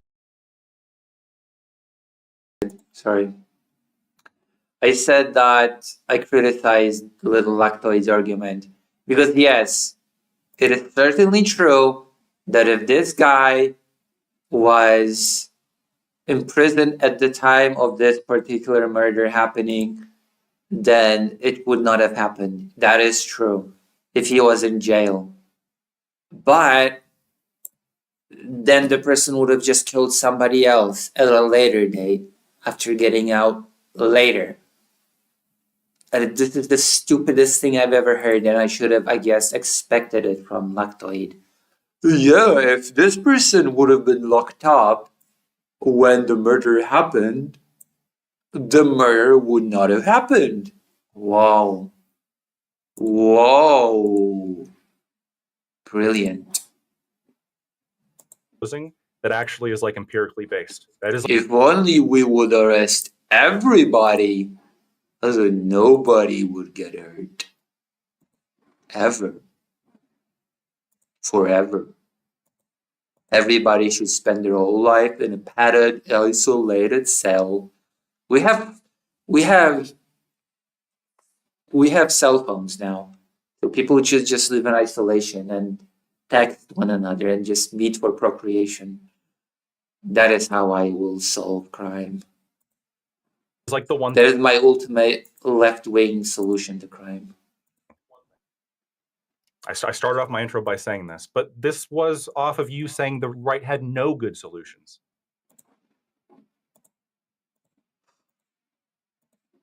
Vladimir says, we need a punishment system like in Russia. Is mostly telling me that we need a incarceration system that creates a lot of violent people that can be further used in SWATs of infantry. True. I mean, I'm sorry to say, but the United States has more people in jail per capita than Russia.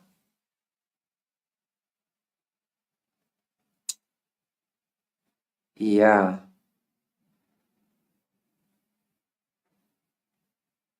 Yeah. Double plus good Lucy. Yeah, the modern day right is like a great example of some group that like we can't even trust them to extend like healthcare premiums. Why the fuck would we ever believe? So Reagan takes the deinstitutionalization movement and he just basically cuts it all off and refuses funding, even though Carter, the year before Reagan got into power, had made a mental health care system plan that was planning to both reduce asylum beds because there was. I bet you could debate him if you wanted. You mean Lactoid? I could, because he's actually, believe it or not, he's a content creator that is of similar size to me.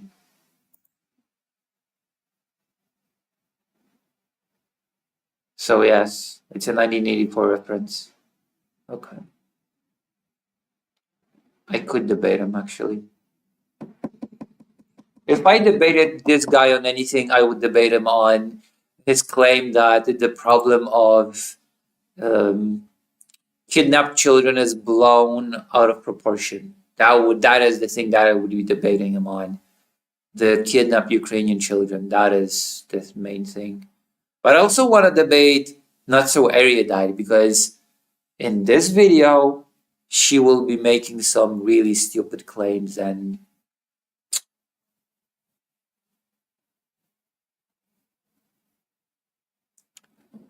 Vladimir says, I'm sorry, but someone is going to participate in those meat assaults against Venezuela and certainly isn't going to be an average nonviolent person. Who knows? Also, it's going to be against Greenland. Okay, it's going to be against Greenland, if anything. There's genuine concerns about overcrowding and abuse, but also integrate that with counterfunding for community care programs, because a lot of individuals that are in asylums aren't criminological, right? And so there are different ways to support different mentally ill people than just locking them up forever. And a lot of times people end up in the same location. Everybody should be locked up forever. The idea that Trump, who won't fund SNAP, who won't fund Medicaid, that we should believe that he's suddenly going to build now asylum centers that are funded sufficiently with staff that are trained sufficiently to run them ethically, and also have the integrated community care portion that is also necessary to see recidivism and stabilization of mental health. For example, if DeCarlos had been forced to stay on its anti-psychs, that probably would have solved most of our problems. And you need community care centers to do that. The idea that Trump will fund fund that is absurd to me. There isn't a world where, like, his entire past economic year, you're going to convince me that he's going to fund a new mental health program, particularly when most of his constituents, most of the pundits around him, are just calling for the death penalty and pretending that that actually solves the problem when it doesn't.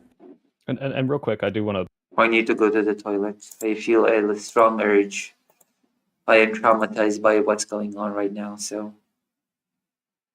Asylums aren't ethical, you silly person.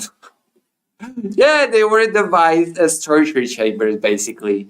I don't think Not So Erudite is very familiar with the history of mental asylums, because they were definitely, absolutely not created to help people. Let me tell you, White. They were not created to help people in need, okay? They were created as basically, I don't know, torture chambers, unironically. But whatever, what do I know? What do I know? I'll be right back. I'm going to pee. Right back.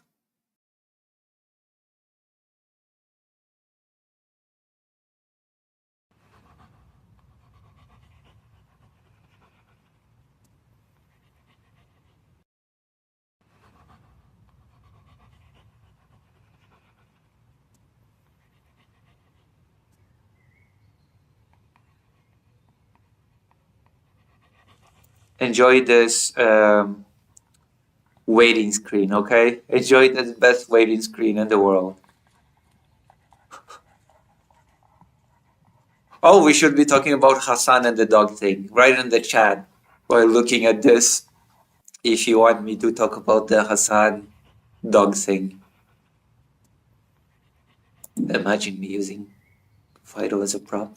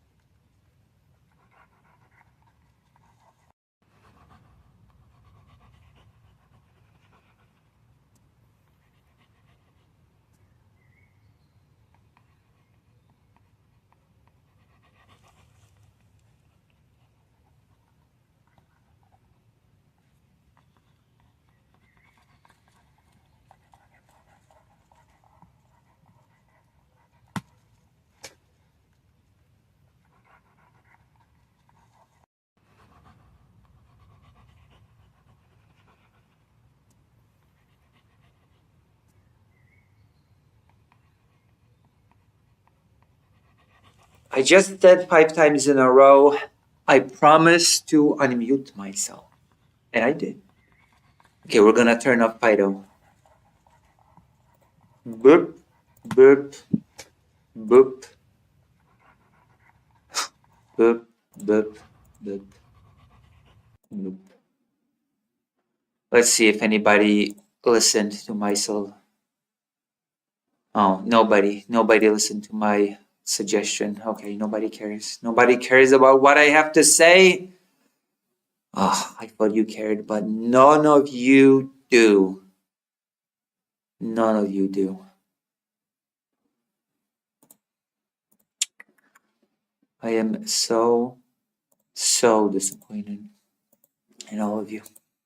build a slight bridge, if not like maybe let some credence to what you're saying, Lactoid. Like in the executive order, in what is it, Section 4, subsection B, it does say the Attorney General shall prioritize available funding to support the expansion of drug courts and mental health courts for individuals for which such diversion serves public safety. And so obviously he is signaling this in this EO of like, well, obviously I'm in support of this. I want more funding to this. But what Erudite's saying, which I really agree with, is the indication of all of this virtue signaling said in the same way he's like, well, I support this community, or I support, this program and this distribution. But when we look at the actual actions taken by him, and it's not let's fund SNAP more, let's fund things that reduce poverty, let's try to reduce crime. It's, hey, I'm going to say this thing because I know it appeases people, but in the end, I'm going to pass laws that ultimately do not fund these programs and send the military in, which I guess you could say is in short term effective in certain cases, but I don't see this as the long term solution that the left is looking for. Even if that is true, the military is even more effective than police, because if you just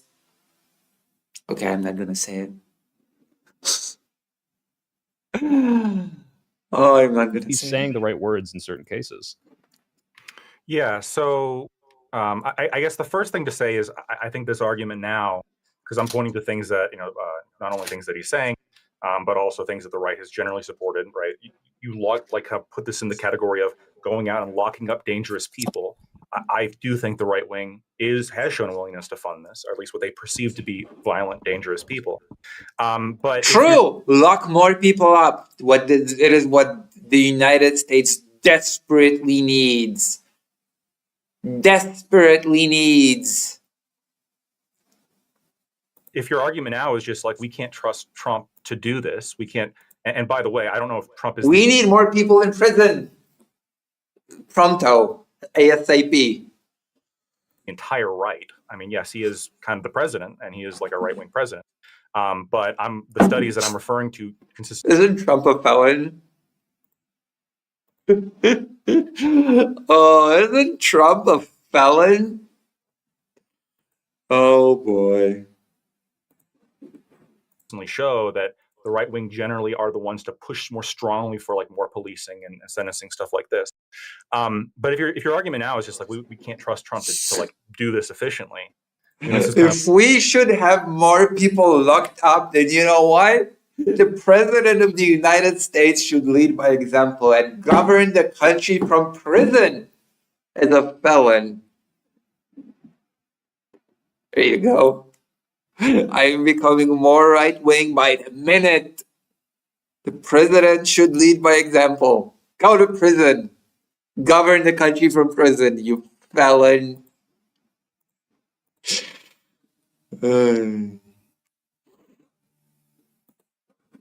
I think it's fair. I think it's law and order based solutions. And the data, the studies say that I'm right. If the leader leads by example, then everybody follows. Data, my studies says so. Argument at this point.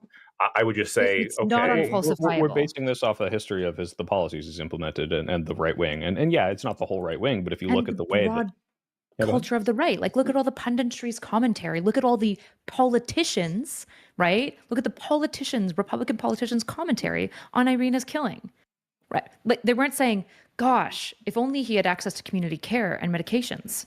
They're saying, put him to death. Like that brings Irina back. No, they're saying kill him. Some of them are.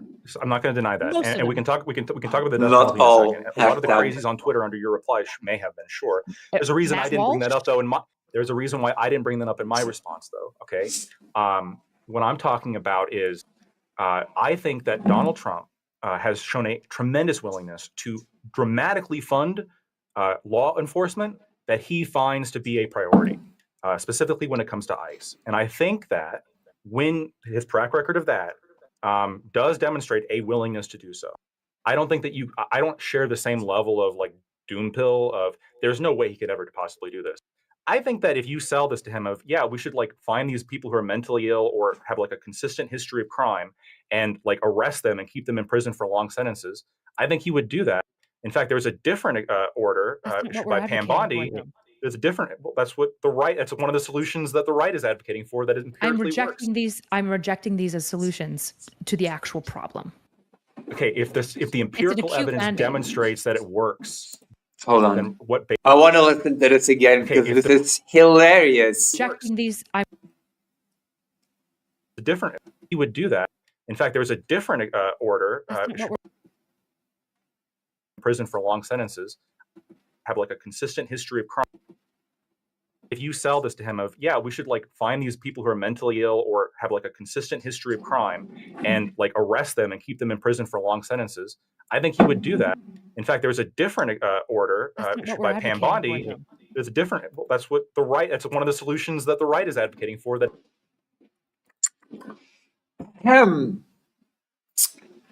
The United States has a current recidivism rate of 70% within 5 years. This means that within 5 years of their release, 70% of prisoners will have reoffended. In comparison, Norway has one of the lowest recidivism rates in the world at 20% within 5 years. The biggest reason for this large difference in percentages is that the United States tends to focus on punishment in our criminal justice system, whereas European countries like Norway focus on rehabilitating their inmates. Yeah. it empirically works. I'm rejecting these as Empirical data shows that the United States has best catch up. solutions to the actual problem. Okay, if the empirical acute evidence mandate. demonstrates that it works, then what basis do you have to Okay, deny if it? my boss hands me Hey, Luis, I found some dugin. Link it. a big pile of paperwork and says, "Find a solution to this," and I take it all and I throw it in the trash, is my boss going to be happy with me? No, because you're not doing the No. paperwork. So when I say solution, I mean better outcomes long term, not just Like an less overall crime? like Less crime. The United States makes up 5% of the world's population, yet we make up 25% of the world's prisoners. The United States has a current recidivism rate of 70% within 5 years. Ah, yes. Less crime. You got it, Lactoid. You're a genius. overall better integrated mental health care, because that will actually prevent crime rather than sticking people in private institutions that are already overcrowded and just depriving them of rights. I don't think that If- that's the better alternative, especially because your model relies on them doing the crimes in the first place. Why don't people compare the simple data? Why? Why? Jesus Christ Almighty! Again, if the goal here is to reduce crime, okay, because I don't think that like community care in of itself is the goal. I think the reason why you're advocating for community care is that you're trying to reduce crime, and this is simply one means to do so.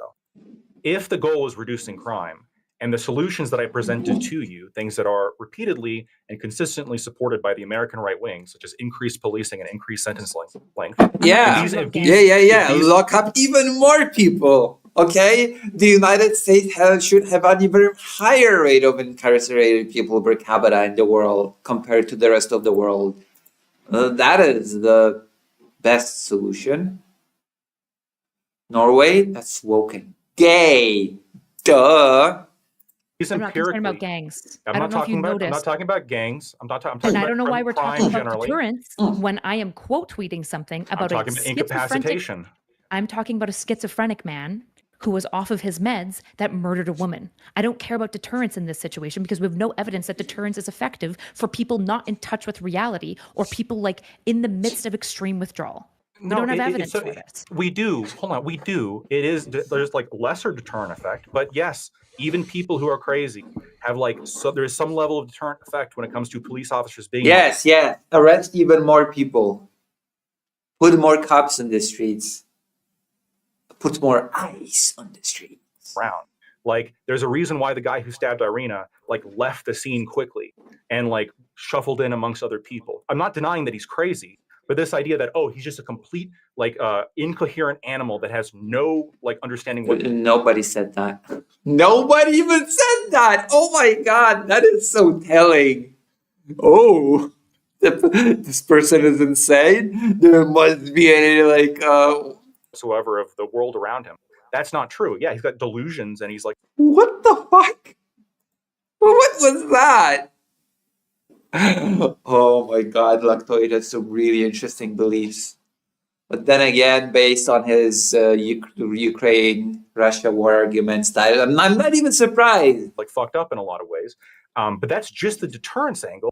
There's also the incapacitation angle, which Yeah, just lock research them up forever. which Long research time. which Just hold them research forever. continuously demonstrates to be effective at reducing crime. Ahem. The United States makes about 5% of the world's population, yet we make up 25% of the world's prisoners. 70% recidivist rate within 5 years. Yeah, the data shows just how empirical data shows. And you brought up private prisons. You brought up private Oh prisons. my You did again, god. You did on Twitter. 8% of Americans, incarcerated Americans, are locked up in private prisons. 92% are in public prisons. If you private prisons are not a major part of our criminal justice system comparatively. If you want to just get rid of that 8%, I'm actually somewhat on board with that. But that's, again, a very small percentage compared to 92% public. The whole point was about it being overcrowded. Are the public prisons magically not overcrowded? Ours are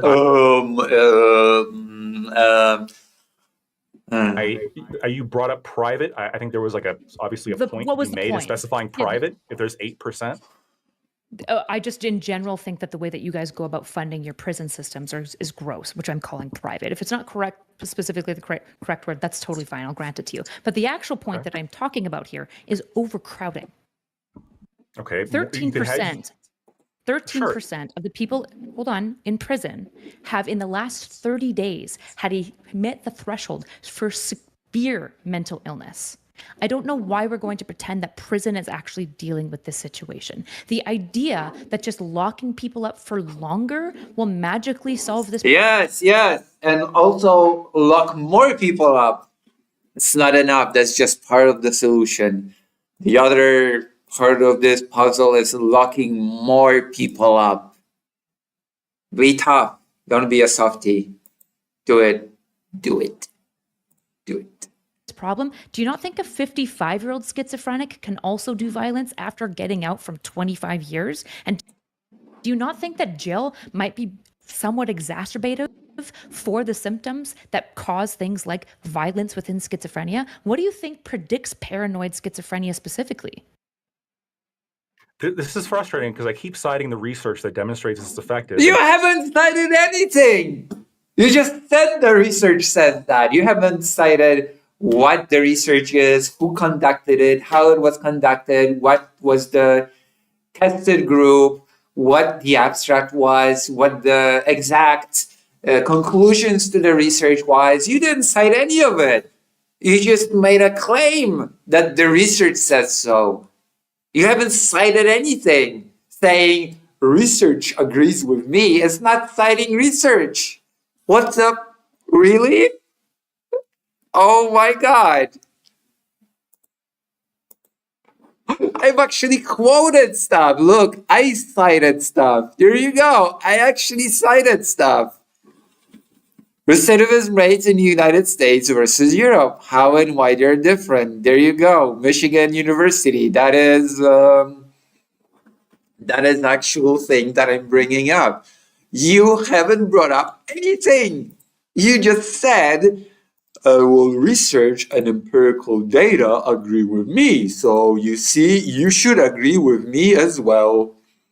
It's not citing anything. And then you keep trying to intuit train. I just don't know why you're trying to beat my empirical research data-driven evidence when you're just trying to intuit your way into this whole 25%, 1/4, biggest amount of people imprisoned in the world per capita, 70% recidivism rate within 5 years. Clearly, the solution is not working. Is it? Clearly not effective.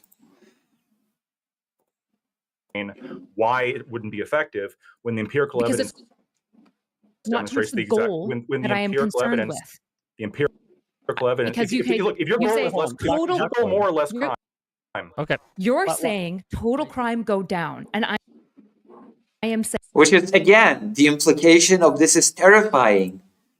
Because if this is effective at lowering crime rate, then just how much bigger would crime rate be in the United States if it did not have the biggest amount of imprisoned people per capita in the world?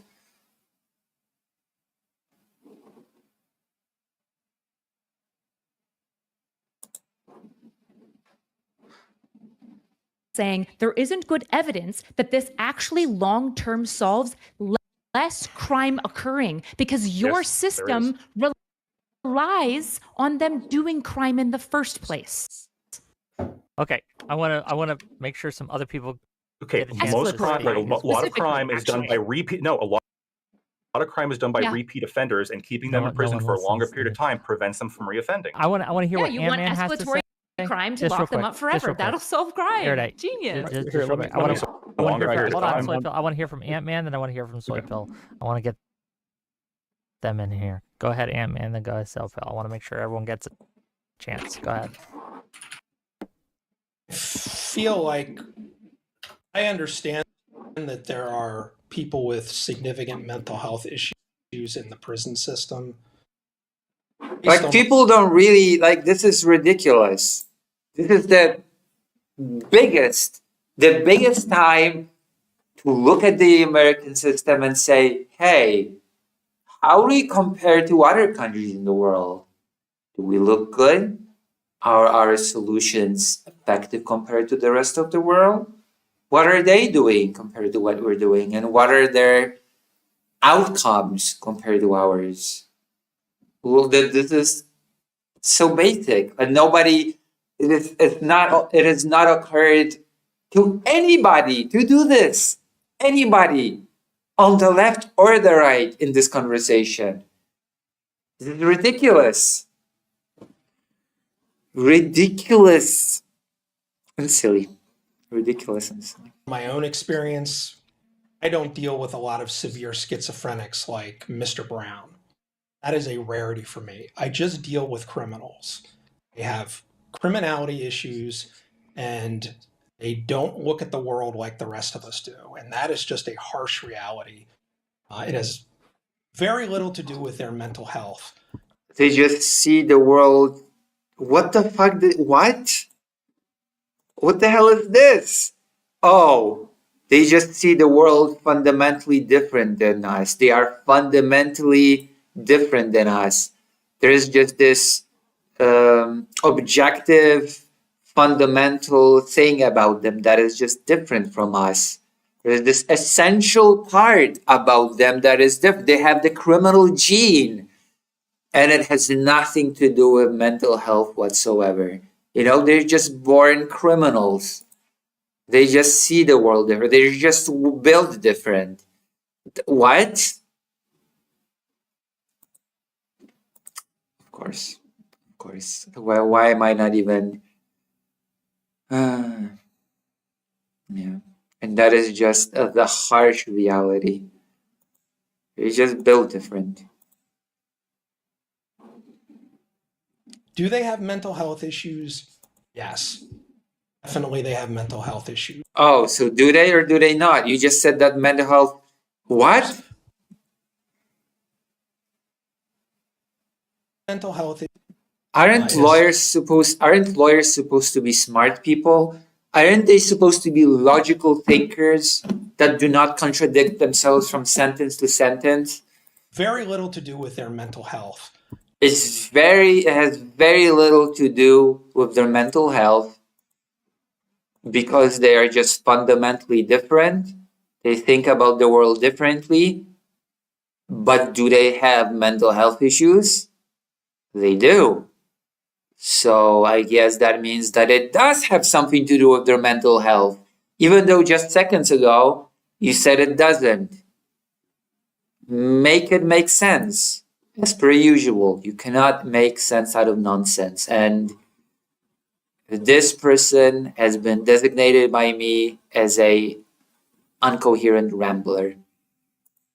And there I thought that lawyers were supposed to be able to string two coherent sentences together that do not contradict each other, one after the other.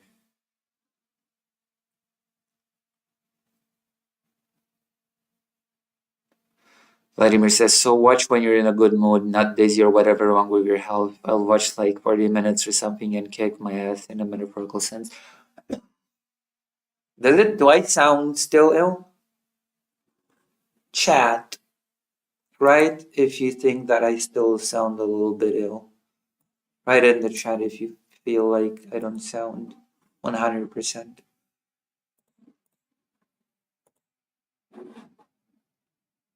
Do they have mental health issues? Yes. Definitely they have mental health issues, but it is not at the level that this particular case, which has obviously made the national news. By and large, a lot of them are just criminals, and they are. What the fuck does that mean? A lot of them are just criminals. That is such a nonsense. That is such a thought-terminating cliche statement.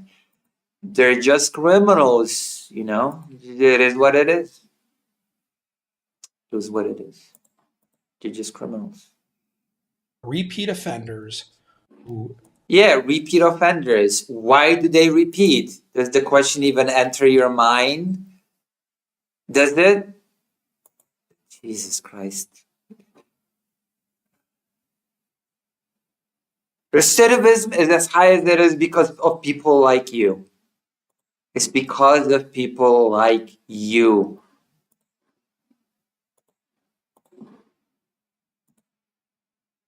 Have significant costs to the community, to individuals. Remember, It is in the same veil as people are just evil. Yeah, it's not even in the same veil. It's not even in the same vein. It's just the same. This person is basically just saying some people are just evil. You just build different. You just think about the world different than us.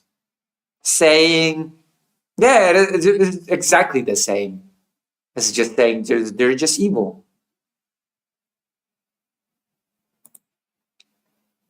They're just criminals. You can just replace it with they're just evil. They're just evil people. Defense attorney, I'm telling you that there are victims. Like, I cannot believe that I'm listening to this being put as a serious argument by a legal professional. And then people are wondering, why are people repeated offenders? Well, because you're just treating them as just evil, that see the world differently. Maybe that has something to do with it. Maybe. It is you're flubbing your words a decent amount. Yeah. Yep. I am a bit ill still.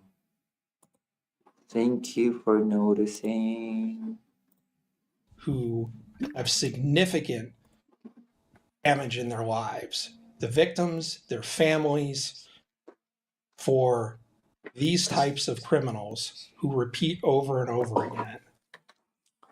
Personally, I hate that I have to repeat this over and over and over and over again, but the United States has a current recidivism rate of 70% within 5 years.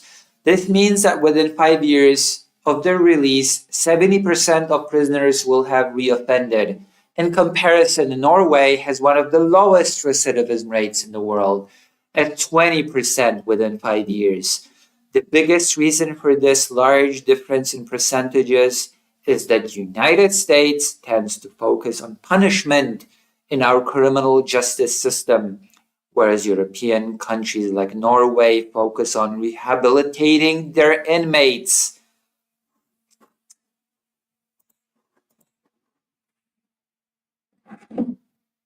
I don't think they should be out. And I appreciate the notion that criminality can start at 15 and tapers off at 25. That's not my experience. Yeah, the solution to crime is not rehabilitation solution, quote unquote. No, it's to lock people up indefinitely because they're repeated offenders. They're just evil people that are built different. Oh my More god. like it tapers off after 40. So while I don't think we should be putting people to death, I am anti-death penalty.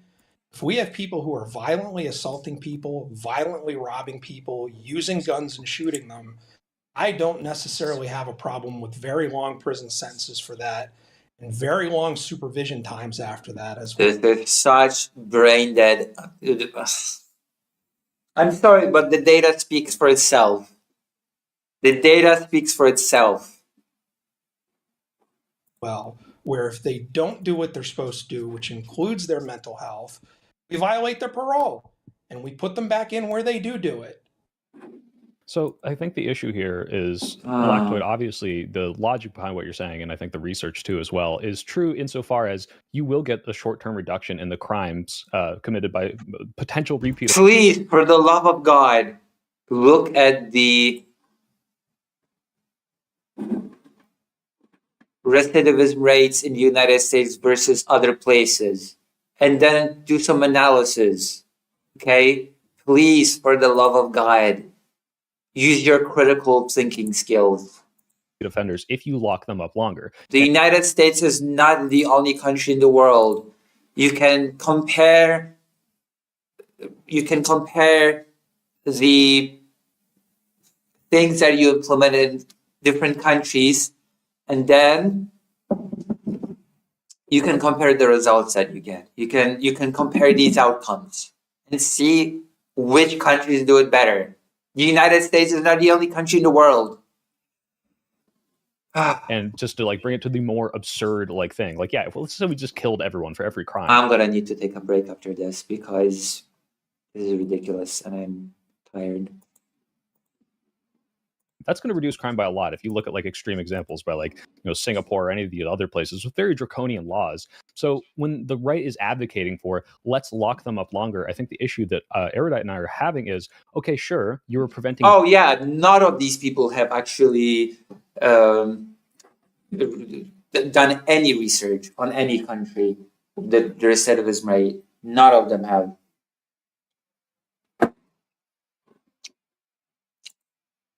Actually, let's do it. Let's do their homework for them because it's ridiculous. Recidivism rate by country. 2025. Norway had a 2-year reconviction rate of about 17.6, so it fell. No, 20%. Okay, right, rose to 20%. 20% in 2024. Finland, 33% in 2018.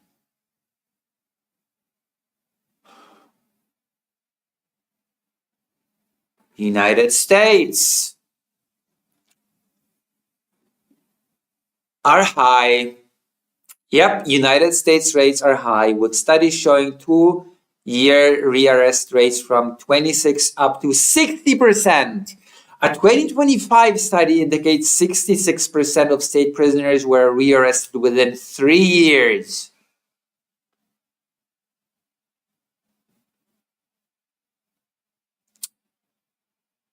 Yeah. This is from 2023. Criminal recidivism rates globally, a 6-year systematic. Let's go. Let's go. Let's go.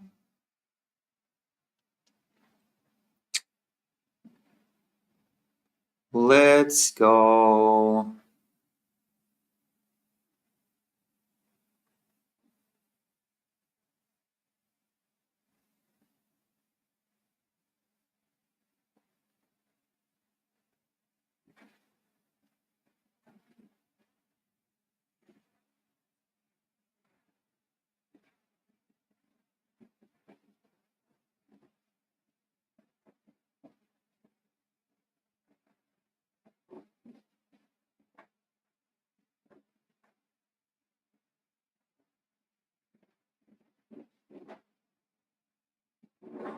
Okay, this is not helpful to what I want to see.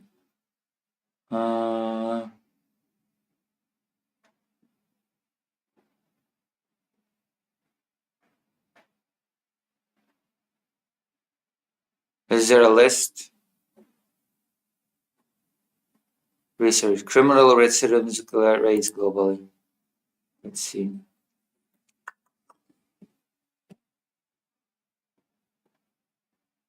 Okay, I don't want to look into a whole study right now. It is high in the United States. That's the takeaway. That criminal from committing crime until they come out again. But unless you're locking them all up for life, the instant they do anything, for example, if they go longer, let's say the felony, I think he served 5 years for this felony robbery. Let's say he served 10 years. He's not going to suddenly not want to commit that crime when he comes out. Some people might be deterred. I think the problem is you don't see a huge reduction in recidivism rate. So the only actual solution is to lock them up for life, which I don't think you think is the best solution for a lot of these crimes. The problem is then how do we prevent these things from happening? Because otherwise it's reliant on them already. Oh, none of them even ask. Yeah, I do like prevention, but nobody in the United States or on the left or the right care about rehabilitation? Nobody? Hello? Already having done the crimes, which means we do need those better healthcare facilities. We do need better alternatives that are like, hey, how can we get ahead of this before they go and do something dangerous? Or if they have done something dangerous but haven't killed anyone, how can we... Okay, fair enough. They are talking about rehabilitation. I will rehabilitate Soipel. Monsieur Soipel, you have been rehabilitated. make sure they have that mental In health my stuff. eyes. And that doesn't seem to be solved by just let's lock them up longer. We are So- providing them with these services, though. But the empirical data evidence that I have not produced say that I'm right and you're wrong, dumbass. At every level, we provide them with these services. So you Yeah, ha ha ha ha ha ha. Oh, no, you don't. No, you do not. What a joke. You do not provide them with these services on all levels. Oh, God, what a joke. What a joke. What a joke. What you a can have an joke. issue with the quality of the services. And I certainly can. have those issues as well. We No, you provide don't. all of these services. We have multiple programs in our state correctional institution. I have a client who just came out of his state correctional institution with 2 electrical certifications and an HVAC certification. So it's not like we don't have programs to get people back on their feet. That's just for job placement. It doesn't include mental health, state drug treatment courts, boot camps. We have multiple programs to deal with all of this stuff. This is not a left-right thing. I mean, I'm sorry to say that the data does not bear out. I guess Norway just does it way, way, way, way better. federal level, I appreciate the argument. You have Donald Trump ranting and raving, and you have people on the left ranting and raving. At your county and your state level, you have a Ranting and Republican-controlled Senate. You've had a mix of a Republican-controlled legislature, and we Legislature. have a Democrat governor. And that's been the way it's been over the past several years. And they have all supported all of these programs, not only at the county level, but the state level. Okay. Wait, I well, think I know why Lactoid and I are maybe missing each other and why we're talking around, which is that Lactoid is talking about crime, and I am talking about crazy people or substance abusers who do crime, which are not the same populations. We have to talk. Sorry, it's my tweet. That's what I'm talking about. Oh my God, that is so stupid. All people deserve rehabilitation, not just people with severe mental health issues, okay? I mean, oh, God, the United States. I'm what a clearly country. quote tweeting a situation with schizophrenia. It sounds like in the room, I'm What? Macron is something else. He picked a new prime minister, the same one who resigned 1 month ago. Yeah, I know. Macron's prime minister has resigned upon picking his new cabinet. I guess the French government is just cooked. the only person who has actually worked with people with violent paranoid schizophrenia. But also on top of that, I just want to be really clear that the reason why I'm opposed to what you're saying, Lactoid, maybe you have worked with people with violent paranoid schizophrenia in the criminal system. The reason why I'm opposed to what you're saying is you're suggesting a band-aid solution that is exceptionally expensive and doesn't actually solve the crux of the problem, right? The crux of the problem being that in the 1980s, we saw the swap, right? It's talked a lot about in a whole bunch of criminological books, which is that as we expunged asylums for a multitude of reasons, we saw an explosion in prisoner populations. If you look at the data, for example, 68% of local jail inmates are dependent or abusing drugs. So we know that substance abuse is highly integrated into the criminological. Just do some basic comparison between countries. Just do it. Please do it for the love of God. Know that about 40% of inmates say that they were high on drugs at the time that they were doing crime. And I wouldn't be surprised if it's higher on some. Yeah, I do Macron. I do like Macron as well. But this is apparently this thing that happened with Macron is not. It's just a reoccurring problem. Apparently, I'll have to look more into it because apparently one prime minister after the other they just drop out. So apparently this is a huge problem. It's not the first prime minister that it just dropped off. Apparently, it's been happening for a bit. Some studies. So what I'm talking about is having a system that doesn't just lock them away forever where they can't do drugs and that the moment they get out, they immediately relapse and they immediately go back to doing crime. I'm talking about a system that addresses the core of the problem, which isn't Rehabilitation. crime, it's mental illness and substance abuse. If you want to talk about like psychopaths, which I've also worked in a group session facility with violent psychopaths, I guess only those people deserve rehabilitation. If you don't have enough mental health problems, I guess then you don't deserve rehabilitation. Well, what the fuck? Why would you go that route? Why would you do that? willing to have a different type of conversation because genuinely I think 3 strikes is good, and I'm actually really open to a lot more of the draconian stuff that you're suggesting based on criminal psychological profile, right? Somebody who's psychopathic, for example, isn't respondent to things like drug court. Oh my god. This is American mentality, isn't it? Punishment above all else.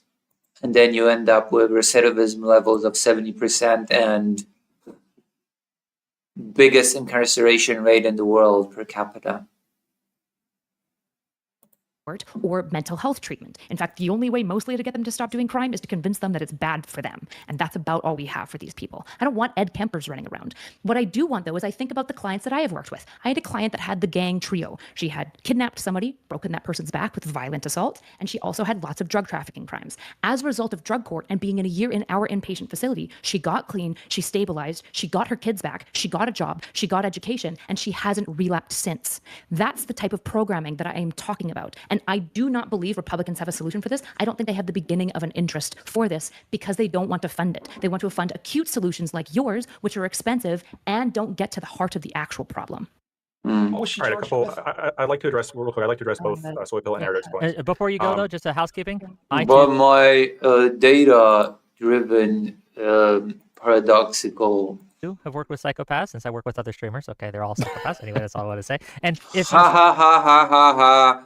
Ha ha ha. Ha ha. Wick, you're so funny. Oh shit. Comedian. Ha ha ha ha ha.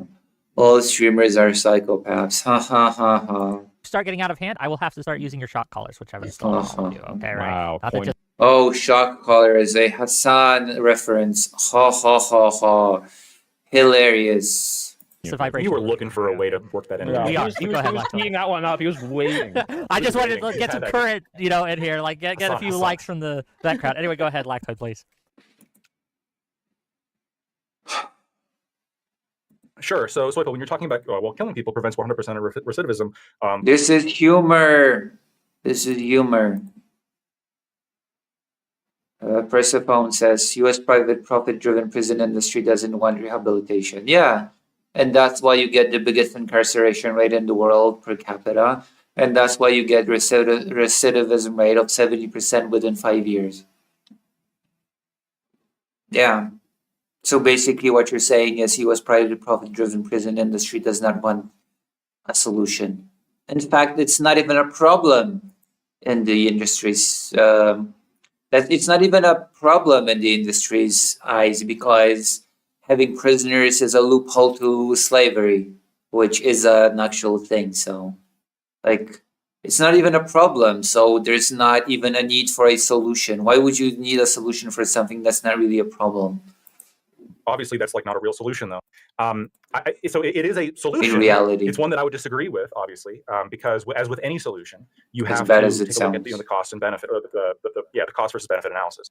And I would say that just like killing anybody for any kind of like initial crime, this is like a massive like cost, and the benefit doesn't simply.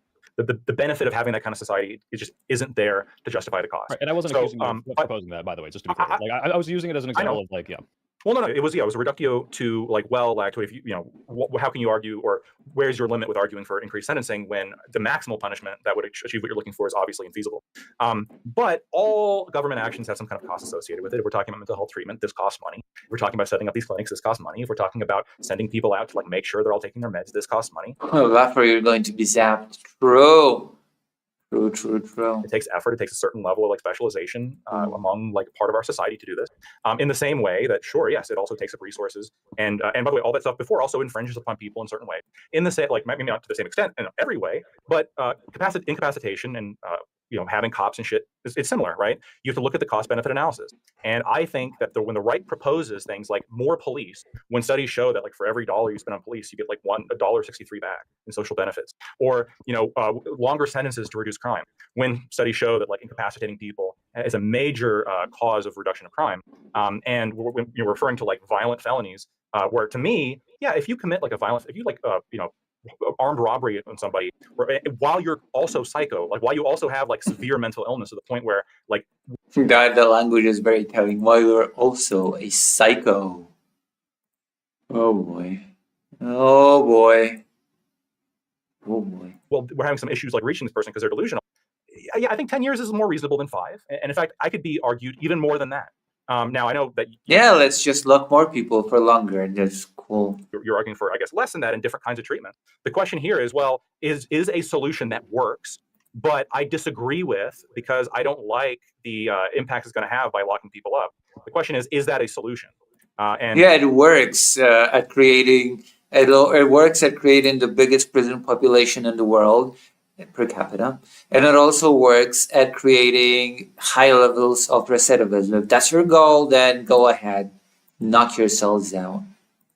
it is a solution, and I think it's a reasonable solution. And I think a lot of Americans, when they look at violent criminals, like what they're referring to when they're talking. Yeah, I don't care about what a lot of Americans think. That should not be your policy. You should not base law on what most Americans think. I cannot believe that a person with legal education would say something like that. About like these people should be in prison is they're sharing my intuition, which is there's no fucking reason why somebody who commits murder is There's a name to this fallacy, okay? There's a name to this fallacy when you just say, oh, most people agree with this. Most people agree with me. They share this intuition. Or so what is this drawback? Are we going back to common sense now? It just makes sense. It's just common sense. They share this intuition with me. Well, reality does not correspond to your intuition, unfortunately for you.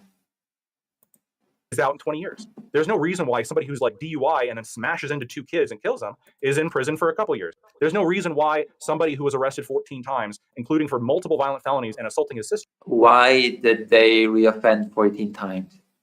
Or rather 13 times, I'm sorry. Why did they reoffend so many times? Isn't that a failure on the system's part? Why he was able to just be on the subway, unchaperoned, unsupervised, while he was able just to be there and pull out a knife and stab. And no, I'm sorry, the answer is not they're just a criminal, they just think about the world differently.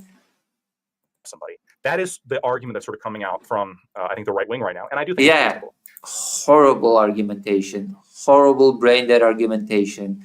I have no idea how you could, in good conscience, defend that if you have 2 brain cells that can rub together by it.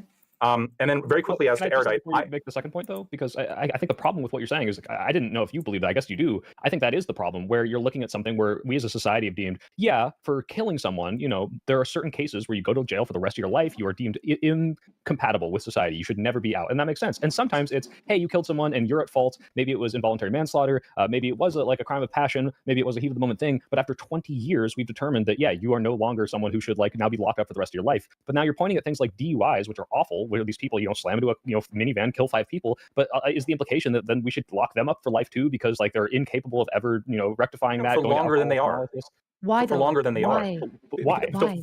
For longer. So first of all, DUI is a heavily recidivized crime. Firstly, secondly, there is Yeah, people. Oh my god.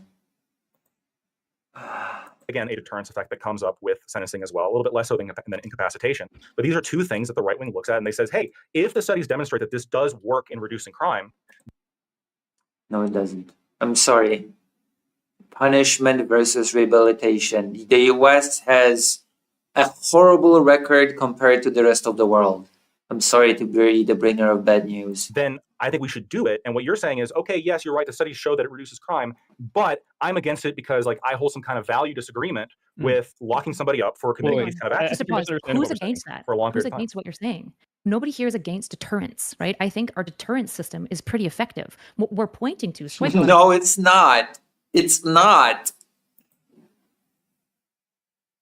saying deterrence seems insufficient for actually solving this problem. Because if it was sufficient, I don't know why suddenly 20 years versus 6 years would be more deterring. In fact, when you look at the studies, there isn't really more deterring effect. You would think that punishment would be more deterring than 20 years in prison. But we also don't have super good evidence that it's more deterring than anything else. Probably just because our human brains are not super good at thinking about things like this. What we're talking about here is an off-ramp to ensure that the factors preceding the criminological behaviors are diminished and doing what we can cost effectively to reduce this. If DUIs are highly recidivized, which I believe that they are, I wonder why that is. My suspicion is it's Oh, that's a good question. drunks doing it all the time. So the question here is, can we stop them from being drunk all the time? Because if we stop them from being drunk all the time, reasonably, the DUIs would Nope, they just build different. They are just built different. stop. And it doesn't seem obvious that going into jail over and over and over again stops an addict's brain. And we know this, right? And so And what we're talking Erudite about too. Like, well, obviously, we both acknowledge if you locked up this DUI guy for 20 years, he would not be able to do another DUI for 20 years. But the problem is, you're not preventing more DUIs from happening by doing that. You're not providing the mental You health are. services out. No, from that one person, you are. But the system is not working in a way such that other people who would. Oh my god, luckily he's such a stupid person. He's so happy with himself right now. Oh god, look at that smile. Look at that smile. I can see her smile at night. Then committed DUI are thinking, well, I'm going to be locked up for 20 years, so I won't drunk drive, as if that's like the limiting factor as to why a drunk would decide whether or not they might accidentally kill someone. Because like Erudite said, like these people are not considering, these people are not familiar with like the sentence length of laws here. Like, no, hold on. So what you just said, I think, it's going to prevent that one person from doing it again over and over again. Yes, that's what I'm talking about. Like, that's one of the main benefits. We're not that's one of the main benefits. Okay, you're saying you're not disagreeing, but this is a solution, right? So from this is other people from doing DUI. This is from the U.S. Sentencing Commission, right? Longer sentences over 120 months reduce recidivism by 20 to 30% compared to shorter sentences, 24 to 36 months, with rearrest rates dropping from 58 to 38% over 8 years. Effects stronger for violent offenders, suggesting both deterrence and incapacitation. This is again just one of the. This is for the same people. Yeah, amongst the same people, right? Yeah, Sentencing them to longer periods recidivism be lower if they have less of a chance to commit the crime because you lock them up longer. Like, of course, Yes. like we're not disagreeing with that. Sure, That's the whole Nobody's arguing with preventative justice. Nobody's arguing with deterrence. Also, when they get out, you guys, okay, you keep mixing up deterrence and incapacitation. So when I'm referring to incapacitation, I'm talking about the fact that they are in jail so they can't keep doing crime. That is what my tweet said. When people keep committing crime, like keeping them there. That's rehabilitative justice. No, that's incapacitation. No, it's not.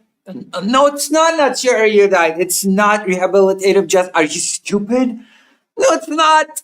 It's not. It's not. It's not. It's not. Oh my god. Did she just say that? Did she really just say that? That locking up people for longer is rehabilitative justice. That is incapacitation. I understand your rehab process is locking them up and stealing their civil rights forever. It's not a rehab Oh my god. It's a punishment process. Holy moly. These people are fundamentally not equipped to discuss this topic. Fundamentally. If you cannot distinguish punishment from rehabilitation, then we have a problem. We have a big problem on our hands.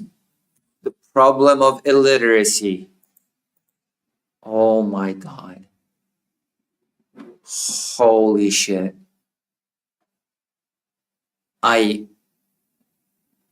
Locking up people for longer is a rehabilitation process. Somehow. Do we have to go back to that paper again? Do we really have to go back to that paper that I keep quoting? Zoshalek says her degree may as well be toilet paper.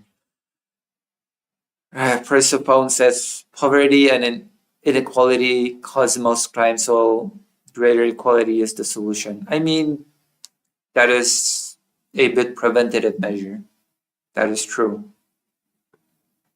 That is true. Rehabilitation is different. Rehabilitation is different. You're mixing it up. I understand what you were saying. Okay, Lactoid, okay. stop. I understand. When guy locked up, he can't keep doing crime. That I is get it. incapacitation. Yeah, that's not rehabilitation. You don't get rehabilitated from being locked up for longer.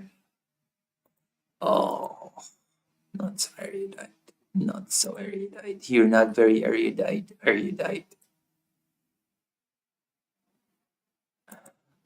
Yes, I fucking understand. I've understood the whole time. The issue that I'm pointing out to you is number one, most importantly, that's expensive as fuck. Especially if rehabilitative programs could be significantly less long rather than 20 years. Thank you. That now she's okay. Let's just go that route, okay? Don't do punishment, do rehabilitation. Please go that route. And don't call locking people for longer rehabilitation. Years in prison to just get him past the window of when he can see, so that hopefully he can't drive by the time he gets out because he's too fucking old, rather than that system where we're paying for him to be in prison for all of these years, wasting our money because he can't handle his drinking, force him into rehab facilities, make him do a 5-year rehab program. Most rehab programs are 3 months, and 6 months is where we start seeing major impacts. I was in a program that was 1.5 years. It had amazing significant results. Why the fuck wouldn't we take all the money of just locking him up for the next 25 years, rehabilitate the individual, and then get him back into society so he's contributing again to society? I don't know at all, other than what's the benefit of your system versus my system? Okay, before you respond, before anyone else goes.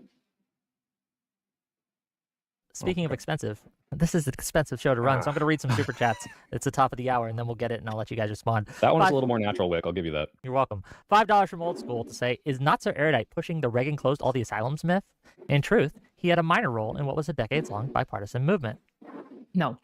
Okay. I don't know, read history. It started with JFK, but his program was to close and then fund care centers. Then he got assassinated. Carter picked it up back in 1980, drafted a bill that got passed, and the moment Reagan came into House, he canceled that bill. He cut mental health funding by 25% and made it so that all the funding that's federal for mental health stuff wasn't even earmarked for mental health anymore. So states just stopped using it for that. And he was very, very large in both governor of California and once he was president of being anti-asylum. He closed most of the asylums in California. He was one of the major drivers behind that, and his presidency was also marked by this. You're just cooking on crack or something. $20 from Audacity to say Free Palestine, Slava Ukraine. Thank you for the $20. $5 from Cameraman 502 to say, as someone who ran a drug court, you need the threat of prison to ensure people stick with the program. Addicts can't be expected to volunteer. Good thing that nobody disagrees with preventative justice. $20 from Audacity to say, if Destiny goes to prison, the chance of him procuring more CSAM drops significantly. Thank you for the $20. $5 from Ultra Robocats, cool name, to say, is the lawyer who works under a Democratic governor surprised that the prison system led by Democrats actually attempts to reduce recidivism? Question mark. Who's that? That's I think it's a lawyer. I mean, I guess it's for me. Or Lackwood. I mean, we've had a I think it was Republican. Yeah, I mean, we've had a Republican-controlled Senate. We've had a mixed Republican-Democrat-controlled legislature. We've had a Democrat governor for the past several years. But for the past 20 years, we've had these programs in place. So that was, I guess, my original opening point was that when you get to the county and state level, this is not a left-right thing. We have a left-style, in my opinion, we have a left-style criminal justice system. We offer all of these. What a joke. No, you don't. It's all about punishment. Nothing about what you do in your criminal justice system is about rehabilitation. What a joke. Services. We offer all of these programs. I think the primary complaint that we might have is it may be a funding issue and it may be a quality issue. But we offer all of that. And so my original point is that if people are still committing violent crimes, then it's time to start talking about locking them up longer. And that does keep them from committing crime.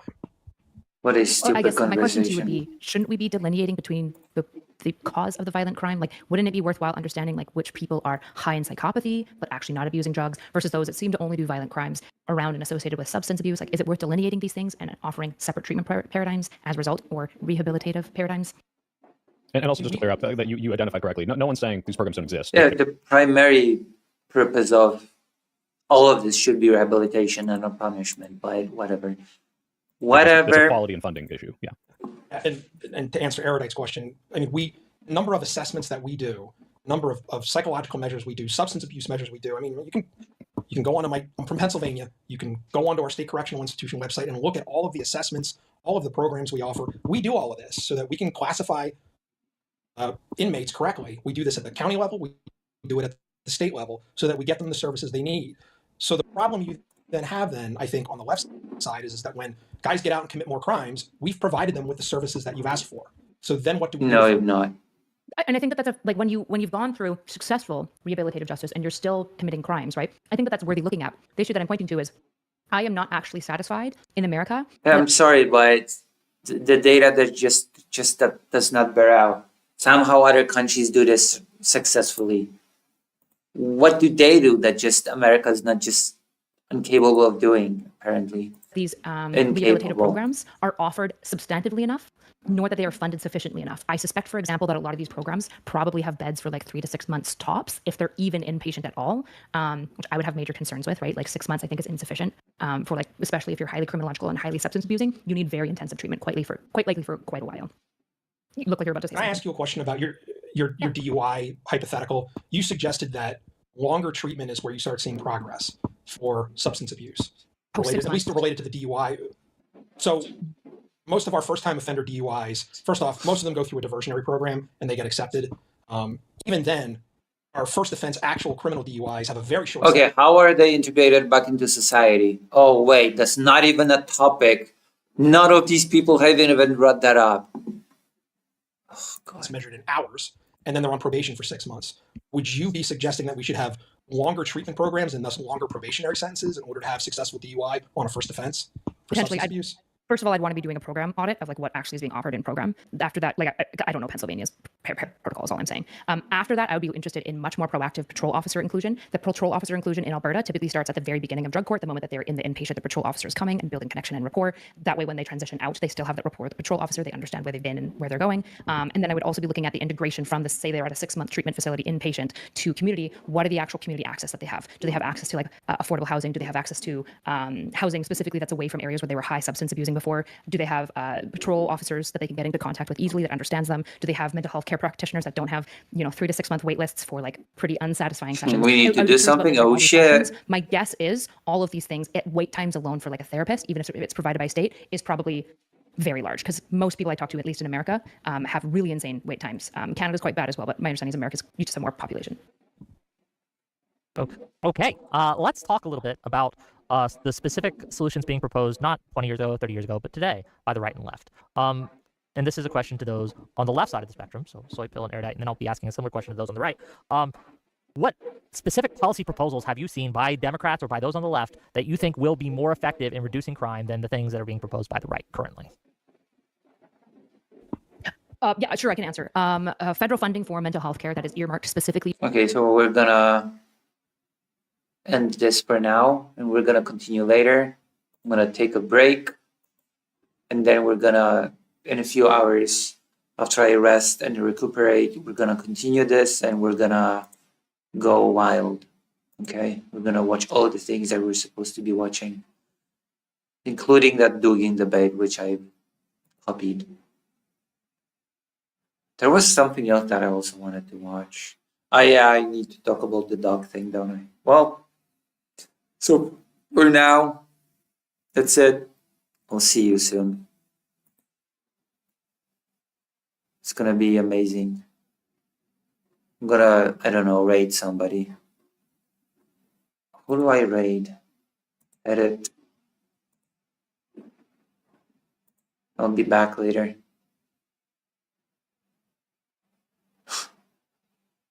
What do you mean? How are they going to be reintegrated? They're going to make their way through it. Of course. Of course. Of course. Of course. Of course.